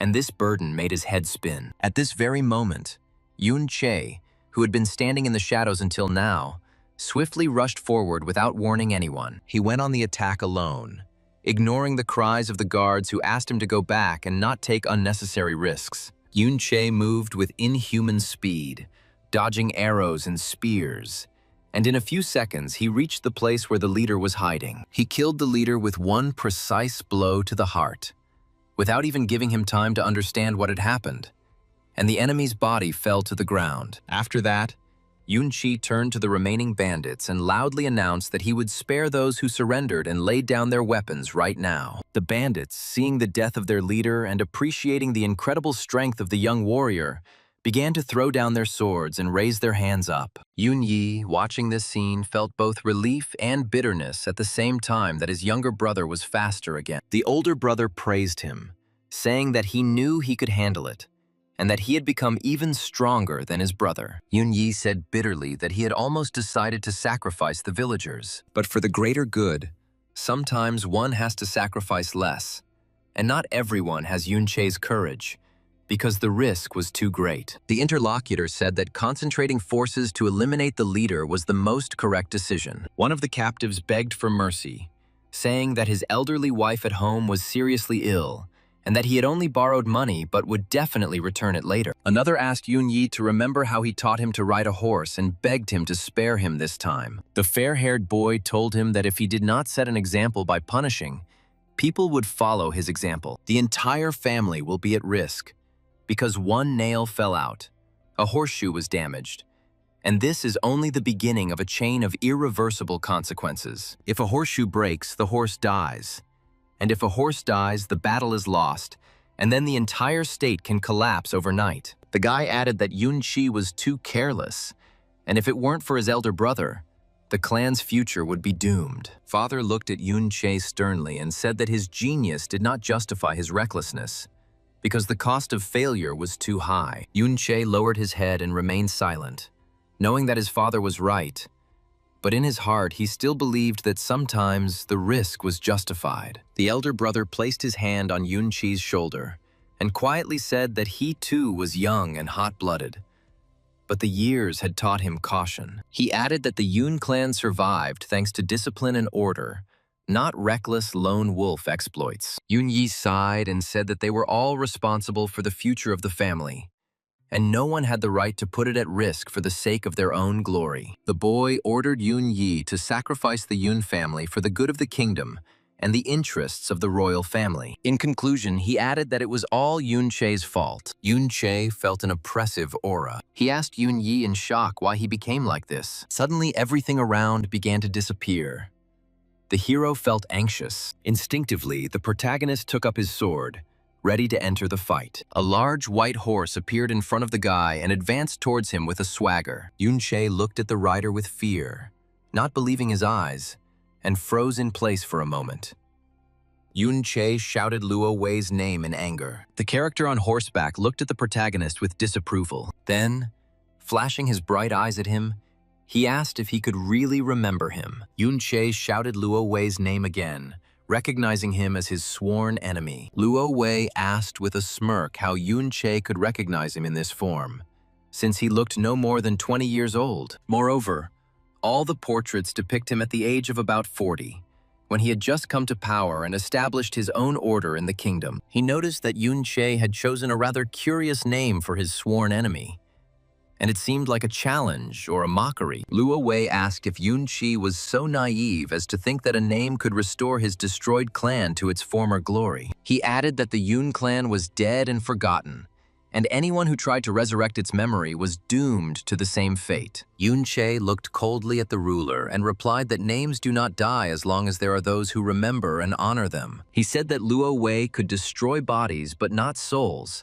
and his own granddaughter Yun Sha already knew the truth about her grandfather's atrocities. Afterwards, Luo Wei told how his Shadow Guard commander used little Yun Ying as bait to lure out the rebel. Luo Wei added that this man took Yun Yin with him and killed several of his Shadow Guards. He called Yun Chi a surviving rebel and a vile parasite who was destined to turn to dust like his entire rebellious clan. Luo Wei ordered his guards to surround Yun Chi and not give him the slightest chance to escape or counterattack. He said that tonight would be the last for anyone who dared to challenge his majesty and the entire kingdom. Yun Che, without moving from his spot, calmly asked Luo Wei if he was confident that his guards could handle him. He reminded the ruler that he had already killed several of his best warriors, and these walls would not save him from retribution. Luo Wei chuckled and replied that those guards were just weak copies, and the real fighters were just beginning their dance of death. He clapped his hands and 10 more Shadow Guards emerged from the shadows, clad in black armor with gold patterns. Yun Che noticed that their aura was much stronger than the previous ones, and he knew that the battle would not be easy. He gripped his sword tighter and said that even 100 of their kind would not make him retreat from his intended goal. Yun Che took a step forward and assumed a fighting stance, ready to fight to his last breath for truth and justice. Lo Wei retreated behind his guards and watched the proceedings with interest, as if it were a captivating performance. Lo Sha reproached Lo Wei, saying that he was being naughty again, and almost hit her with his blow.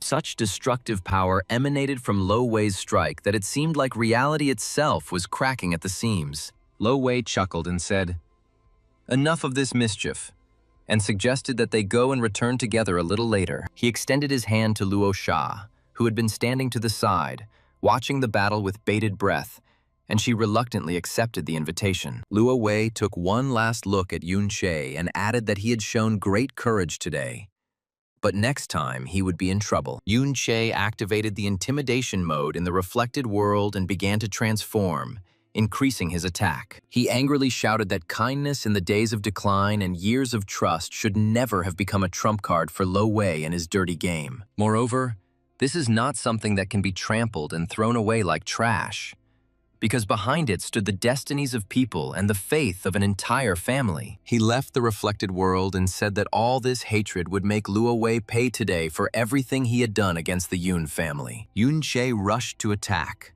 but Luo Wei only smirked, and with one wave of his hand, sent him flying like a rag doll. Yun Che hit the wall, breaking several ribs, but found the strength to get up and rush at the enemy again. He used all his skills, combining sword strikes with summoning undead, but Luo Wei stood like a rock without receiving a single scratch. Every attack from Yun Chi was reflected by the invisible shield, and the force of the blow returned to him, inflicting more and more wounds. Luo Wei lazily remarked that Yun Che was like a fly beating against glass, and his stubbornness was nothing but pitiful. Yun Che, bleeding from numerous cuts, attempted to activate the reflected world to buy time to regroup, but Lo Wei was faster and blocked his ability, sealing all mirror surfaces within a kilometer radius with a powerful spell. Yun Che fell to his knees, realizing that the gap in strength between him and the supreme ruler was as insurmountable as the chasm between heaven and earth. Lo Wei whispered that pride is good, but stupidity cannot be cured even by the strongest hatred. Luo Wei was surprised that Yun Chi had disappeared,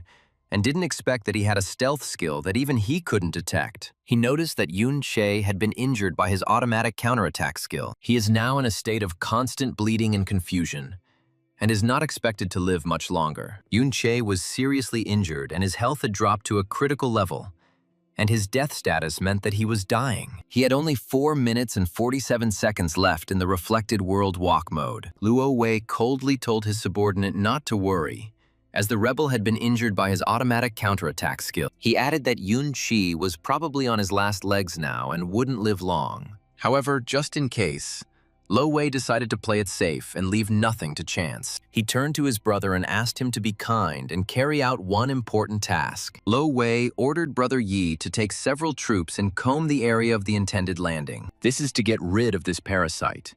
Even if it is only on its last legs, Yun Che heard his father's familiar voice saying that he shouldn't be spoiled like this, and that the sun was almost up. His mother objected, asking if he himself had never overslept, and reminded him that at the beginning of their marriage, he had every day.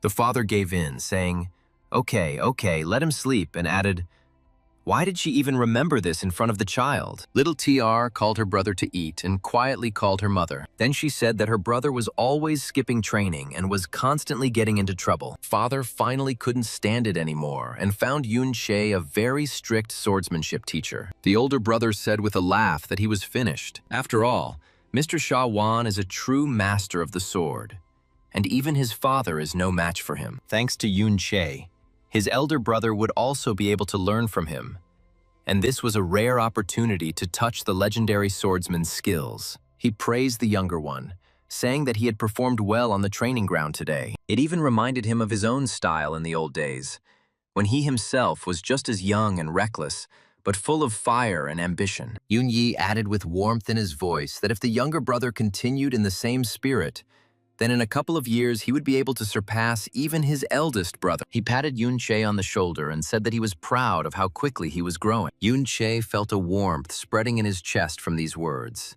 and for the first time in a long time, he wanted to believe in a bright future. The mother asked Yun Yi to also teach the younger one and not let him become lazy again. Yun Yi replied that Yun Che was just a little flighty, but his foundation was strong. The girl objected and said that she saw him practice today, and that whirlwind kick was simply magnificent. It was much more impressive than his older brother's boring methods. The sister admitted that she had awakened the bard class, and now if Yun Che got injured, he could come to her and she would treat him. She added that she had cured everyone today, and everyone praised her skill. They said that he was very strong, and the older brother said tenderly that she was the strongest of them. Sister told Yun Che the good news, but then she hesitated. She suddenly ran away somewhere and returned saying that she had found him a wife. She added that teacher Sha Wang's daughter was in his hands, and he would certainly be more lenient towards him. Yun Che replied that he was not actually refusing, but on the contrary, T-Air said jealously that the girl was a priest like her,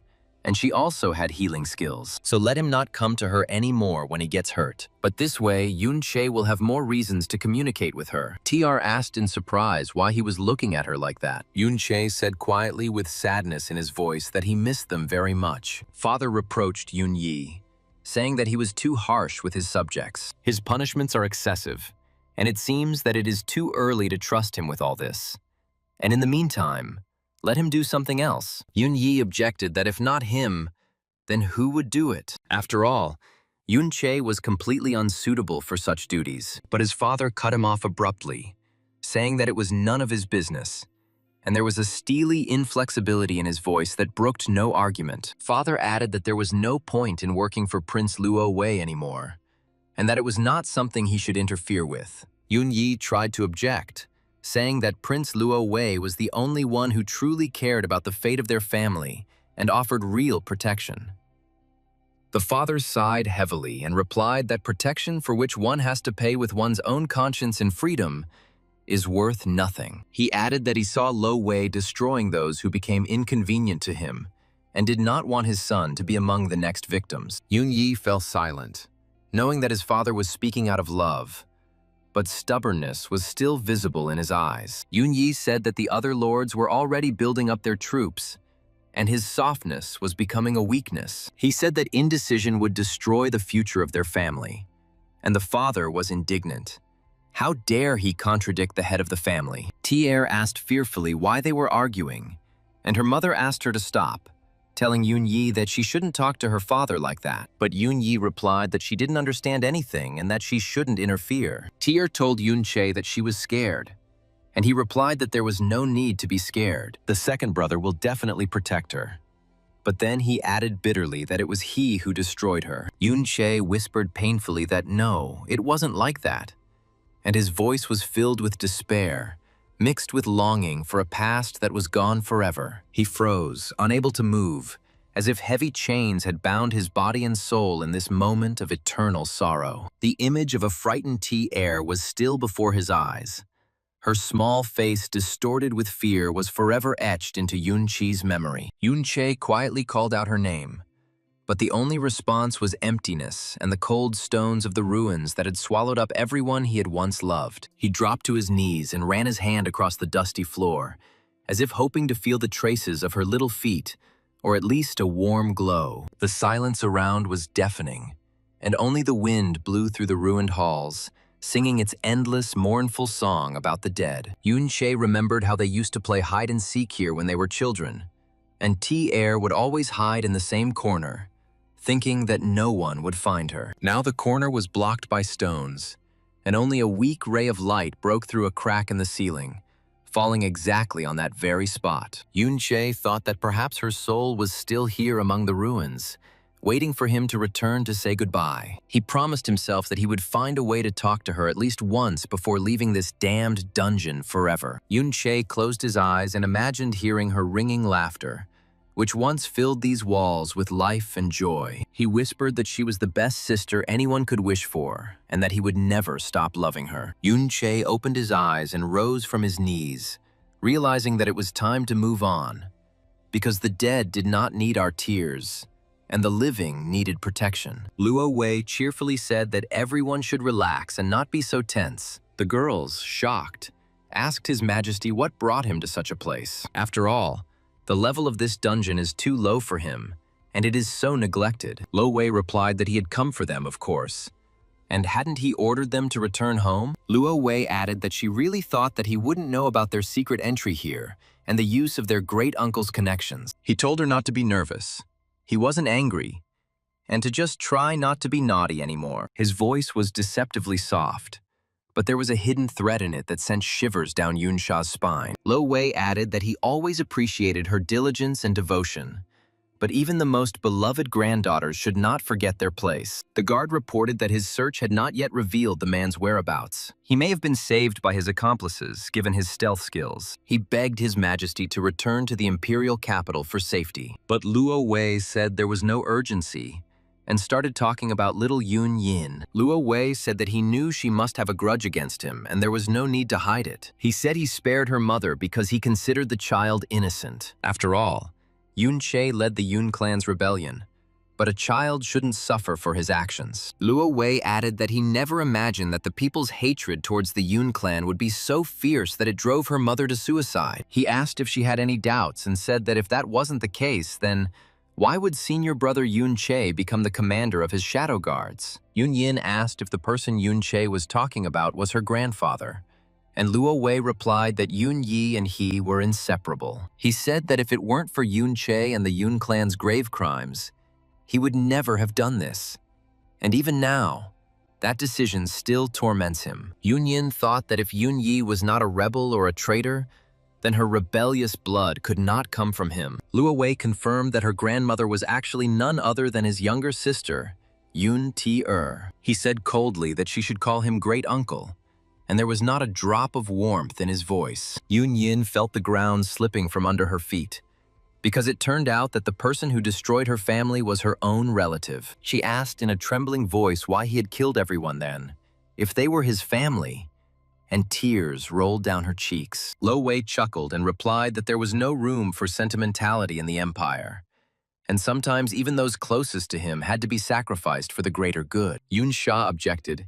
He couldn't take her bodyguard because he himself told her to hire her. Luo Wei said that he told her to take good care of Yun Yin, and she did a great job. He had already prepared a reward for her, and then quietly used mind control, enslaving Yunsha's will right before everyone's eyes. He coldly ordered that their family reunion not be disturbed, and added that it was time to go home to the imperial palace, where they were already waiting for her. Yunyin tried to resist, but her body stopped obeying, and her eyes became cloudy, as if she was looking at the world through a thick layer of water. Luo Wei took her hand and led her along like an obedient doll, ignoring the tears rolling down her cheeks. Yun Sha looked at what was happening in horror, realizing that her own will was no longer hers. The girl tried to call for help, but only a silent scream came out of her throat, drowned out by the echoing silence of the destroyed hall. Yun Che saw T-Air and asked in shock how she ended up here. But then I realized that this was the Yun family's estate,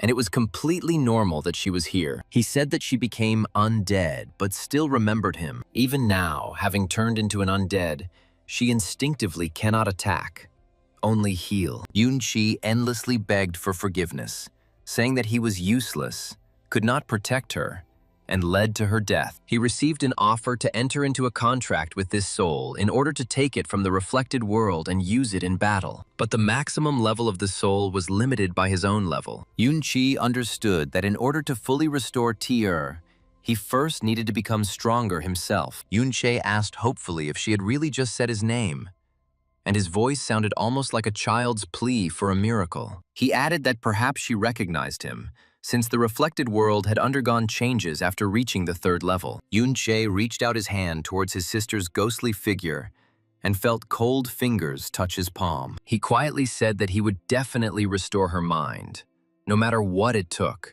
and find a way to give her back the smile that had been taken from her. TR repeated his name again, and something like recognition flickered in her empty eyes, although her lips did not move. Yun Che realized that every new level of the reflected world brought him closer to his goal, and he would develop this skill. He vowed that someday they would sit at the same table again, and TR would be able to laugh again and call him brother. Yun Che pressed the yes button, forming a contract with his sister's soul, and felt his mana decrease slightly. He looked at her and whispered that from now on they would fight side by side, and he would never let anything bad happen to her again. Yun Che realized that if the third level could partially restore the undead's mind, then there was a way to completely restore it. He firmly said that he would find this way. The guards continued their search in the ruins of the training ground, and the commander ordered the first squad to search to the east. The girl noted that since he could not be found earlier, he might already be dead. With His Majesty gone,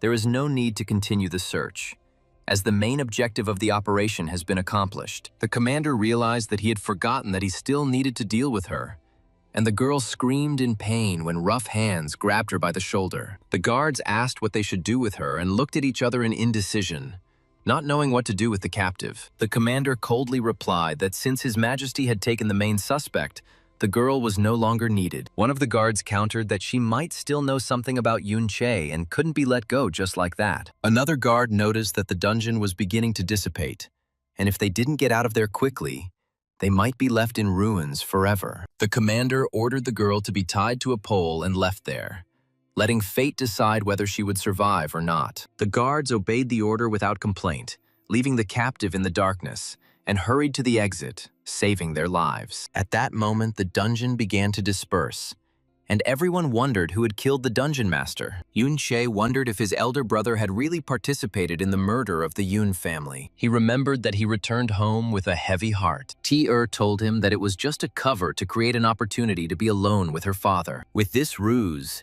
he easily lured his father into an ambush and stabbed him in the back when he turned to him with pride for his eldest son. Yun Che realized with horror that all the members of the Yun family had been killed, and his own brother had done it with his own hand. He felt an icy emptiness spreading in his chest, and his mind refused to believe that his older brother turned out to be a monster. T-Er added that Yun Yi personally cut off their father's head and looked at it for a long time. A voice from the past shouted at the newcomers to get up for training, and said that at their age, he wasn't such a lazybones. Someone objected that it hadn't even struck midnight yet, and as soon as he said a few words, she was already picking on them over trivial things.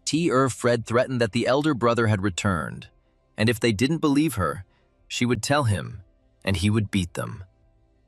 Then she added that if anyone else dared to bully Sha Yu, she would ask her brother to beat them up so badly that they wouldn't get out of bed. Sha Yu, the daughter of the great blacksmith master Sha Wang, told Tier that everything was fine. It was nothing. But her offenders replied that how could they know that she was so weak, and that the daughter of a great master did not know how to wield a sword at all. They mocked her that she was afraid to even pick up a sword, and that this was a disgrace to the Yun knightly family. Yun Che asked his father for permission to leave for a while to teach Ah Xin and the others a good lesson. Just as she opened the door to take her brother with her, the girl froze, looking at the horrific picture. In front of her, in the bloody room, stood her older brother, holding the murder weapon in his hand. One of the half-dead men shouted at the young girl to leave quickly. After these words, the tip of a dagger fell on the man's neck, and the guy finished him off. Tier listed the names in horror. Nina, Auntie Bay, Aya the guard, Ashin, father. She asked her older brother with pain why he was doing this. The mother called out to Tier, and when she answered, she said they were under attack. Sha Yu tried to pull the girl towards her so that she would go with her, but she resisted. However, she still gave in, realizing that otherwise they would both die. And now the two of them ran away down the long corridor. The girls' hearts were pounding wildly, and their breath was out of breath from running so fast, but they didn't dare stop for a second. Sha Yu tightly squeezed Tier's hand and whispered that they had to reach the secret passage that Yun Che had dug when he was a child. The corridor seemed endless, and the torches on the walls cast eerie shadows that frightened the girls even more. Suddenly, a turn appeared ahead, and Sha Yu remembered that she had to turn right.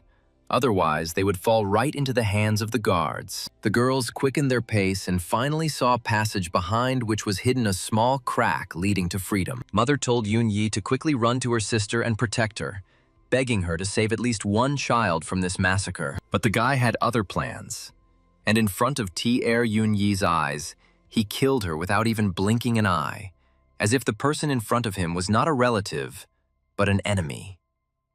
Tier screamed, but the sound stuck in her throat as she saw her mother's lifeless body fall to the floor. Yun Yi wiped his blade on his cloak, while the girl couldn't believe what was happening. Sha Yu said that they must find his father, the sword master, and only he can lead them out of here. She remembered that when Yun Che was a child, he had dug a secret passage through the dense bushes nearby to escape the grueling heat of training. She said they could get out through it, but that place was guarded by Lo Wei's most loyal guards. They know too well everything about the Yun family, every secret room and every hidden passage, and it was all arranged by Yun Yi. Tier added with a shudder that her older brother personally led the guards through the corridors and showed them where everyone was sleeping. She said that if they went to that hole, they might run into an ambush, because Yun Yi probably knew about this secret of his younger brother. Sha Yu replied that there was no other way out, and even if they were waiting there, it was better to die in battle than to sit idly by and wait for death. Sha Yu realized that if this continued, they would both die, and said that she would distract him while Tier crawled through the hole in the wall. Only if she gets to her father will they be able to return and save her, and then they will have even a ghost of a chance of salvation. Sha Yu said with a trembling voice that she was not afraid of him, although her shaking hands betrayed genuine fear. She drew the small dagger she carried in her boot and stepped between Tier and the advancing guards. Sha Yu shouted at her friend to run without looking back and rushed at the nearest guard, aiming her dagger at his unprotected neck. Tier hesitated for a second, but then ran towards the hole in the wall, praying to all the known gods. The guards quickly subdued Sha Yu, but she managed to inflict a deep wound on one of them, causing him to cry out in pain. Yun Yi pushed the guards aside and personally dealt a fatal blow to Sha Yu's stomach. Sha Yu fell to her knees, clutching the wound with her hands, but blood still flowed through her fingers, spilling onto the floor. She looked at Tier, who had almost reached the saving gap, and smiled weakly. Yun Yi looked at Tier and whispered that she shouldn't blame him. He added that if she had not gotten involved with the rebels, she could have lived happily in the palace. But her pride turned out to be more important than life. Tier, hearing her brother's voice, turned around and saw Sha Yu falling face down, with a huge pool of blood spreading from under her body. Meanwhile, the dungeon had dispersed, and the troops that had been standing outside were entering inside. Everyone was puzzled as to what was happening, and why the walls, which had seemed impregnable just a minute ago, had disappeared. The soldiers ran in panic in different directions, stumbling upon the rubble of ruins and the bodies of their fallen comrades. Yun Che coldly said that Yun Yi must die. In the square, among the other guards, stood the chief, thinking about what to do now. He then realized that it was Yun Che who made the dungeon disappear. He wants to confuse him so that he thinks he escaped in the confusion. The guy announced that Yun Yin would be executed in 2 hours. He added that from now on, everyone needs to double their vigilance to prevent a possible attack by the rebels. The girl realized that this was a trap, and he wanted to lure Yun Che out. She wondered if Yun Che would risk his life for her again. The girl, feeling too weak, added that perhaps it would be better if she died. A mysterious man appeared in front of her, and the girl screamed in surprise. The stranger did not show her face and did not say a word. But with her arrival, everything around was illuminated by a bright light. Yun Yin closed her eyes from the blinding light. The stranger raised her hand and made a smooth gesture. The main character watched all this from above, not understanding what was happening. The mysterious girl turned and headed towards the exit, followed by a trail of shimmering golden sparks, like stardust. The guards guarding Yun Yin fell to their knees, unable to bear this divine pressure, and did not even dare to raise their eyes. Yun Yin felt that this quiet and mysterious figure inspired an inexplicable trust and calm in her. The guy said coldly that she had finally shown herself, and addressed her by the name Sha Ya. The protagonist exclaimed in surprise that Sha Ya was indeed alive. Being next to him, was perplexed as to how she survived, since she should have been killed. The guy noticed that she looked as young as Yun Yi, Luo Wei, and Lan Kan. Yun Yi explained that as payment for betraying him, Luo Wei gave him a strange skill book. Having studied it, she was able to absorb the life energy. But only much later did he realize that he had been deceived. Luo Wei himself never used this ability, but all this time he was striving for it. He said bitterly that he gave her this ability simply as an experiment. The protagonist wondered where Lo Wei had acquired this ability to devour life. Yun Che wondered how Sha Ya had managed to hide this, and what was actually going on in the shadows while all these dark deeds were happening. Shadow 30, a reclassed S-Class Shadow Guardian assassin, appeared before Sha Ya, ready to attack, and she instantly assessed the danger. Sha Ya lunged forward, her sword arcing and colliding with the enemy's blade, sending up a shower of sparks in the dim light of the dungeon. She used her incredible speed and began to circle around her opponent, delivering rapid blows from different sides, not giving him time to recover. Shadow 30 tried to counterattack, but Sha Ya anticipated his move and moved to the side. Even when she was wounded in the shoulder, Sha Ya did not stop and continued to press the enemy. With the destruction of the Sha dungeon, I was able to obtain another class without attracting the attention of the authorities and guards. After all, such power is given only to the lords of the dungeons. She reached level 85 and the class of Holy Oath Paladin, SS Class 2nd Reclass. The guy noticed that there were gaps in the current system, and that this would need to be addressed in earnest. Sha Ya told Yun Yin not to worry. She was safe, and gently touched her shoulder. With one swift movement, she cut the ropes that bound the girl and helped her to her feet. Sha Ya shielded Yun Yin from the flying arrows with her body, covering her salvation with her own back. In response to her question, she promised to explain later, adding that she would get her out of here. The captain of the Royal Knight Order's strike force, a level 80 S-Class barbarian, appeared before them. He said that even without the intervention of the head of the Shadow Guard, they were finished. And what courage to engage in battle alone? The guard asked how much of Yun Che's strength and agility would be left when there was someone to protect. He then smiled coldly and said that once Yun Che lost his mobility, the financial countdown of his life would begin. Yun Che was not the type to abandon the defenseless to their fate, even if it cost him his life. Sha Ya hugged Yun Yin close and prepared to defend herself, realizing that her main goal now was not victory, but saving the innocent girl. The guard, not expecting such determination, froze for a moment, but immediately came to his senses and rushed into the attack with redoubled force. The girl blocked the blow with her shield and, using inertia, retreated a few steps, maintaining distance between the enemy and her ward. The crowd around was discussing Yun Yin's execution, and someone said that it was right to execute the descendant of the rebels. But someone came to her aid, and they were surrounded by troops. The crowd around was going wild and shouting for the troops to crush them and kill all the rebels without mercy or regret. Sha Ya's shield was shattered by the hail of blows, but she didn't lose her composure and instantly activated the Oath of Vengeance. The holy shield of sin enveloped her body in a golden glow, reflecting some of the damage she took back at her attackers. The enemy cried out in pain as their own attacks turned against them, and the formation began to crumble in panic. Sha Ya used this pause to regroup and deliver a few quick strikes against the most persistent pursuers. Even with her shield broken, she continued to fight with redoubled fury, knowing that every moment of hesitation could cost her her life. The enemy ordered healing, and, concentrating his attack, he used the Ashes of Sin and the Oath of Vengeance, capable of slaying 10, 100, 1,000 enemies. Yun Yi said coldly that no one could withstand such exhaustion. He ordered the surrender of those who hid in the shadows of the kingdom like parasites. The guy introduced himself as a second-class SS Shadow Hunter, level 99. Then he said that now that she had revealed herself,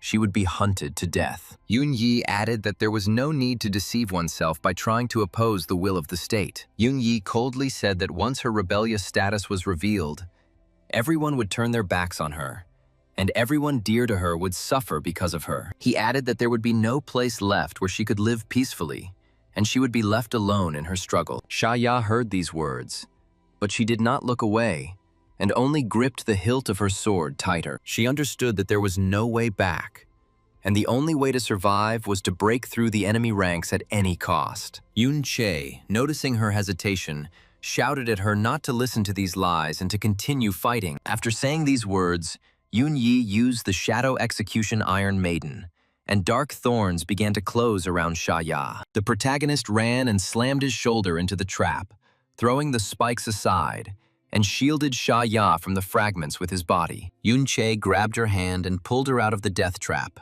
shouting at her to run to the exit while he covered their retreat. He drew his sword, Wandering Cloud, and with a few quick strikes he pushed his opponents back, creating room to maneuver. Sha Ya, not believing her eyes, asked why he risked his life for her. Yun Yi remembered another rat named Yun Che. His supporter was as surprised as anyone else and said that they were like rats from a gutter, just crawling and crawling. He added that it was more of a stroke of luck, and now it was possible to lure out even more hidden rebels and destroy them all. Sha Ya looked at her savior with gratitude and surprise. The crowd cried out in horror. Who could stand against such an army? The soldiers, seeing his determination, hesitated for a moment. But the commander immediately ordered the attack to continue. Yun Chi adjusted his grip on the sword and quietly told Sha Ya to stay behind him and not stick her head out no matter what happened. He used the last of his mana to activate the final defensive barrier and stood as a wall between the girls and the advancing enemies. Yun Che parried blow after blow, his sword flashing in the air, cutting through armor and leaving a trail of blood behind. And he himself did not retreat even a step. Yun Che quietly called out to his brother, pointing his sword charged with energy at him. He said, Yun Yi said that his sins were unforgivable. Yun Yi noticed the Wandering Cloud sword and added that it was a pretty good imitation. Not long before this, there was a battle with the iron-backed slave owner, the Lord of the Underground of the Golden City. It was a huge monster that could kill anyone in front of it in the blink of an eye. Yun Che obtained 113 gold ore and increased his level by 2. The gold ore material was absorbed by the sword, and the recovery progress reached nearly 30%. But the ban on recovery from ore became weaker and weaker, and 30% turned out to be the limit. The attack of the sword Wandering Cloud has increased to 8,362 units. Yun Che realized that these characteristics were quite impressive for his current level. The soldiers shouted in panic to the commander that Yun Che's attack was abnormally high. He kills them with one hit,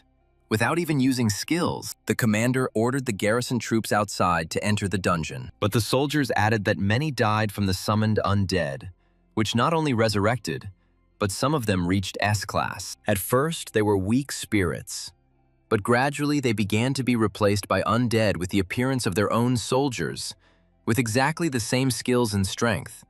And now it is impossible to distinguish where yours is and where the enemy is. The detachment commander turned pale and ordered the soldiers not to go near their fallen comrades, so that they would not join the rebel army. He shouted in rage that this witchcraft violated all the laws of nature and that it should not happen on the battlefield. One of the soldiers dropped his sword in panic and tried to run away, but the commander personally hacked the deserter to death. Yun-che, seeing the enemy's confusion, increased his attack and ordered his undead to surround the squad from the flanks. He understood that the soldiers' morale was on the verge of collapse, and that in a little while they would run away, leaving their commander alone. Yun-yi realized that he had previously thought that mirrors served as a medium for teleportation, but now it seems that any reflective surface will do.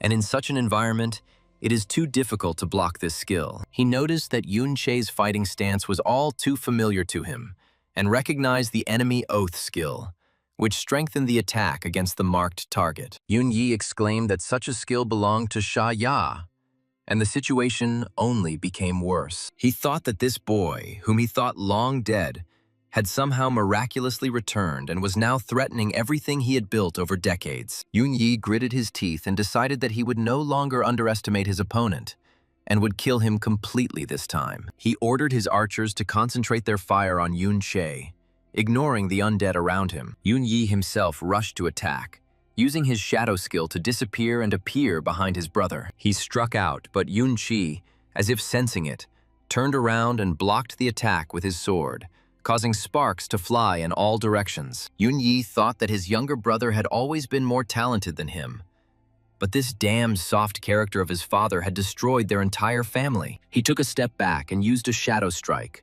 releasing a clot of darkness at Yun-che. But Yun-che reflected it with his shield. Yun-yi growled in anger and ordered his soldiers to attack Sha Ya to distract his brother. He hoped that Yun-che, like before, would rush to protect the weak and leave his defenses open. But Yun-che didn't fall for this trick and continued to fight him while simultaneously commanding the undead through mental communication. Yun-yi thought that his brother had changed and was no longer the naive boy he remembered. He decided that if he couldn't defeat Yun-che in open combat, then he had to use his own nobility against him. Yun-yi ordered Yun-yin to be taken hostage and threatened to kill her if Yun-chi did not lay down his arms. But Sha Ya managed to pull the girl out from under fire and covered her behind her shields, preventing the soldiers from getting closer. Yun-yi realized that time was working against him, and with every soldier lost, his army was weakening, while the undead were only growing stronger. He thought in despair that perhaps he had made a mistake in choosing Luo Wei's side. First, there were endless, unkillable creatures,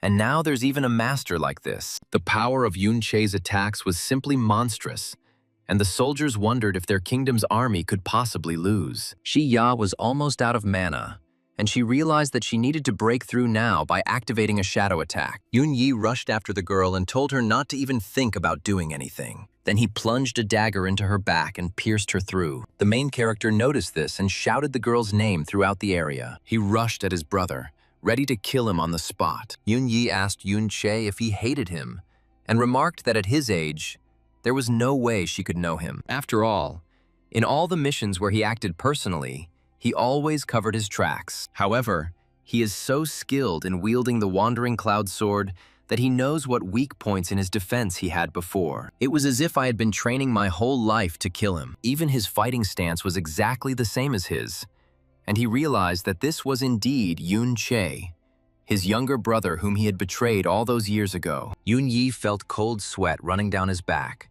because he knew that if anyone could defeat him, it would be the one who knew all of his secrets. He tried to retreat and regroup, but Yun-che didn't give him a second's respite, pursuing him closely. Yun-yi thought that his brother had not only become stronger, but also more cunning, and no longer fell for his provocations and tricks. He realized that this battle would be the hardest one in his life, and its outcome would be unclear until the very end. Yun-yi shouted to his soldiers to hold their positions at all costs until he dealt with this upstart once and for all. Yun-yin asked Sha Ya if she knew this man and who he was. Yun-che shouted out questions about why he became Luo Wei's dog, why he attacked his own family, and how he dared to kill T-Air. Yun-yi froze for a moment, and a shadow of doubt flashed in his eyes, but he immediately suppressed it, reminding himself of his goal. He replied that he had no choice and that everyone in this kingdom had to pay a price for survival. Yun-che did not accept this excuse and charged forward with renewed vigor,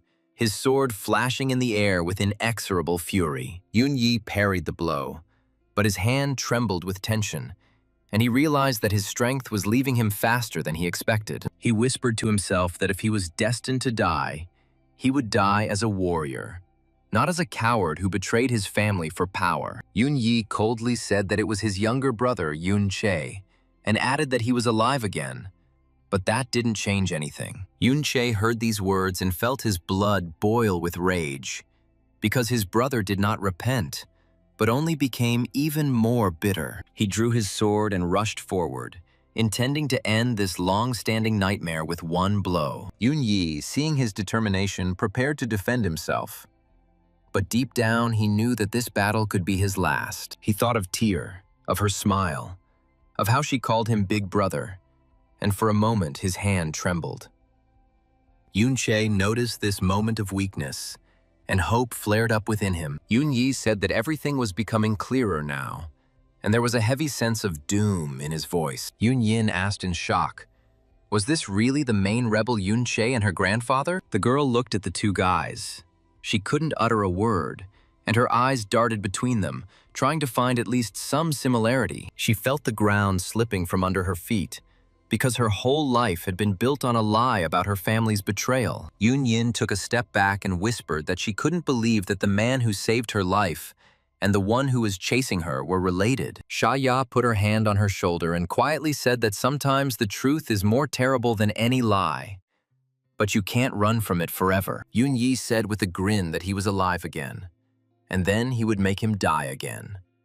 And then he struck. He noticed that Yun Che's attack power was truly extraordinary, and used a shadow strike, asking if he really thought he was a hero. Yun Yi said that Yun Che had always been just a little brat who was lucky enough to have a little bit of talent. Even if he were not there, someone else would take his place, and the kingdom would not notice the loss. Yun Che didn't respond to the insult, but instead lunged forward, causing his brother to take a step back. He said that talent without heart is just a weapon that will sooner or later turn against its owner. Yun Yi laughed and replied that the heart was a weakness, and it was this that destroyed their father and the entire family. He activated a shadow skill and disappeared from sight, leaving behind only clouds of black smoke. Yun Che closed his eyes and listened to the sounds around him, trying to guess where the attack would come from. He felt the air move to his right and instantly put up a shield, blocking his brother's attack. Yun Yi emerged from the shadows with a blade in his hand, his face twisted in rage and disappointment. He shouted that he didn't understand how Yun Che could block his attacks, since he had trained this skill for decades. Yun Che replied that he had known all of his techniques since childhood because they had learned from the same master. He counterattacked and caused a deep wound on his brother's arm, causing him to drop his weapon. Yun Yi grabbed his injured arm and stepped back, his eyes burning with hatred and pain. He hissed that this was not the end, and that he had an ace up his sleeve that Yun Che didn't even know about. Yun Chi prepared for a new attack, but he kept his eyes on his brother, expecting any trick. The boy asked if Yun Che knew how the kingdom had prospered in the decades since his death, how the food harvest has increased several times, and there are no more wars in the area. Yun Yi added that the mechanisms His Majesty had developed allowed the kingdom to operate at full capacity. They are becoming stronger and stronger, and the real hero is Lo Wei, not some rebel. He took advantage of the moment when Yun Chi was distracted by these words and delivered a crushing blow. Yun Yi rushed after him and began to strike blow after blow, not giving Yun Che a chance to get up from the ground and catch his breath. He pinned his brother to the ground and raised his sword for the final blow, his face twisted in a grimace of triumph and madness. Yun Yi screamed that he would finally end this nightmare that had haunted him all these years. At this moment, Yun Che, having gathered his last strength, activated the reflected world and disappeared into the mirror surface of the pool of blood nearby. Yun Yi struck at an empty space, his sword piercing the ground, and he lost his balance and fell to his knees. He shouted in rage that this was cowardice, and that a true warrior does not hide behind mirrors but fights face to face. Yun Che appeared behind him and launched a swift strike, but Yun Yi managed to roll to the side and avoid being fatally wounded. However, the blade still grazed his shoulder, and blood gushed from the deep wound, staining his armor scarlet. Yun-Yi rose to his feet unsteadily and realized that his plan had almost succeeded. But his brother had slipped away again at the last moment. Yun-Che, breathing heavily, raised his sword and prepared for the next attack. Realizing that the battle was far from over, Yun-Che asked bitterly, "Could all their sins really be overlooked and written off as sacrifices? Is it possible to kill your father without a twinge of conscience?" Yun-Yi coldly replied that the choice between the well-being of the entire kingdom and the lives of one family was easy to make. He then asked if Yun-Che really thought that their stubborn father was capable of rebellion. He added that all of this was because of Yun-Che's reckless freedom. He, who has no respect for His Majesty Luo Wei, is the true reason for the death of the Yun family. Yun-Yi said that everything he did was for the sake of peace in the kingdom. But Yun-Che replied that no matter how beautifully he spoke, there was one thing he would not change. And he realized that his brother had done all this simply out of envy. Yun-Yi was indignant. Who would envy him, who lost everything?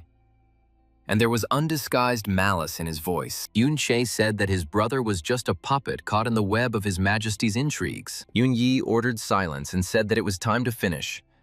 But something like doubt flashed in his eyes. Yun-Che asked if his brother really believed that Luo Wei had ever considered him an equal. He added that all these years Yun-Yi had been killing his own brothers and sisters and destroying his own family. Yun-Yi shouted that this was a lie, and that he himself had chosen this path for the sake of the stability of the kingdom, and not at someone's behest. Yun-Che replied that stability built on the bones of one's own family was worthless, and sooner or later his brother would understand this. He asked how many more nights Yun-Yi could sleep peacefully knowing that his hands were up to the elbows in the blood of his father and little T-Er. Yun-Yi shuddered and froze for a moment, but then pulled himself together and said that it was a necessary sacrifice. Yun-Che shook his head and said that sacrifice might be necessary, but betrayal never was. And what his brother had betrayed was not the kingdom, but his soul. He reminded Yun-Yi of how, as children, they had sworn together to protect each other until their last breath, and asked if those vows meant nothing. Yun-Yi clenched his fists and said that childish vows were meaningless in the face of real power and responsibility for millions of lives. Yun-Che chuckled and asked what millions, since this was just an excuse for cowardice in the face of a true choice. He said that his brother was simply afraid to admit that he had been deceived, and that his whole life had been built on lies and betrayal. Yun-Yi shouted furiously at his brother to shut up, and that he would not allow some boy to tell him how to live. He added that Yun-Che never understood the weight of the burden that lay on his eldest son's shoulders. Yun-Che quietly said that an ideal world was not built on the blood of innocence, and that his brother knew this very well, but was simply afraid to admit it. Yun-Che activated His Majesty's artifact, the SSS class, level 110th Reflection Core. The mental strength requirements were met, and he copied Lan Qiang's Undead Berserker body skill. This skill increased attack by 300% and speed by 200%. The lower your health, the faster your attack and speed increase exponentially.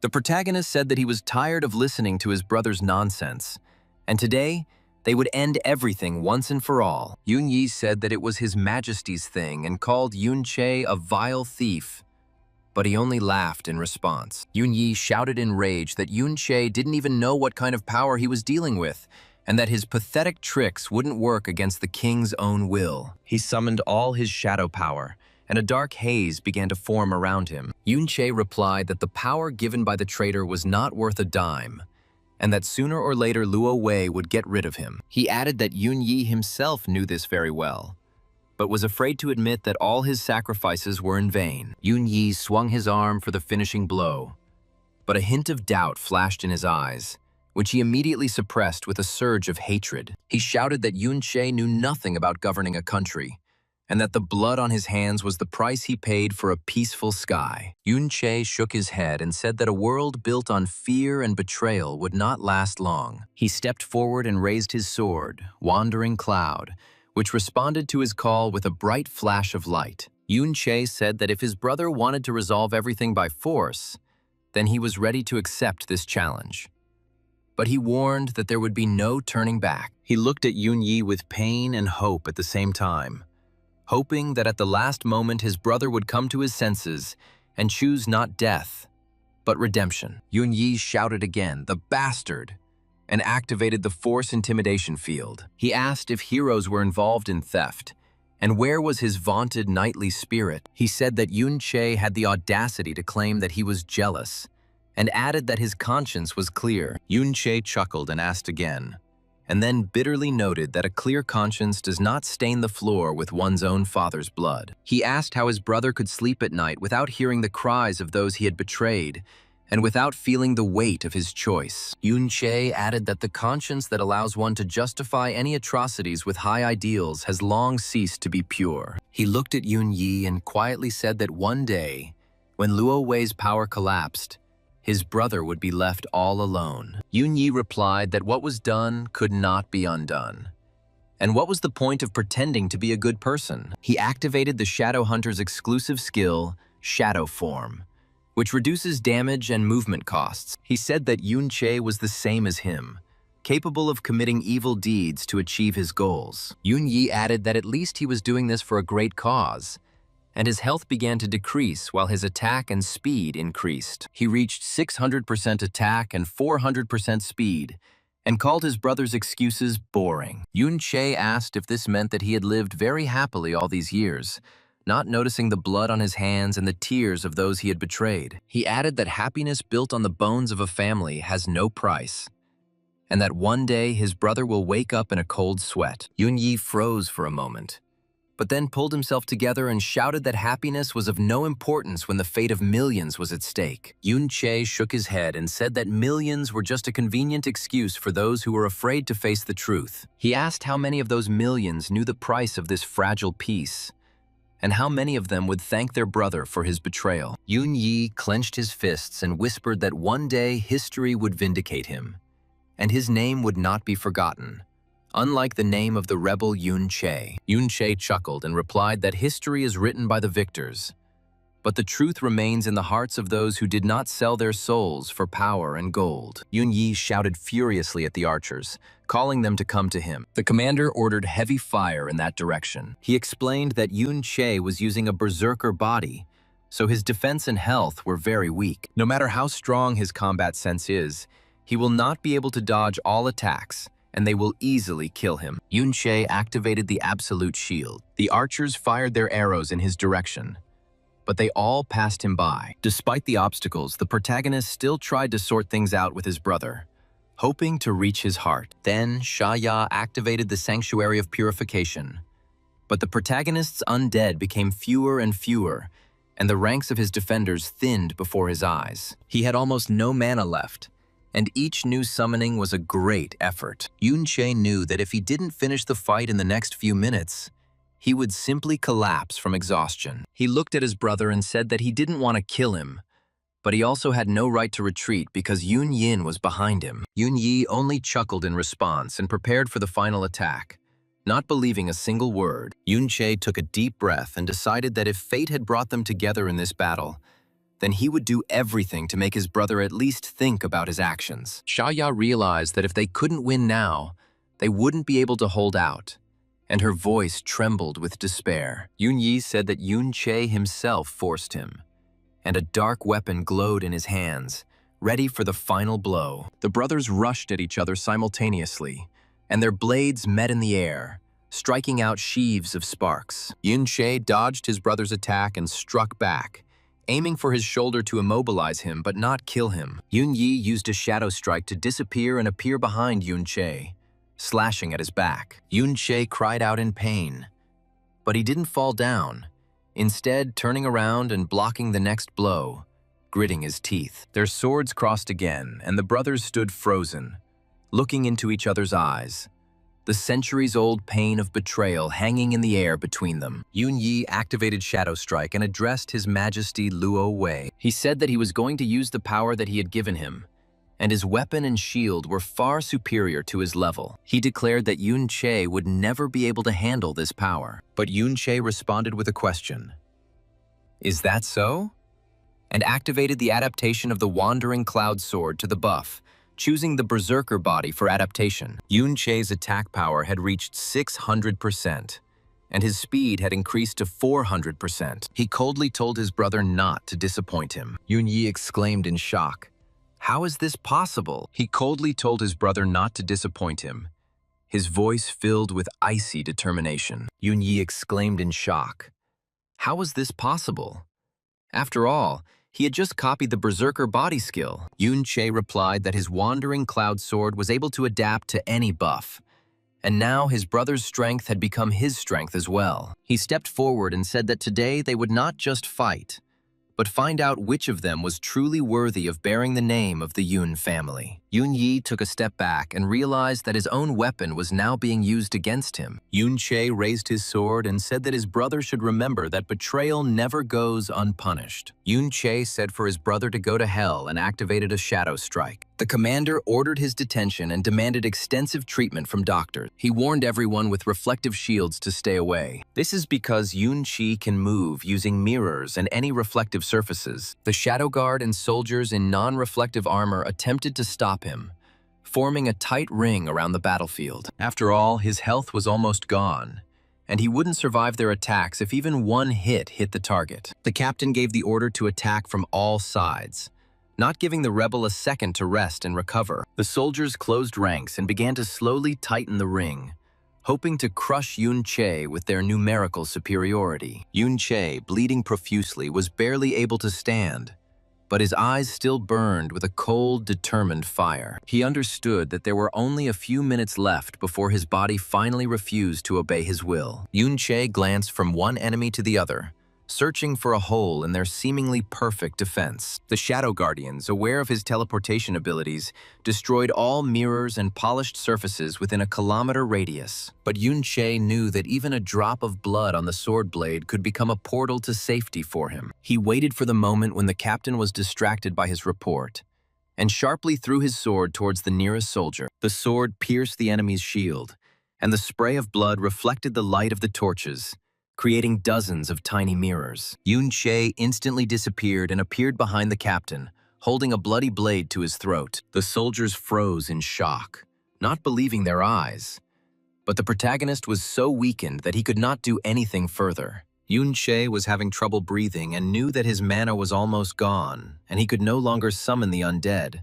So he went to the reflected world. He knew that Yunyi would certainly take his time to recover from the injuries he received. The hero suddenly remembered Lo Wei's words that he raised his children for the sake of his own health and longevity. Yunche realized that his brother was not just a traitor, but just another pawn in the supreme ruler's monstrous game. He realized with horror that Luo Wei had been playing the Yun family against each other for years, in order to weaken them and destroy them from within. Now that Yun Yi was injured and exhausted, Luo Wei would definitely show up to finish off both brothers and take their strength for himself. Yun Che realized that Yun Yin might be in danger. And just as he thought, Luo Wei used a shadow strike again, aiming straight at the defenseless girl. With almost no mana left, Yun Che knew that he had to kill Yun Yi immediately. Otherwise, they would both die at the hands of the supreme ruler. He saw Luo Wei's shadow covering Yun Yin, and he desperately rushed forward, ignoring the blows raining down from all sides. Yun Che managed to shield her with his body at the very last moment, taking on the full force of the dark spell intended for the girl. His comrades shouted that they could hold out and that he should not worry about them. Sha Ya assured that she would be able to defend her position. Let the guy do his task. The soldiers shouted that Yun Che was a threat and would be destroyed for the sake of the kingdom and supreme overlord Luo Wei. Yun Yi activated Shadow Awakening and Shadow Netherworld, and Yun Che shouted his name. He said that Yun Yi was so loyal to Luo Wei. But did he really think that Luo Wei cared about him? And that he was just a consumable in his plans? Yun Yi replied that he shouldn't even think about getting into his head, and that he wouldn't be able to sow doubts. Yun Che added that all these years, Luo Wei had only laughed at him, watching him kill his own family. He asked if his brother had ever wondered why the supreme ruler always sent him on the dirtiest missions. Yun Yi froze for a moment, and something like pain flashed in his eyes. But he immediately suppressed this weakness. He shouted that Yun Che didn't understand anything about big politics, and that sometimes, in order to maintain peace, One had to sacrifice even the closest ones. Yun-che chuckled and asked what kind of world could a kingdom where people lived in fear be called. He said that he saw in the reflected world the souls of those whom Lo Wei used for his longevity, and they were screaming in pain and hatred. Yun-yi shuddered and asked what kind of nonsense he was talking about, but his voice no longer had the same confidence. Yun-chi replied that his brother simply didn't want to face the truth. He said that it was not too late to fix everything, and together they could destroy Lo Wei and free the kingdom from this dark tyranny. Yun-yi shook his head and whispered that the way back was cut off, and too much blood had been spilled to simply start all over again. Yun-che activated the restraining mode and the blade of deterioration, aggravating the damage and negative statuses on the enemy target. He ordered his brother to die, with bitterness in his voice. But in his eyes, one could see not only hatred, but also deep pain from betrayal. The blade of deterioration aggravated all of Yun-yi's wounds, and he struggled to maintain his balance while bleeding profusely. Yun-che knew that this blow could be the final one in their brotherly feud, but he hesitated, as if hoping for a miracle. Suddenly he said, "Good morning," tenderly, greeting his little brother, as he remembered the good times of the past. Luo Wei appeared before Yun-ying's eyes. Yun-yi asked His Highness in shock what he was doing, and Yun-che urged Luo Wei, saying that at this rate they wouldn't make it in time. Luo Wei apologized for his rudeness and called Yun-yi a slowpoke. He said, "Your Majesty," with difficulty, his voice trembling with pain and humiliation. Luo Wei said that he still couldn't survive without him and asked for forgiveness, but there was no sincerity in his tone. Yun-yi didn't know what to do now. He only shouted at Luo Wei in shock. The supreme ruler himself emerged from the shadows, his long cloak fluttering in the non-existent wind, his face hidden by a cold mask of indifference. Luo Wei slowly clapped his hands, and the sound echoed throughout the battlefield, causing the soldiers to freeze in awe. He said he had expected to see something more exciting, but the brothers had disappointed him with their weakness and sentimentality. Luo Wei added that he had been watching this scene for a long time and was waiting for the two of them to exhaust each other so he could come and take the spoils. The High Lord raised his hand and dark vortices swirled around him, absorbing the last of the life force from the wounded soldiers and shadow guards. He said that their lives would serve the great purpose of rejuvenating the empire, and they should be grateful for such a high honor. Yun-che angrily asked, "Didn't Luo Wei run away?" Lo Wei said he was forced into the fight for dereliction of duty. He said that Yun-yi had used everything he had given him, but he still couldn't defeat a person with a single class cultivation. Yun-yi stammered in horror, "Your Majesty," and his body shook from the realization that he was about to be abandoned like an unwanted object. Luo Wei coldly replied that it looked like he would have to look for a new commander. The supreme ruler chuckled and said that old, worn-out tools should be thrown away. Yun-yi fell to his knees, his sword falling from his weakened hand, and tears that he could not hold back flowed from his eyes. Lo Wei didn't even glance at the fallen commander. His gaze already slid across the battlefield in search of his next victim. Luo Wei turned to Yun-che and asked, "His name is Yun-che, right?" Then he made an unexpected offer to become the commander of his shadow guard. Yun-che indignantly asked what he was saying and how he could be so shameless. And Luo Wei smirked and asked if he should say something. Luo Wei said that it was not worth it, because his proposal was the only salvation for Yun-che, but then added that he should think that he was joking. He used mind control and said that he would definitely not let Yun-che leave now. Yun-chi understood that the basic skill of a mage was to use mental power to control objects, and nothing more. It's a simple skill, but the reason why Luo Wei's control is so strong can only be because the difference in levels is too great. This suppresses any attempt at resistance. Yun-che felt his own body begin to disobey, as if someone else's will was penetrating into the very depths of his consciousness. He tried to concentrate and push back the mental intrusion, but the forces were too unequal after the long battle. Yun-che realized that Luo Wei had deliberately waited until his mana and health were almost depleted to launch this attack. He remembered that even in his previous life, Lo Wei had not been so strong in mental magic, and this made him think. Yun-che gritted his teeth and tried to activate the reflected world, knowing that this was his only chance to break free from its control. But gravity spells pressed on him from all sides, not allowing him to even move. He realized that he was trapped. Lo Wei ordered him to bow down and cast a gravity spell that was much stronger than before. He said that it could be seen as a tribute to his tragically deceased brother, Lan Qian. Then he added, "Shouldn't Yun Qi bow down and repent?" Lo Wei said that this was a bonus for all his soldiers and shadow guards who sacrificed themselves. He cast the gravity spell twice, then 3 times. Luo Wei said that even in his previous life, he was not this strong, and repeated that he would not let Yun Che get away. He added that mirrors act as intermediaries for his skills, and ordered not to even think about using them this time. Luo Wei mockingly remarked that without his tricks, Yun Qi was just a pitiful bard with the last of his mana. He said that he watched every one of his fights and learned all the weak points, which he now uses against him. Luo Wei asked if Yun Qi found it ironic that his own beloved mirrors were the cause of his defeat. He slowly approached and said that he was tired of all this fuss, and it was time to finally put an end to the rebellious clan once and for all. Luo Wei raised his hand for the decisive blow and said that after Yun Che's death, he would personally take care of his little companion. He added that Yun Ying deserved to die for daring to be born with the blood of rebels. Luo Wei laughed and said that perhaps he would even show mercy and let them die together as a final tribute. He raised his sword to strike and whispered that it was time to go to hell, where Yun Che should have been a long time ago. Yun Che realized that he was currently too weak to fight him, and every movement was incredibly difficult for him. Lo Wei cast the gravity spell 5 times, saying that it was for the murdered brother Yi and for the deceived little Luo Shu. He added that Yun Che had no idea how much pain he had caused his loyal servants, and every drop of their blood must be paid for. Luo Wei turned his gaze to Yun Yin and Sha Ya, who were standing to the side, and smiled ominously. He said that these 2 girls were taking such touching care of Yun Che, and asked if he wanted them to share his fate. Luo Wei slowly approached Yun Yin and said that her loyalty to Yun Che was admirable, but she should understand that he could easily destroy her with a snap of his fingers. He turned to Sha Ya and said that the blacksmith's daughter, who couldn't even hold a sword, looked especially pitiful in this massacre. Luo Wei offered Yun Che a deal.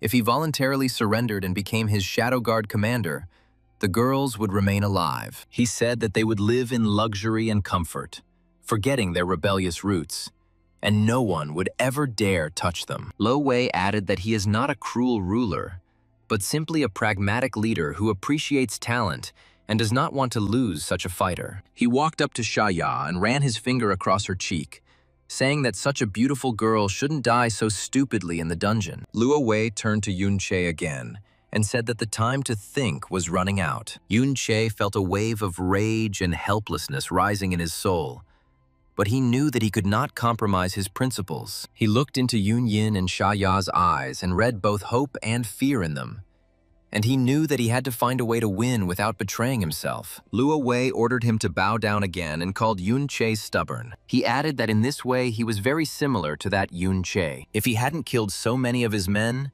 he would have forced him to become his subordinate at any cost. Yun Che remembered Lan Qian, the soldiers, Yun Yi and Luo Sha, and said that there was no need to pretend that he cared about them. Luo Wei noticed that his health had long been close to 0, and Yun Che could kill him with just his little finger, but he still hesitated, and recalled Yun Yi's words about how he forced him to enter the battle. Yun Che asked what his original plan was and what he knew. Luo Wei asked what he was waiting for, and Yun Che realized that Luo Wei wanted to lure him out. The gravity spell was lifted and Luo Wei chuckled, saying that it hadn't worked on him before. He added that he was still able to make Yun Che appear by using the boy. Teacher Sha Wang appeared before him. Sha Ya quietly uttered the word, "Father," saying that she again could not cope without his help. The teacher told Lo Wei not to call him teacher because he did not remember taking him as a student. He explained that he had only once fulfilled the request of his good friend and taken on one single student. Sha Wan asked Yun Che if he was still holding on,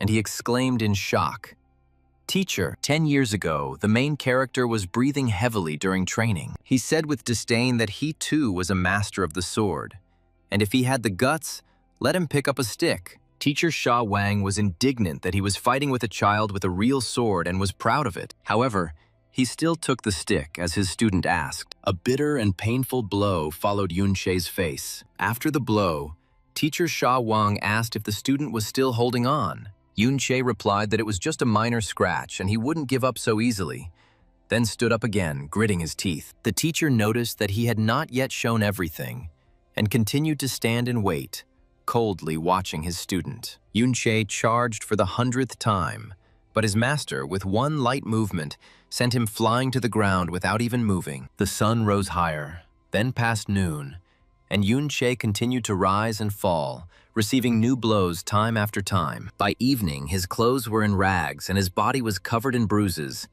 but he stubbornly refused to admit defeat. The teacher looked at the sunset and calmly remarked that today was enough, and tomorrow he would wait for him again in the same place. Yun-che, lying on the ground and breathing heavily, whispered that tomorrow he would definitely last longer than today. Teachers said that Yun-che's father had spoken about his discipline problems, but he is not completely hopeless. And at least he has stubbornness and ambition. Since this was the case, the teacher decided to take him on as a student, although he never wanted such a nickname for himself. But the legacy of his family's craftsmanship can only be passed on to one person. He said the bond between a student and a teacher is often similar to that between a father and a son. A student must honor the teacher as a father, and by accepting him, he takes responsibility for turning him into something worthwhile. This applies to swordsmanship and everything else. But until Yun-che grows up, the teacher will protect him with his own life. Lo Wei called him teacher, but Sha Wang told him not to call him that, and he did not remember taking him as a student. Only once did he fulfill the request of his good friend and take on one single student. Sha Wang asked Yun-che again if he was still holding on. The main character thought that in this life he was not destined to see his loved ones again, and that they no longer existed in this world. Yun-che said that he only had a scratch, as if he was back in training as a child, when his teacher patiently taught him how to hold a sword. Who would have thought that not only Sha Ya was alive, but also the teacher, and that they would meet again after so many years in this damned dungeon? Yun-che felt tears welling up in his eyes, but he held them back, as now was not the time to show weakness. Luo Wei said with resentment that the teacher had taught him too, albeit for a very short time, but only accepted Yun-che, and how heartless he was. Sha Wan replied that since he was already here, there was no need for Yun-che to waste time on others, and suggested that they begin. He told Yun-che to take advantage of this chance. He ordered to take Sha Yu and Yun Yin and leave. After all, the current Luo Wei couldn't be defeated even if Yun-che reached the SSS class and they joined forces, the teacher said bitterly. He added that during his years of power, Lo Wei accumulated an incredible number of artifacts and forbidden techniques. Master looked at Yun-che and said that the only chance of victory was to find a way to destroy the source of his power. He remembered that there was a mention of Lo Wei's weak point in the old chronicles, but those books were thought to be lost many years ago. Yun-che replied that he would find these books even if he had to search through all the libraries in the kingdom and descend into the most dangerous dungeons. The teacher sighed heavily and said that there was little time left, and if they did not make it in time, the kingdom would be plunged into an even more terrible darkness. Sha Wang advised to first go to the reflected world and take the soul of Yun Yi, who should have useful information. Yun-che was surprised at how his teacher knew about the reflected world, since he had only activated this skill just before his death in his previous life. The teacher said that they had to leave and he would explain everything when they were safe, throwing him the crystal of the spiritual mother. The teacher then added that he didn't expect that Yun-che would actually be reborn and that he would see his disciple again after so many years. Master said that Yun-chi would be of use to him, so he should take with him this old sword that he had kept all this time. He handed the student a battered scabbard and said that the weapon had once belonged to his father, but that it was now rightfully his. Yun-che took the sword and felt a warm wave run through his hand, as if the blade itself was recognizing its new owner. The teacher looked at the sky and said that time was running out, and they needed to leave before Luo Wei recovered from the unexpected attack. He added that in a safe place, he would tell Yun-che everything he knew about Luo Wei's plans and how to stop him. Yun-che nodded and tightened his grip on the sword, feeling that with this weapon and his master's support, he had a real chance of winning. Sha Ya said that Yun-che was finally able to return, so he should try not to die so easily again, and ordered him to follow her. Yun-che listened to the girl and went after her, who was already running past the opponents. He paused for a second and wondered where life had taken him. The hero had already found himself in the reflected world, and thought that at first it seemed to him that his rebirth was just an accident. However, the enemies are too strong. He realized that his family and friends from the past were turning out to be traitors. Fighting alone against an empire that had been built up over decades was nearly impossible.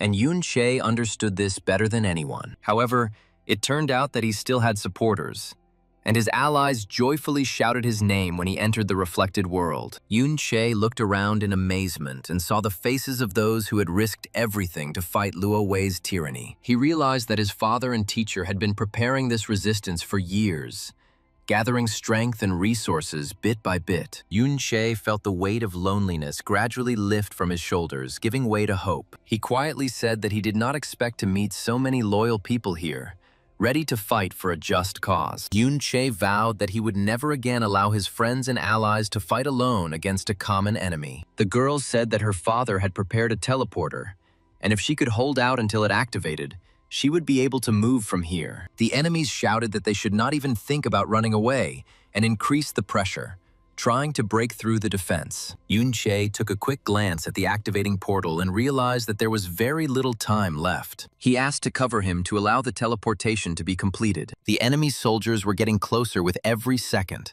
and the pressure on the defenders was growing incredibly. Yun-che activated the last remaining shield and shouted for everyone to retreat to the portal without panicking. The girl maintaining the teleportation had difficulty maintaining the spell. Her mana was running low. At the last moment, Yun-che parried another attack and, picking up his wounded ally, jumped into the shimmering teleport passage. Shaya, entering the teleport into the shelter, ordered to lower the weapons, saying that everyone here was friendly. Yun-che was surprised to find that he was here too, and it was time to get acquainted with those who shared his goals. The girl said that for decades they had been gathering supporters who would fight against Luo Wei and the Empire. She added that this base became a refuge for all those dissatisfied with the ruler's tyranny. Yun-che looked around the fortress with admiration and realized that the teacher had created something more than just a resistance force. The girl explained that they were not simply hiding, but planning coordinated strikes on key targets of the empire. Yun-che asked how many more people were willing to stand against Luo Wei when the decisive moment came. They told him that their numbers were growing every day, and that they would soon be able to strike a blow from which the empire would not recover. Sha Ya then allowed us to introduce their base, Ember, the city of resistance. Yun-che was told that they didn't know what had happened to him, but he was safe here. And from now on, he was no longer alone in his struggle. He felt the weight of years of loneliness lifted from his shoulders. He was shown residential areas, training grounds, and weapons depots, where life in the future stronghold of freedom was in full swing. Yun-che realized that all these people had laid the foundation for a true revolution that would one day shake the foundations of the empire. He quietly said that he would not betray their trust, and would do everything to ensure that these sacrifices would not be in vain when the hour of the decisive battle came. Yun-che deactivated his berserker body and let out a sigh of relief